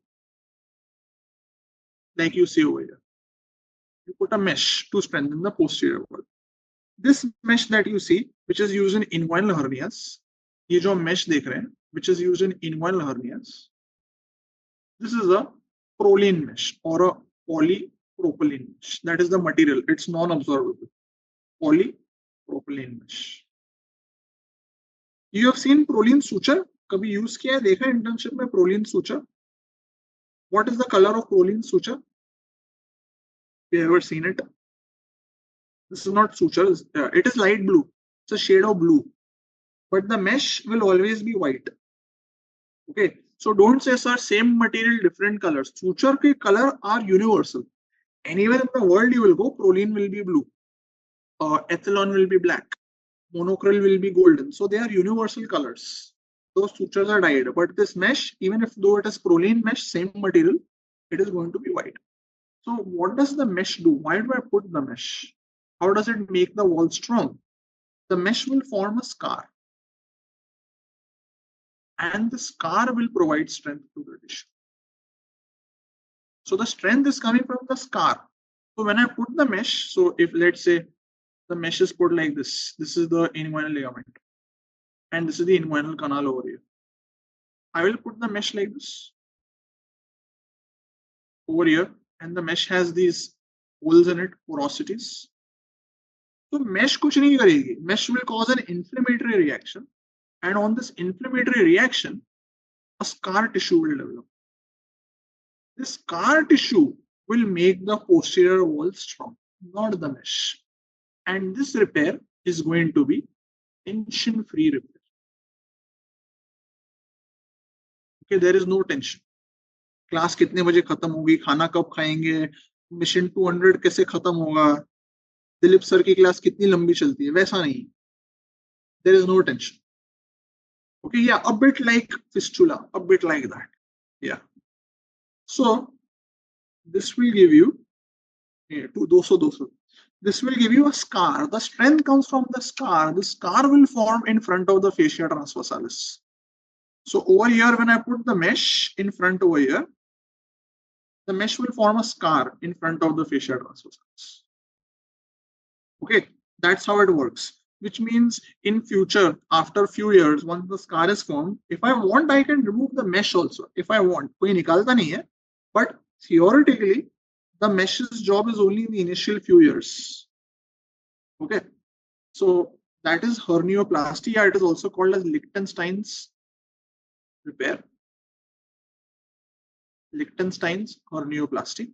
But the key part is a mesh is used, which is polypropylene, which is non-absorbable, and the strength comes from the scar. Obviously, scarring, inflammation, fibrosis will come with its own complications. So if they ask you, most common nerve injury in open hernia repair, especially due to mesh, most common nerve injury in open hernia repair, it will be excellent. It will be ilioinguinal. No, you are not closing the deep ring because the spermatic cord is coming from the deep ring. So you cannot close it. The deep ring will remain open. Okay, ilioinguinal.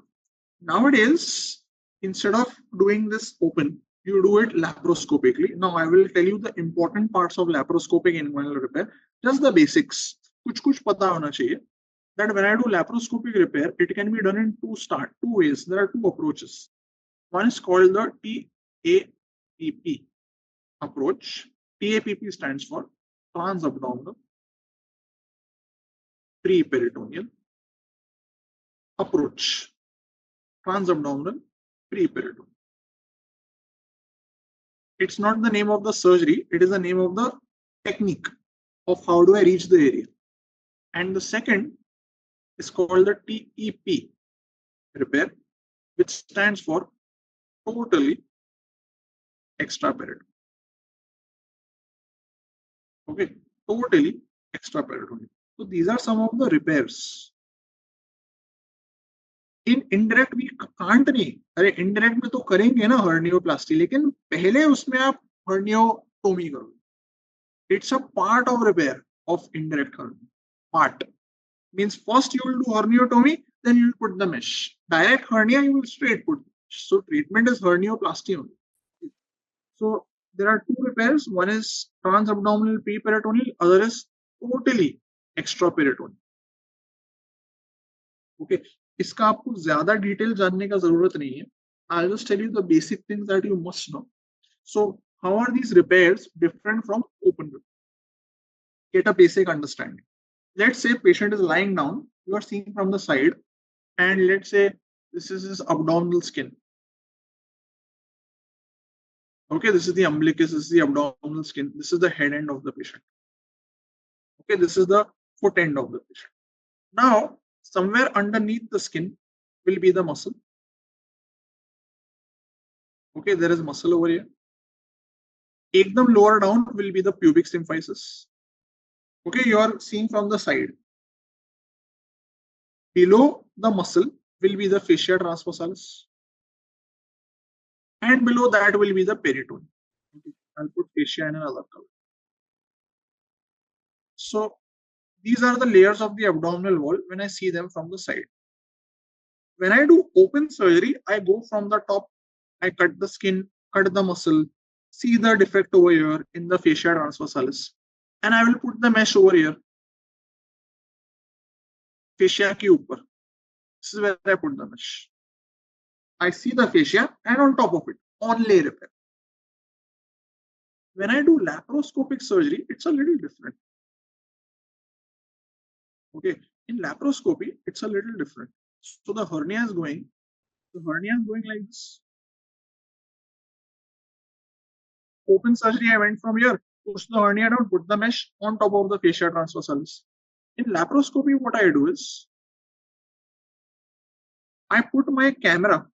So I cut the skin, cut the muscles, cut the fascia, cut the peritoneum. I put my camera inside. Okay, so I have entered the abdominal cavity. All your intestines are over here. Then I look here at the top, at the peritoneum. I cut the peritoneum a little bit and I take my camera in this plane just above the peritoneum over here, between the fascia transversalis and the peritoneum. उन दोनों के बीच में. In open surgery, I was above fascia transversalis. In laparoscopic surgery, I am below fascia transversalis in the pre-peritoneal plane.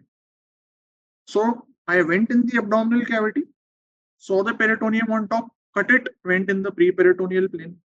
This is called transabdominal pre-peritoneal. TAPP. Go in the peritoneum, enter the abdominal cavity, see on the top, cut the peritoneum, go in the pre-peritoneal plane, and then go down and see the hernia over here.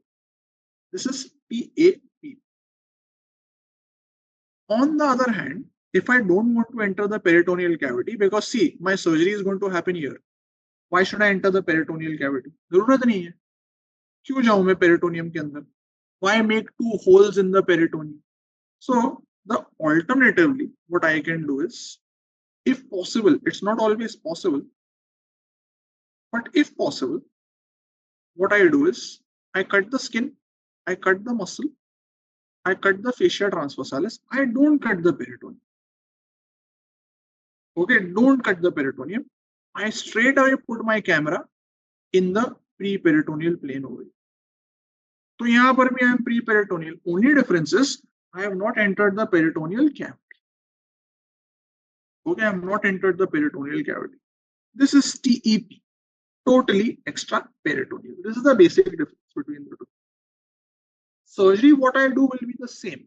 आगे का part is all the same. Only the starting part is different. That in one, I entered the peritoneal cavity, saw on top, cut the peritoneum, went pre-peritoneal. In second, I remained pre-peritoneal from the start. Baki ka part is the same. Once I am here, then I go down, I see the hernia, I reduce it. Okay, I reduce it, and here I will place the mesh niche, below the fascia transversalis, pre-peritoneal. So in this surgery, the mesh is below fascia transversalis. So where do I place the mesh? It is placed pre-peritoneal. Also called as pre-peritoneal is also called as. It's also called as. What is the location of this mesh? Hello? It is called as sublay. So it's a sublay mesh placement. In open surgery, where I place the mesh on top of the fascia transversalis, that is called as only. So mesh from the top of the defect only. Mesh underneath the defect sublet. These are the two types of mesh placements. So the main difference between open and laparoscopic is the plane in which I do the surgery. ऊपर से कर रहा हूँ या नीचे से कर रहा हूँ. So here the mesh will be same Prolene mesh, but it will be placed sublet. Okay, this is the main thing that you need to know. बाकी का चीज तो theoretical है. So इसके बाद you need to know the two triangles that you will see in this. When you are seeing down here, what triangles do you see when you do the dissection? That you need to know. दो तीन चीजें ही हैं. So there are two triangles you need to know. One triangle is called triangle of Doom. Okay, it's called triangle of Doom. How is the triangle formed? You can see over here. You can see here, this is the deep ring, and here is the vas deferens in male, and here are the testicular vessels in male. So this forms a triangle. This is called triangle of Doom. Medially, in the triangle of Doom, you have the vas deferens. Laterally, you have the testicular artery, testicular vein. And why is it called triangle of Doom? Because in this triangle, you see these very two big structures, external iliac vessels. They are the content. By mistake, if they get injured, he will have torrential bleeding. So the content is going to be external iliac vessels. Is there any nerve in this triangle? Just out of curiosity. Is there any nerve in this triangle? Anybody? Ilioinguinal is in the inguinal canal. Now you are behind it. So there is no ilioinguinal. Any nerve? So here there is one more content, that is genital branch of genitofemoral. Okay, genital branch of genitofemoral. That nerve. So there is a nerve here also. On the other hand, there is one triangle which is lateral to the triangle of Doom. So this is triangle of Doom. Adjacent to it, there is one more triangle. So this is my triangle of Doom. And next to it is another triangle, this one. That is called as triangle of Paine. Okay, triangle of Paine medially will have the testicular artery over here. So the medial wall is going to be testicular vessels.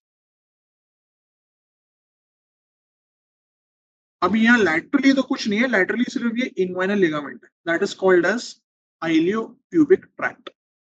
So lateral boundary is iliopubic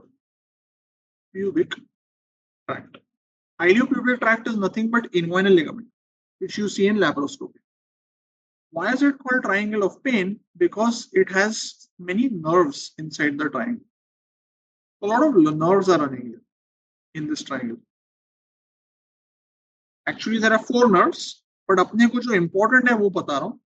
It has lateral cutaneous nerve of thigh, the most important one, which commonly gets injured. It has anterior cutaneous nerve. It has femoral branch of genitofemoral. So genital branch, triangle of Doom. Femoral branch of genitofemoral. They run in this triangle. And of course, from these, the most common nerve that can get injured is lateral cutaneous nerve, which will cause meralgia paresthetic. So if they ask you most common nerve injured in laparoscopic repair, it will be lateral cutaneous nerve of thigh,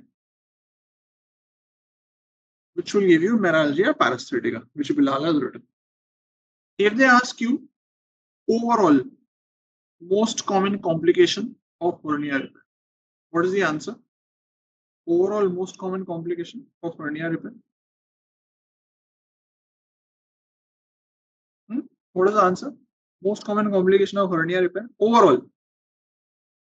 Recurrence. No, it's a good answer, but it's not recurrence. It is chronic pain. Okay, chronic pain. It's not necessary to be due to nerve injury. It can be because of mesh related inflammation also. Chronic pain lasting more than 3 months. This is the most common complication. बस यही आपको पूछेंगे, इसमें से ही कुछ पूछेंगे. जितना मैंने पढ़ाया है ना about hernia surgeries, इसमें से ही कुछ पूछना चाहिए on inguinal hernia. Then there was one question that was asked this year, a little weird question, but still nonetheless very attemptable. Common sense question, but a little weird. Like I would say, I think students did not give correct recall. I think students made some mistake in the recall. But from what I got, abhi wale, Jan FMG, Jan 24 FMG, this was the question. बताइए क्या है answer? नहीं, no जवाब. क्यों no जवाब? Okay, I'll help you. Patient underwent laparotomy for cancer. Now he has a bulge. It is a hernia, incisional hernia of 12 centimeters. How will you manage? So what they have asked you is management of incisional hernia in simple words. So there is nothing like abdominal belt. You won't use it. You cannot do a repair without mesh. So answer has to be between A and C only. Either you do laparoscopic mesh repair or you do reassessment in 6 months. Best answer, since they have asked you most appropriate answer should be surgery. Okay, surgery. Treatment of hernias, even incisional in this case, should be surgery. See, 70 years does not make him unfit. Okay, 70 does not make him unfit. Unless they clearly tell you why it should not be done, there is no reason to not do. Next best answer would have been reassess. But okay, I feel there should be more information which was not given in the recall. Colon cancer abhi theek ho gaya na? No, that's because cancer surgeries pose a higher risk for incisional hernia. That's why. Okay. No, incisional hernia mostly nahi. Incisional hernia only mesh repair. There is no other repair for incisional hernia. It is only mesh repair. One GT question was on umbilical hernia. So if it's a small umbilical hernia, congenital, up to 2 to 4 years, you can wait. That is called as masterly inactivity. 2 से 4 साल तक you can wait. If it's a small congenital umbilical hernia. बड़े में नहीं, बड़े में आपको operate करना पड़ेगा. But in a child, you don't put mesh. Mesh is only put in elderly because young child, 4 years, 5 years, 10 years, will not have muscle weakness. So you just have to close the defect. You don't have to put a mesh in a child. Mesh is only above 18 years of age, not in a child. Okay. And then there are some named hernias for MCQs. What is, please answer all these. What is a Richter hernia? They ask all this also. What is it? What is a Richter hernia? चलो पटापट बताओ. So in a Richter hernia, there is something very unique in the content. So let's say this is a defect and this is the sac and the content is intestine. Now this intestine, normally intestine will go like this, pura sa. In a Richter hernia, only part of the intestinal wall is the content, just some part. Itna hi. So the part of the intestine, only this much part, is inside the defect. So what will happen is there is just one circumference that can get strangulated. The hernia will not have obstruction. So food will pass because it's not fully blocked. But the hernia can get strangulated. That's because only part of bowel wall, so only part of the wall is the content. What is Litter? Litter hernia. It's a hernia where the content is Meckel's diverticle. Okay, so these are all named hernias based on content. The content is Meckel's. What is Madel's hernia? So M for Madel. M ki jaise you have two loops of bowel. It looks like an M. So you should have two loops of bowel. in the hernia. Like the letter M. M has two loops. What is amine? So it's an inguinal hernia where the content is appendix. Okay, inguinal hernia where the content is appendix. Last one, sliding hernia.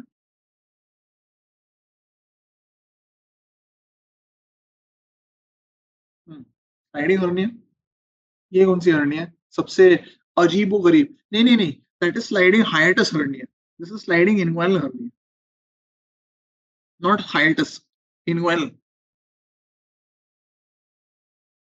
Okay, so I'll explain it in a simple way.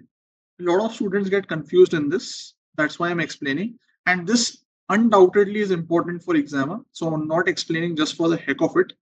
Okay, just for wasting time nahi kar raha hu main. Normally, let's say this is the peritoneal sac going in the defect, and this is the content. Some intestine is going as content.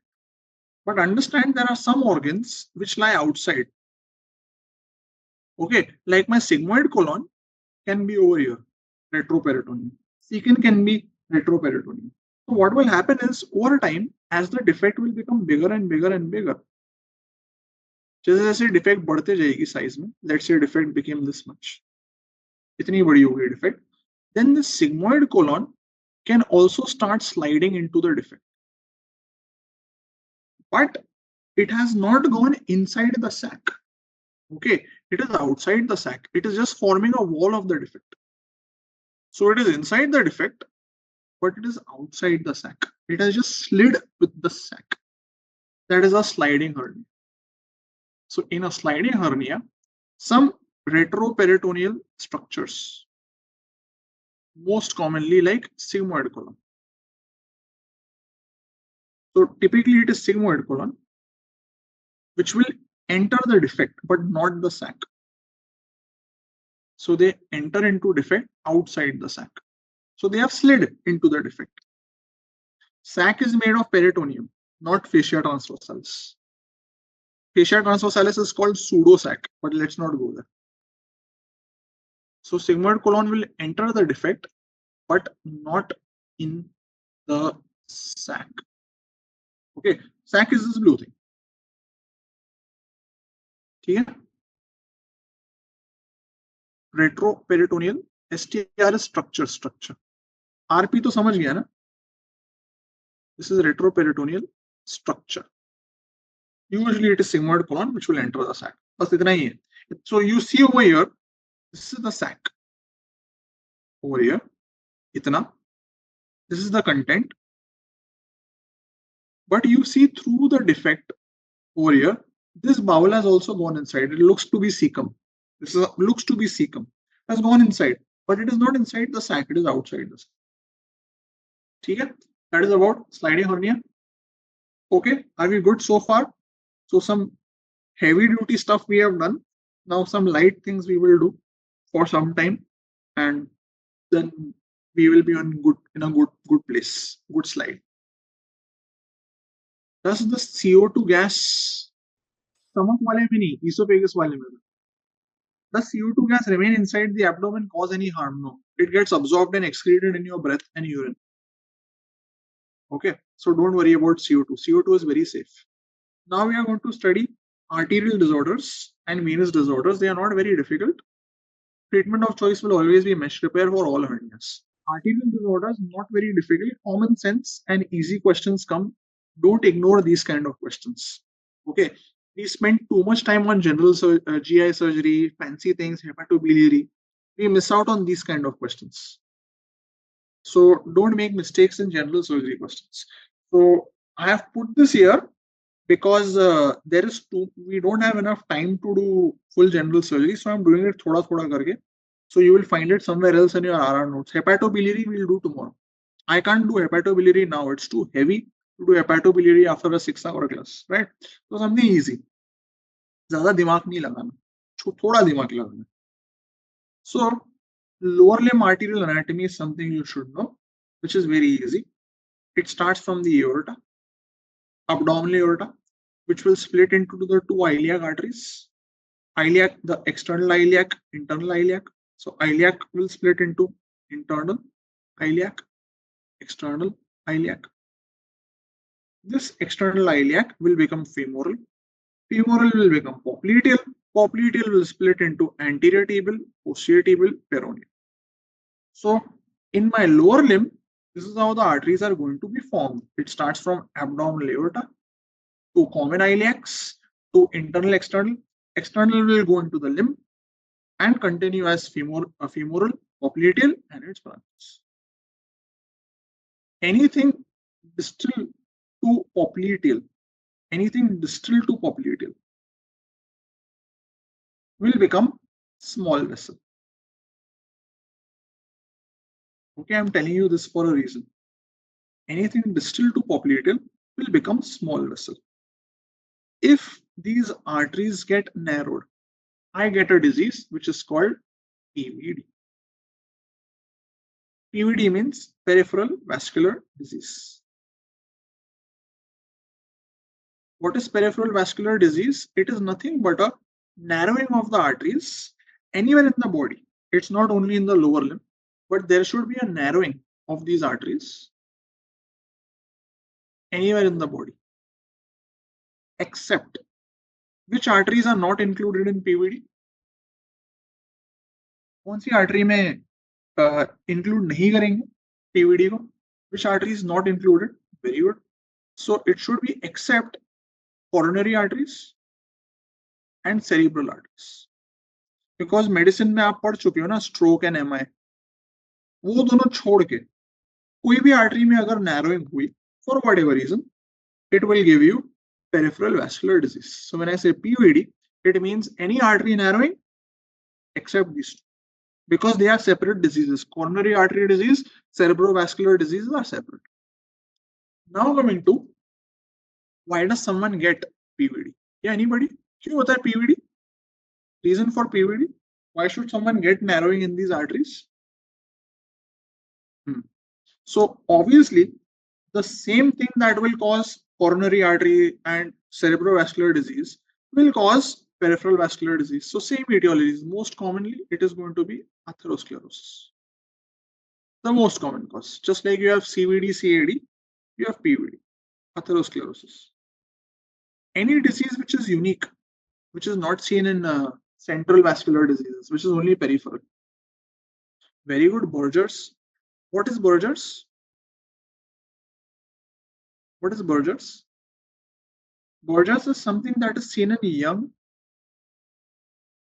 smoker males, unfortunately. Like you, not like senior wale, cancer wale nahi, like you, young smoker males will get Berger's. And Berger's only affects small vessels. So there is an inflammation of small vessels. That's why I said small vessels. So Berger's will only affect peroneal artery, dorsalis pedis artery, छोटे arteries. It will not affect femoral popliteal. वो सब में नहीं होगा. It is an inflammation of these arteries. Okay, it's seen in young smoker males, not in elderly smoker males. ये जगह में आप फंस गए. Okay, so these are some of the important reasons for PVD. Please remember one very important thing about PVD, that PVD is a chronic disease. Okay, it is a chronic disease. The narrowing happens over a period of time. It is not like a thromboembolism. That is very different. Whatever I am going to discuss will not be about thromboembolism. It will be about this. In thromboembolism, there is a sudden block. Sudden block is not PVD. Sudden block is called acute limb ischemia, जो इसमें applicable नहीं. ठीक है? So this is going to be PVD. Now coming to ठीक है चलो artery थोड़ी narrow हो गई, common iliac narrow हो गई. What is the big deal? What will happen if the artery is narrow? So what? Popliteal थोड़ी narrow हो गई atherosclerosis से. क्या बड़ी बात है? Blood flow decrease, hypoxia. Okay, so there will be ischemia. Okay, that's the message. Whenever there is going to be PVD, wherever there is narrowing, distally blood flow will reduce, and because the blood flow reduces, there will be ischemia. This ischemia will present in a certain way, which is called as intermittent claudication. Okay, like you have angina pectoris in coronary artery disease, you have intermittent claudication in PV. As simple as that. So angina hota hai na, when the person walks, he gets retrosternal cramping, compressing chest pain. It's because of ischemia. Same way over here, intermittent claudication is going to be a cramping pain. Typically, when he walks or exercises, it is because of ischemia. So whichever artery has narrowing, the muscles distal to it will become ischemic. So कौन से muscle में उसको cramp होता है will tell you where is the narrow. Okay, this ischemia or intermittent claudication will not happen on the first step. It will happen on walking some distance. So he should walk some distance when he gets the pain, which is called as claudication distance. तो थोड़े चलने पे होगा उसको ये. That is called as claudication distance. And when he takes a break, when he rests, it should get relieved within 5 minutes. It should not take longer. If it takes longer, what does it mean? Which pain in lower limb takes more than 5 minutes of rest to relieve? ये कौन सी pen है? Ischaemic pen तो 5 minute के अंदर चली जानी चाहिए. ये कौन सी पेन है जिसको टाइम लगता है कम होने को? No, not rest pain will never go away. Rest pain कभी भी नहीं जाएगी. What is, I don't know what is MG. So this is going to be seen in pain of neurological origin, neurogenic pain. Like someone who has a lumbar canal stenosis. That pain will not go away very soon. It will take time. Ischemic pain will go away very fast. And if the person says, I walk 100 meters and I get pain, normally this distance will remain quite fixed. Okay, this distance will remain quite fixed. So for 2-3 months, he will be able to walk 100 meters. Then it will become 90 meters, then 80, then 70. Slowly, this distance will become shorter. Why is it becoming shorter? Why does the claudication distance reduce over time? Yeah, obviously, as the narrowing will get worse, the claudication distance will become shorter. Absolutely right. Easy. That it's telling you severity of the disease. Is there any other way of gauging the severity of the disease? Symptomatically? Any other way? This was a question that was asked in FMG. Okay, I will tell you. Understand this. So I told you, based on where the occlusion is, just distal to it, you will get maximum symptoms. So if the block is very high up, aortoiliac, this is where the narrowing is, very high up in the aortoiliac region, then both the common iliacs will suffer. So he will have bilateral claudication in the buttocks. He may also have impotence. What is this called? This two together, impotence and claudication. Impotence is happening because the nerves of the penis are getting ischemic. Very good. This is called as Lerich's syndrome. Okay, this is called as Lerich's syndrome. So block in the aortoiliac, he'll have claudication in the buttocks. Block in the external iliac, he'll have claudication only on that side in the thigh. So the more distal the block, the more distal the pain. If the block is in the femoral, he'll have mainly in the calf or maybe in the upper thigh or lower thigh, maybe, usually in the calf or lower thigh. If it's more lower down, then he'll have claudication in the calf or foot. So basically, when the patient says he's getting cramping pain in the calf, you will say, okay, block is maybe knee joint or little above it. As you can predict the site of occlusion based on the symptomatology. You can palpate his pulsations also. उससे भी पता चलेगा popliteal feel ही नहीं हो रही है तो block popliteal के ऊपर है. Popliteal feel हो रही है, block is below popliteal. So like that you can predict on history and examination where the block is. They asked a very unique question this time. Okay, not this one, this one, this one. This was asked now in the 2024 Jan paper. A very unique question. I teach these kind of things to MBBS students. So now they are asking MBBS type of questions, you know, from post PG level, they have gone to MBBS level. Like you study this in case taking. So I was surprised this question came. It's a very MBBS level question, the kind of things I teach to my practical students in final MBBS well. Anyway, so patient comes with pain after walking, which means he is having intermittent claudication. The pain is relieved by rest. Based on Boyd's classification, what is the most? Anybody can tell me all the grades 1, 2, 3, 4? You're all saying 3. What is grade 1? What is grade 1 of intermittent claudication? 500 meters. ऐसा कुछ नहीं. There is nothing like 500 meters. पता नहीं तुक्का. No. See, you don't know. This is not given in surgery books. This is given in surgery practical books. In grade 1, इन्होंने distance कहाँ दिया है? In grade 1, when he walks, he gets pain. But when he continues to walk, you know what happens when he continues to walk? Does the pain get worse? Does the pain remain the same? Does the pain reduce? What happens? The pain goes away. The pain disappears. Isn't it weird? Walking is bringing pain and walking is making the pain disappear. It's so weird. ऐसे कैसे हो सकता है? How can the pain disappear?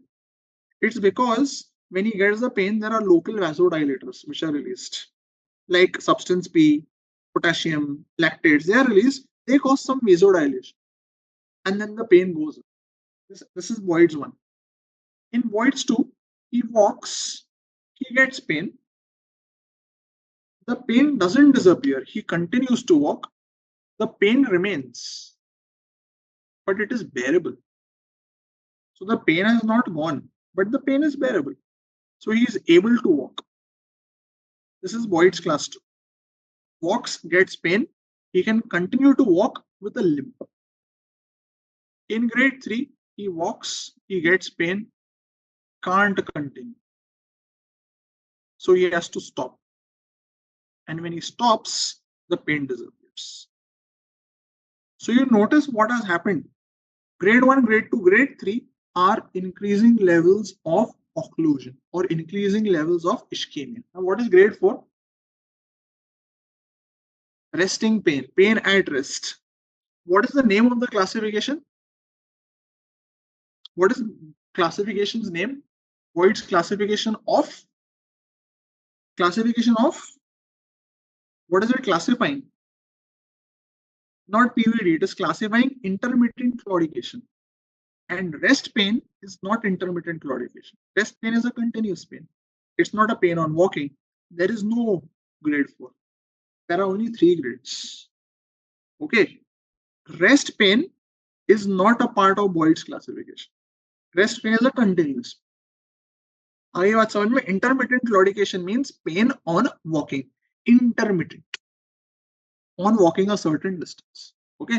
Books will give you grade 4 is rest pain. It is wrong. Yeah, it is wrong. Okay. It is ischemic, but it is not a part of Boyd's. Anyways. So when someone has these kind of features of intermittent claudication, rest pain, gangrene, what do? The first investigation that you're going to do is going to be a Doppler, arterial Doppler. Basically, I want to look at the arteries of that limb, see which is narrow, how much it is narrow, how good is the blood flow, how bad is the blood flow. That is called arterial Doppler, also called as arterial duplex. Duplex means there are 2 parts. One is the ultrasound part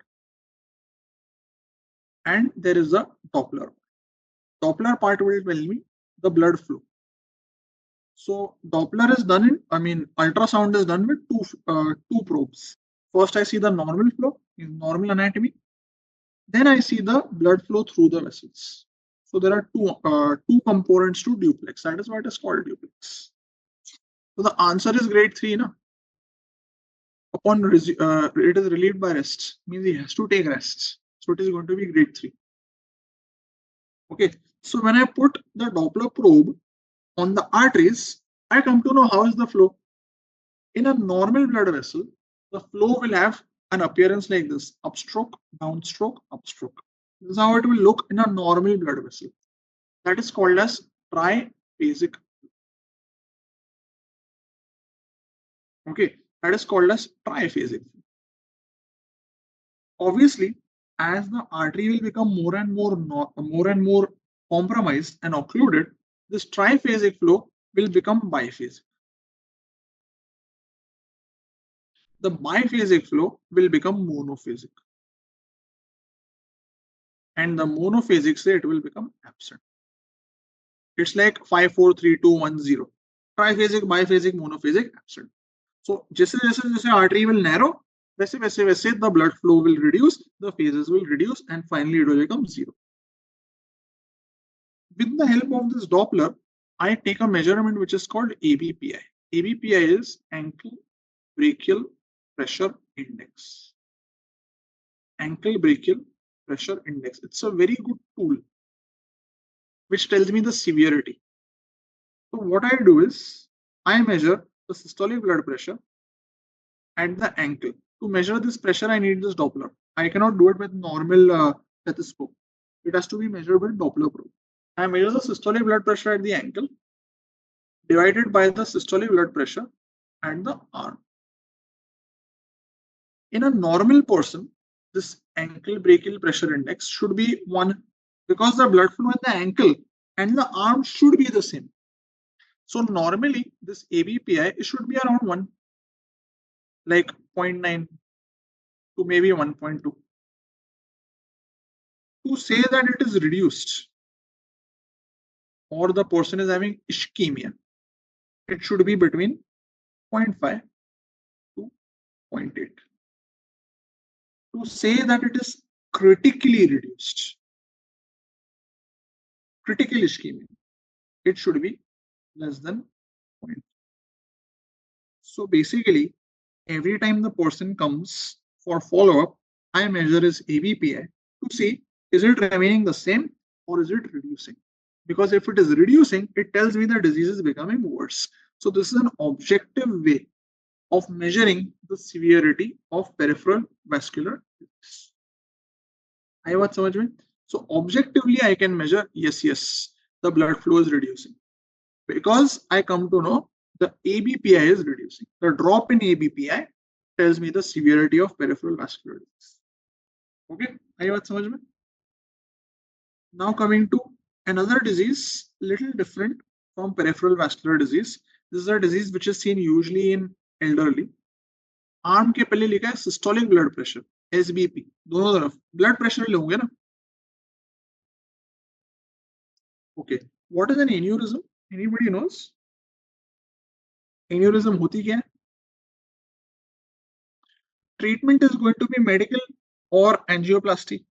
No, it's not rupture. Rupture नहीं होता है इसमें. There is no rupture. Aneurysm is when the diameter of the artery increases by more than 50%. Diameter of artery. Aneurysm is only in arteries. If it increases by more than 50%, which means, let's say the abdominal aorta has a normal diameter, let's say of 1 centimeter. If the diameter becomes 1.5 centimeter, I will call it aneurysm. So it is relative to the size of the normal.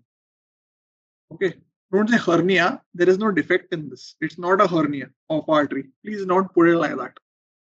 What is the most common site of aneurysm? Most common site of aneurysm? Most common site overall is going to be intracranial. Okay, brain के अंदर, circle of Willis. If they ask you most common extracranial site, means outside the brain, most common site of aneurysm, what is the answer? Very good. Abdominal aorta. It is going to be infrarenal abdominal aorta. Means below the origin of renal artery. So infrarenal abdominal aorta. If they ask you most common site of peripheral aneurysm, the answer is going to be popliteal artery. So these are some one-liners you should know. How will a person with abdominal aortic aneurysm present and how are you going to manage it? How will the person present with abdominal aortic aneurysm? Extreme pain, mass, expansile pulsation. Dysphagia is not seen in abdominal aortic. Those are seen in thoracic aneurysms, not in abdominal aortic. So unfortunately, no. Most of the times, it is diagnosed incidentally. Means you did ultrasound abdomen and you found an abdominal aortic aneurysm incidentally. If there is any symptom pertaining to the aneurysm, any symptom, if it is symptomatic, backache, severe pain, fainting, it means there is impending rupture. It's a dangerous sign. Okay, it means it is impending rupture. Okay, so please remember this. Any symptomatic aneurysm is a dangerous finding. How do you diagnose it and how do you treat it? Diagnosis and treatment.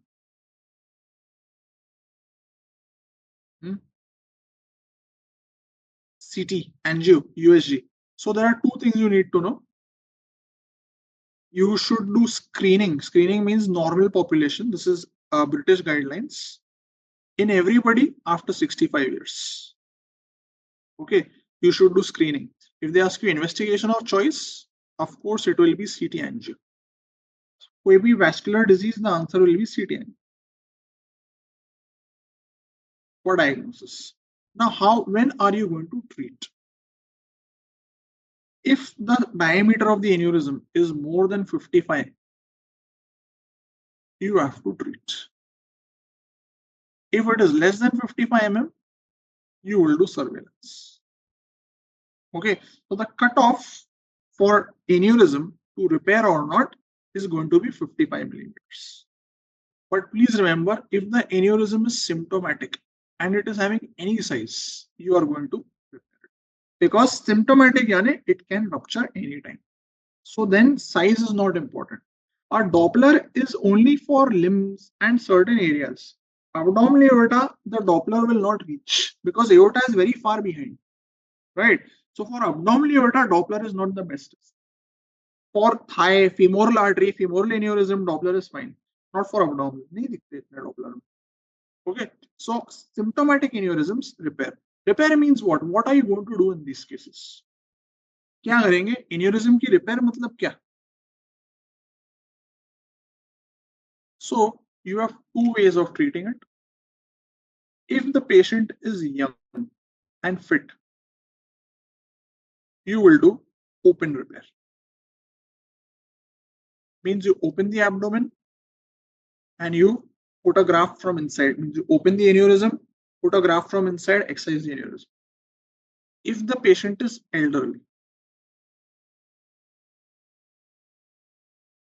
unfit, then you will do what is called as EVAR, endovascular aneurysm repair. Okay, the treatment depends on age, fitness, how emergent it is. So either you do open repair if it's a young patient, elderly patient, you do endovascular aneurysm repair. This is not a surgery. This is done by a radiologist. Endovascular and aneurysm repair. So you put a stent across the aneurysm. ठीक है, आया बात समझ में? Last thing is popliteal aneurysm. You will repair it if it is more than 20 millimeters or symptomatic. Any symptomatic disease, you will repair. As simple as that. ठीक है? Okay. Now come to varicose veins. What are varicose veins? Easy topic. Easy peasy.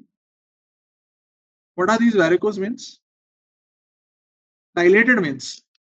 Anyone who goes to the gym will have dilated veins over here. Are those varicose veins? कोई भी gym जाएगा उसके तो veins dilate हो ही जाते हैं over time. Not with itching. No. So please understand, when I say varicose veins, yes, they should be dilated veins. Yes, they should be superficial veins. So they are dilated, elongated, superficial veins. So only superficial veins can dilate. But very importantly, there should be a phenomena seen in those veins that is called as reversal of flow. There has to be a reversal of flow. Bina reversal of flow, you cannot call it varicose veins. Now, what is this reversal of flow? I will explain it in a very simple way. Okay, no rocket science. सरल तरीके से नहीं, sphincter नहीं है इसमें. There is no sphincter here. Normally, you see varicose veins normally in the lower limb. So, in the lower limb, there are three groups of veins. One are your superficial veins. That is your great saphenous vein and your short saphenous vein, GSV, SSV. They are your superficial veins. These are the ones which will become varicose. But on the other hand, there are deep veins, like femoral vein, popliteal vein. All of them are deep veins. And there is a third group of veins. Anybody can tell what is the third group of veins in the lower limb? Surgeons में बहुत नहीं होता, वो misunderstanding है. Very good. Perforators, excellent. Some of you have told correctly. There are perforators. Perforators are like your fistulae. जैसे आप बोलते हो ना, they are extra pathways. They are connections between superficial and deep veins. So now what happens in a normal person? Normally, blood flows in these superficial veins. Okay, GSV, SSV. And these superficial veins get connected to the deep veins. Like the great saphenous vein joins the femoral vein over here in the thigh, which is called saphenofemoral junction. The popliteal vein will join the short saphenous vein will join the popliteal vein here. That is the saphenopopliteal junction. So like that, superficial and deep veins are all connected, and the blood flows from superficial veins to the deep veins. Similarly, you have perforators. Perforators are extra. Like between the superficial and deep veins, there are more connections. So this is a superficial vein, and this is a deep vein, bigger one. There are perforators like this. They are extra throughout. There are many perforators. Here also the blood should flow superficial to deep. Should always flow in this direction. In varicose veins, at some of these sites, the blood flow gets reversed. There is a reversal of flow. So when I say reversal of flow, it will reverse from deep to superficial. आई बात समझ में? So when I say reversal of flow, the reversal should happen from deep veins to superficial veins and not the normal way from superficial to deep. It's like reverse peristalsis. Because of this reversal, the superficial veins get an extra load. तो उनका खून आगे जाने के बदले थोड़ा पीछे आता. And because it keeps refluxing, the veins dilate. These are varicose veins. So to label someone as varicose veins, I have to demonstrate this reversal. Where does this reversal happen? कहाँ पे होगा ये reversal? Normally, what are the sites of incompetence or sites of reversal? Or rather, what is the most common site of reversal? Where will it happen? Normally. So obviously they will happen at junctional areas where the superficial and deep veins are uniting. That's where it will reverse. So normally it will happen at the saphenofemoral junction. That is the most common site, SFJ. It can happen at other sites. It can happen at saphenopopliteal junction. It can happen at the perforators. So when I have to prove someone has varicose veins, I don't need to say veins are dilated. I want to find out where is the reversal. Is it happening at the SFJ? Is it happening at the saphenopopliteal junction? Is it happening at the perforators? Or is it happening at multiple sites? Not necessarily it will be only one site. It can be at multiple sites. That is the message. The idea is not to say varicose veins. Patient will tell you, पैर की नस सूजी हुई है. Okay, no big deal. Your job as a doctor is to identify where. Because where there is reversal is where you have to treat. Okay, the treatment depends on the site of the incompetence. इतना समझ गए? बाकी का part बहुत easy. Rest of the things are very easy. So what you need to know is how will the person present clinically, the clinical features, the complications. Okay, ये दो चीजें पता होनी चाहिए, for which there is a staging which is called CEAP classification, जो मैं आपको बताऊंगा, where the C stands for the clinical part, means what features has the person come with. So if someone has varicose veins, normally he will just have the dilated veins, but over time, if the varicose veins are not treated, he starts getting these complications. The first thing that he will get will be edema, because the veins are dilated, some fluid will leak out, he gets edema. Over time, he gets skin changes like pigmentation. So what you see here, all this dark red patches, that is the pigmentation. You may get eczema. The white scales that you see here, all this white, that is eczema, eczematoid reactions. As the disease becomes more and more chronic, the skin of the lower limb will become thick. That is called as lipoderma sclerosis. Lipo means the fat in the subcute. Derma means skin. Sclerosis means thick. So the skin will become thick, the fat will become thick. When I touch the leg, it will feel very hard, not feel like your leg soft and supple. The skin becomes hard. All this happens over a period of time. And the most important complication is this, that is venous ulcer. This will happen typically in an area which is called Gator's area. That is the most common site, Gator's area. This area is just above the medial malleolus. That is a typical site of this ulcer, just above the medial malleolus. So whenever you see an ulcer like this is the medial malleolus, a shallow ulcer, superficial ulcer, just above the medial malleolus, it is a venous ulcer. Anything else you see in the picture apart from the ulcer? और भी कुछ दिख रहा है apart from ulcer? Very good. So please notice here these dark patches which you don't see here. ये तो मत बोलना पैर काला है. Okay, it's not that he is dark skinned, it's just that this area has become dark. That is my pigmentation. You see these white scales over here, eczema. What does it tell you? It tells you that patient को सिर्फ ulcer नहीं होगा. He should have other complications much before he gets the ulcer, because they go in this sequence. That is the message. So to label it as venous ulcer, you should see ulcer location and medial malleolus just above it, and you should see other signs of varicose veins. तभी तो बोलोगे कि varicose ulcer. आई बात समझ में? ऐसे दिमाग वापरोगे ना तो लाइफ इजी होगी, वरना सब चीज में रट्टाबाजी करना. And this is what you see. This is called atrophy blanchi. This is a white patch.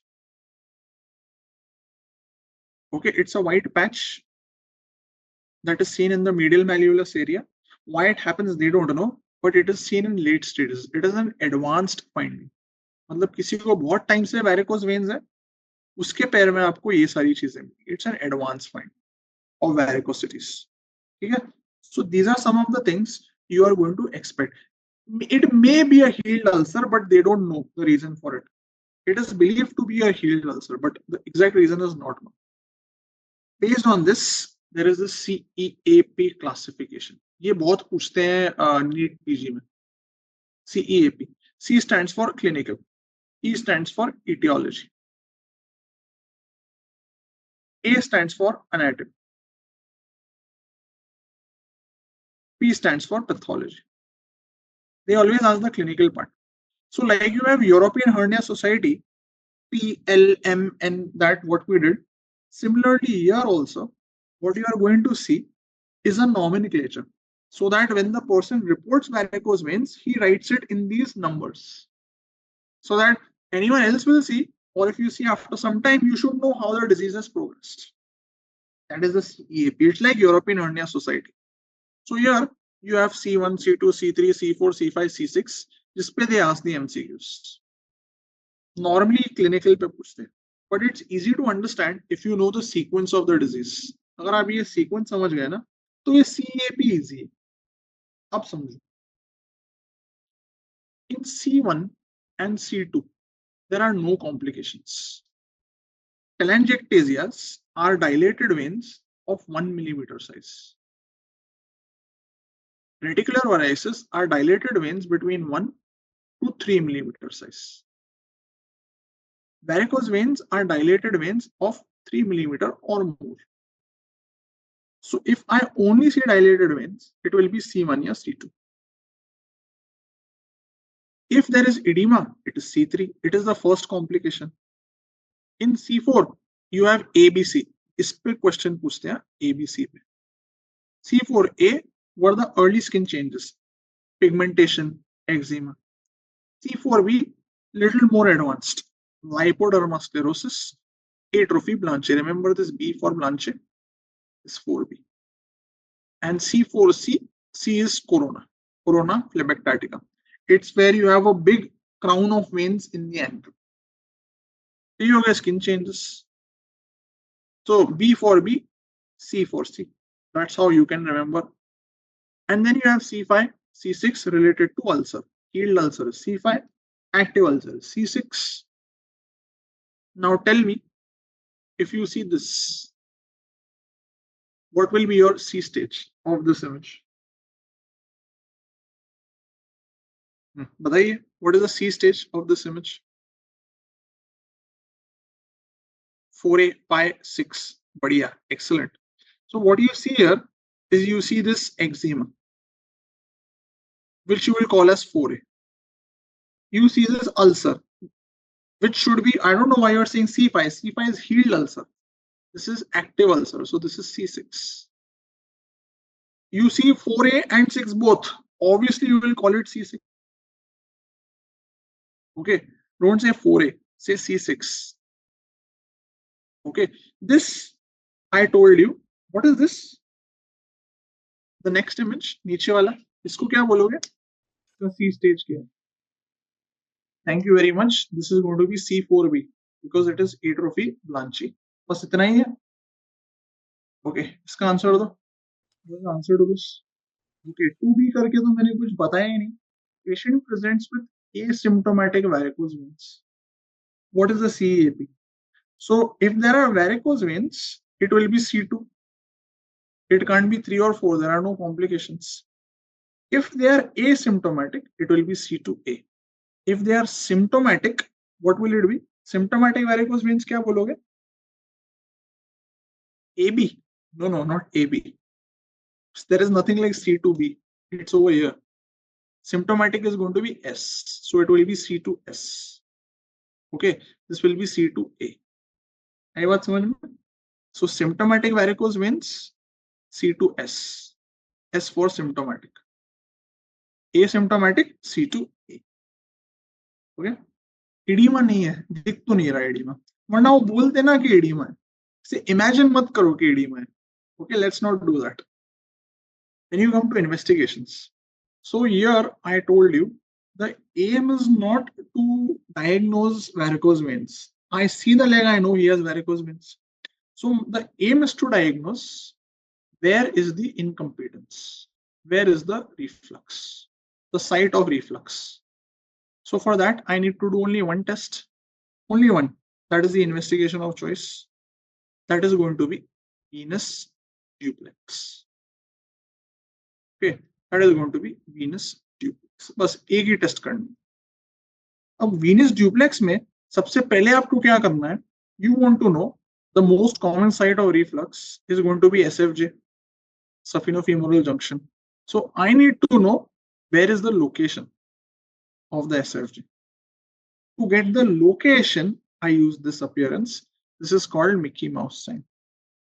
Okay, so Mickey Mouse sign, the idea is it tells me where is the saphenofemoral junction. तो जहां पर मुझे ये appearance दिख गया ना of these three structures, I see the femoral vein here, I see the great saphenous vein like this over here, and I see the femoral artery next to it. I know, okay, this is the site of the saphenofemoral junction where I have to check for the incompetence. बस इतना ही. So the idea is Mickey Mouse is for localizing the saphenofemoral junction, right? Last part is going to be treatment. What is the treatment for varicose veins? How do you treat it? What is the treatment? for varicose veins? Conservative. Socks. Don't say socks. You do stockings. So basically, if they are uncomplicated varicose veins, then you will do conservative management. Okay, conservative management. Conservative means you will give him these compression stockings. What is the benefit of compression stockings? How do they help him? What is the benefit of compression stockings? ये वाला stocking नहीं है doctor Ram, STAL के नहीं है वो. Push the blood, pressure increase, stop, reversal. No, they have only one benefit. They will only provide symptomatic relief. Nothing else. They will not do any reversal. Okay, they will only provide symptomatic relief.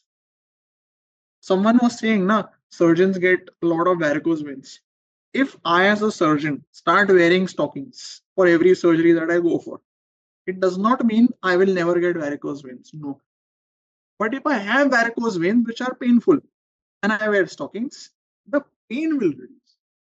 Okay, that's it. The pain, the heaviness, the discomfort will reduce. They have no preventive benefit. They have no therapeutic benefit. So don't tell the patient stocking पहनो पैर ठीक हो जाएगा. ऐसा नहीं होगा.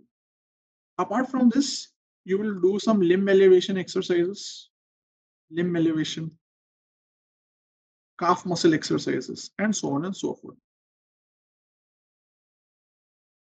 If the patient has complications, obviously you are going to do surgery. And the treatment of choice is this procedure. Please have a good look at it. This is called EVLA. EVLA stands for endovenous laser ablation. आज के ज़माने में this is the treatment of choice.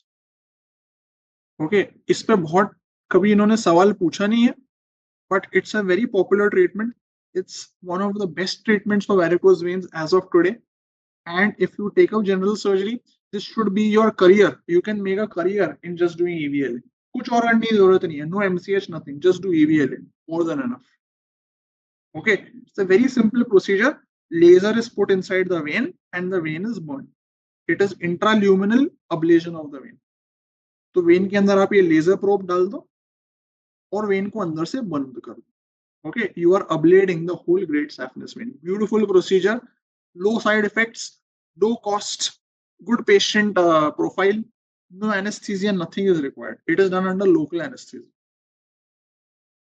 If the person has very few varicosities, एक दो varicosities है, if he has very few varicosities, then you can do one procedure which is called as foam sclerotherapy. But mind you, foam sclerotherapy is only done अगर एक दो छोटे मोटे varicosities है. It cannot be done in the whole great saphenous vein. Okay, that is going to be foam sclerotherapy. The old treatment of varicose veins was open surgery. पहले करते थे, आजकल इतना common नहीं है. That was called Trendelenburg procedure. पहले के जमाने में करते थे Trendelenburg procedure. In this procedure, you would physically remove the whole great saphenous vein. You would strip the great saphenous vein. So there used to be stripping of GSV. And they asked this question that if you strip the great saphenous vein, which nerve will get injured? Nerve injury when I do stripping. What is the answer?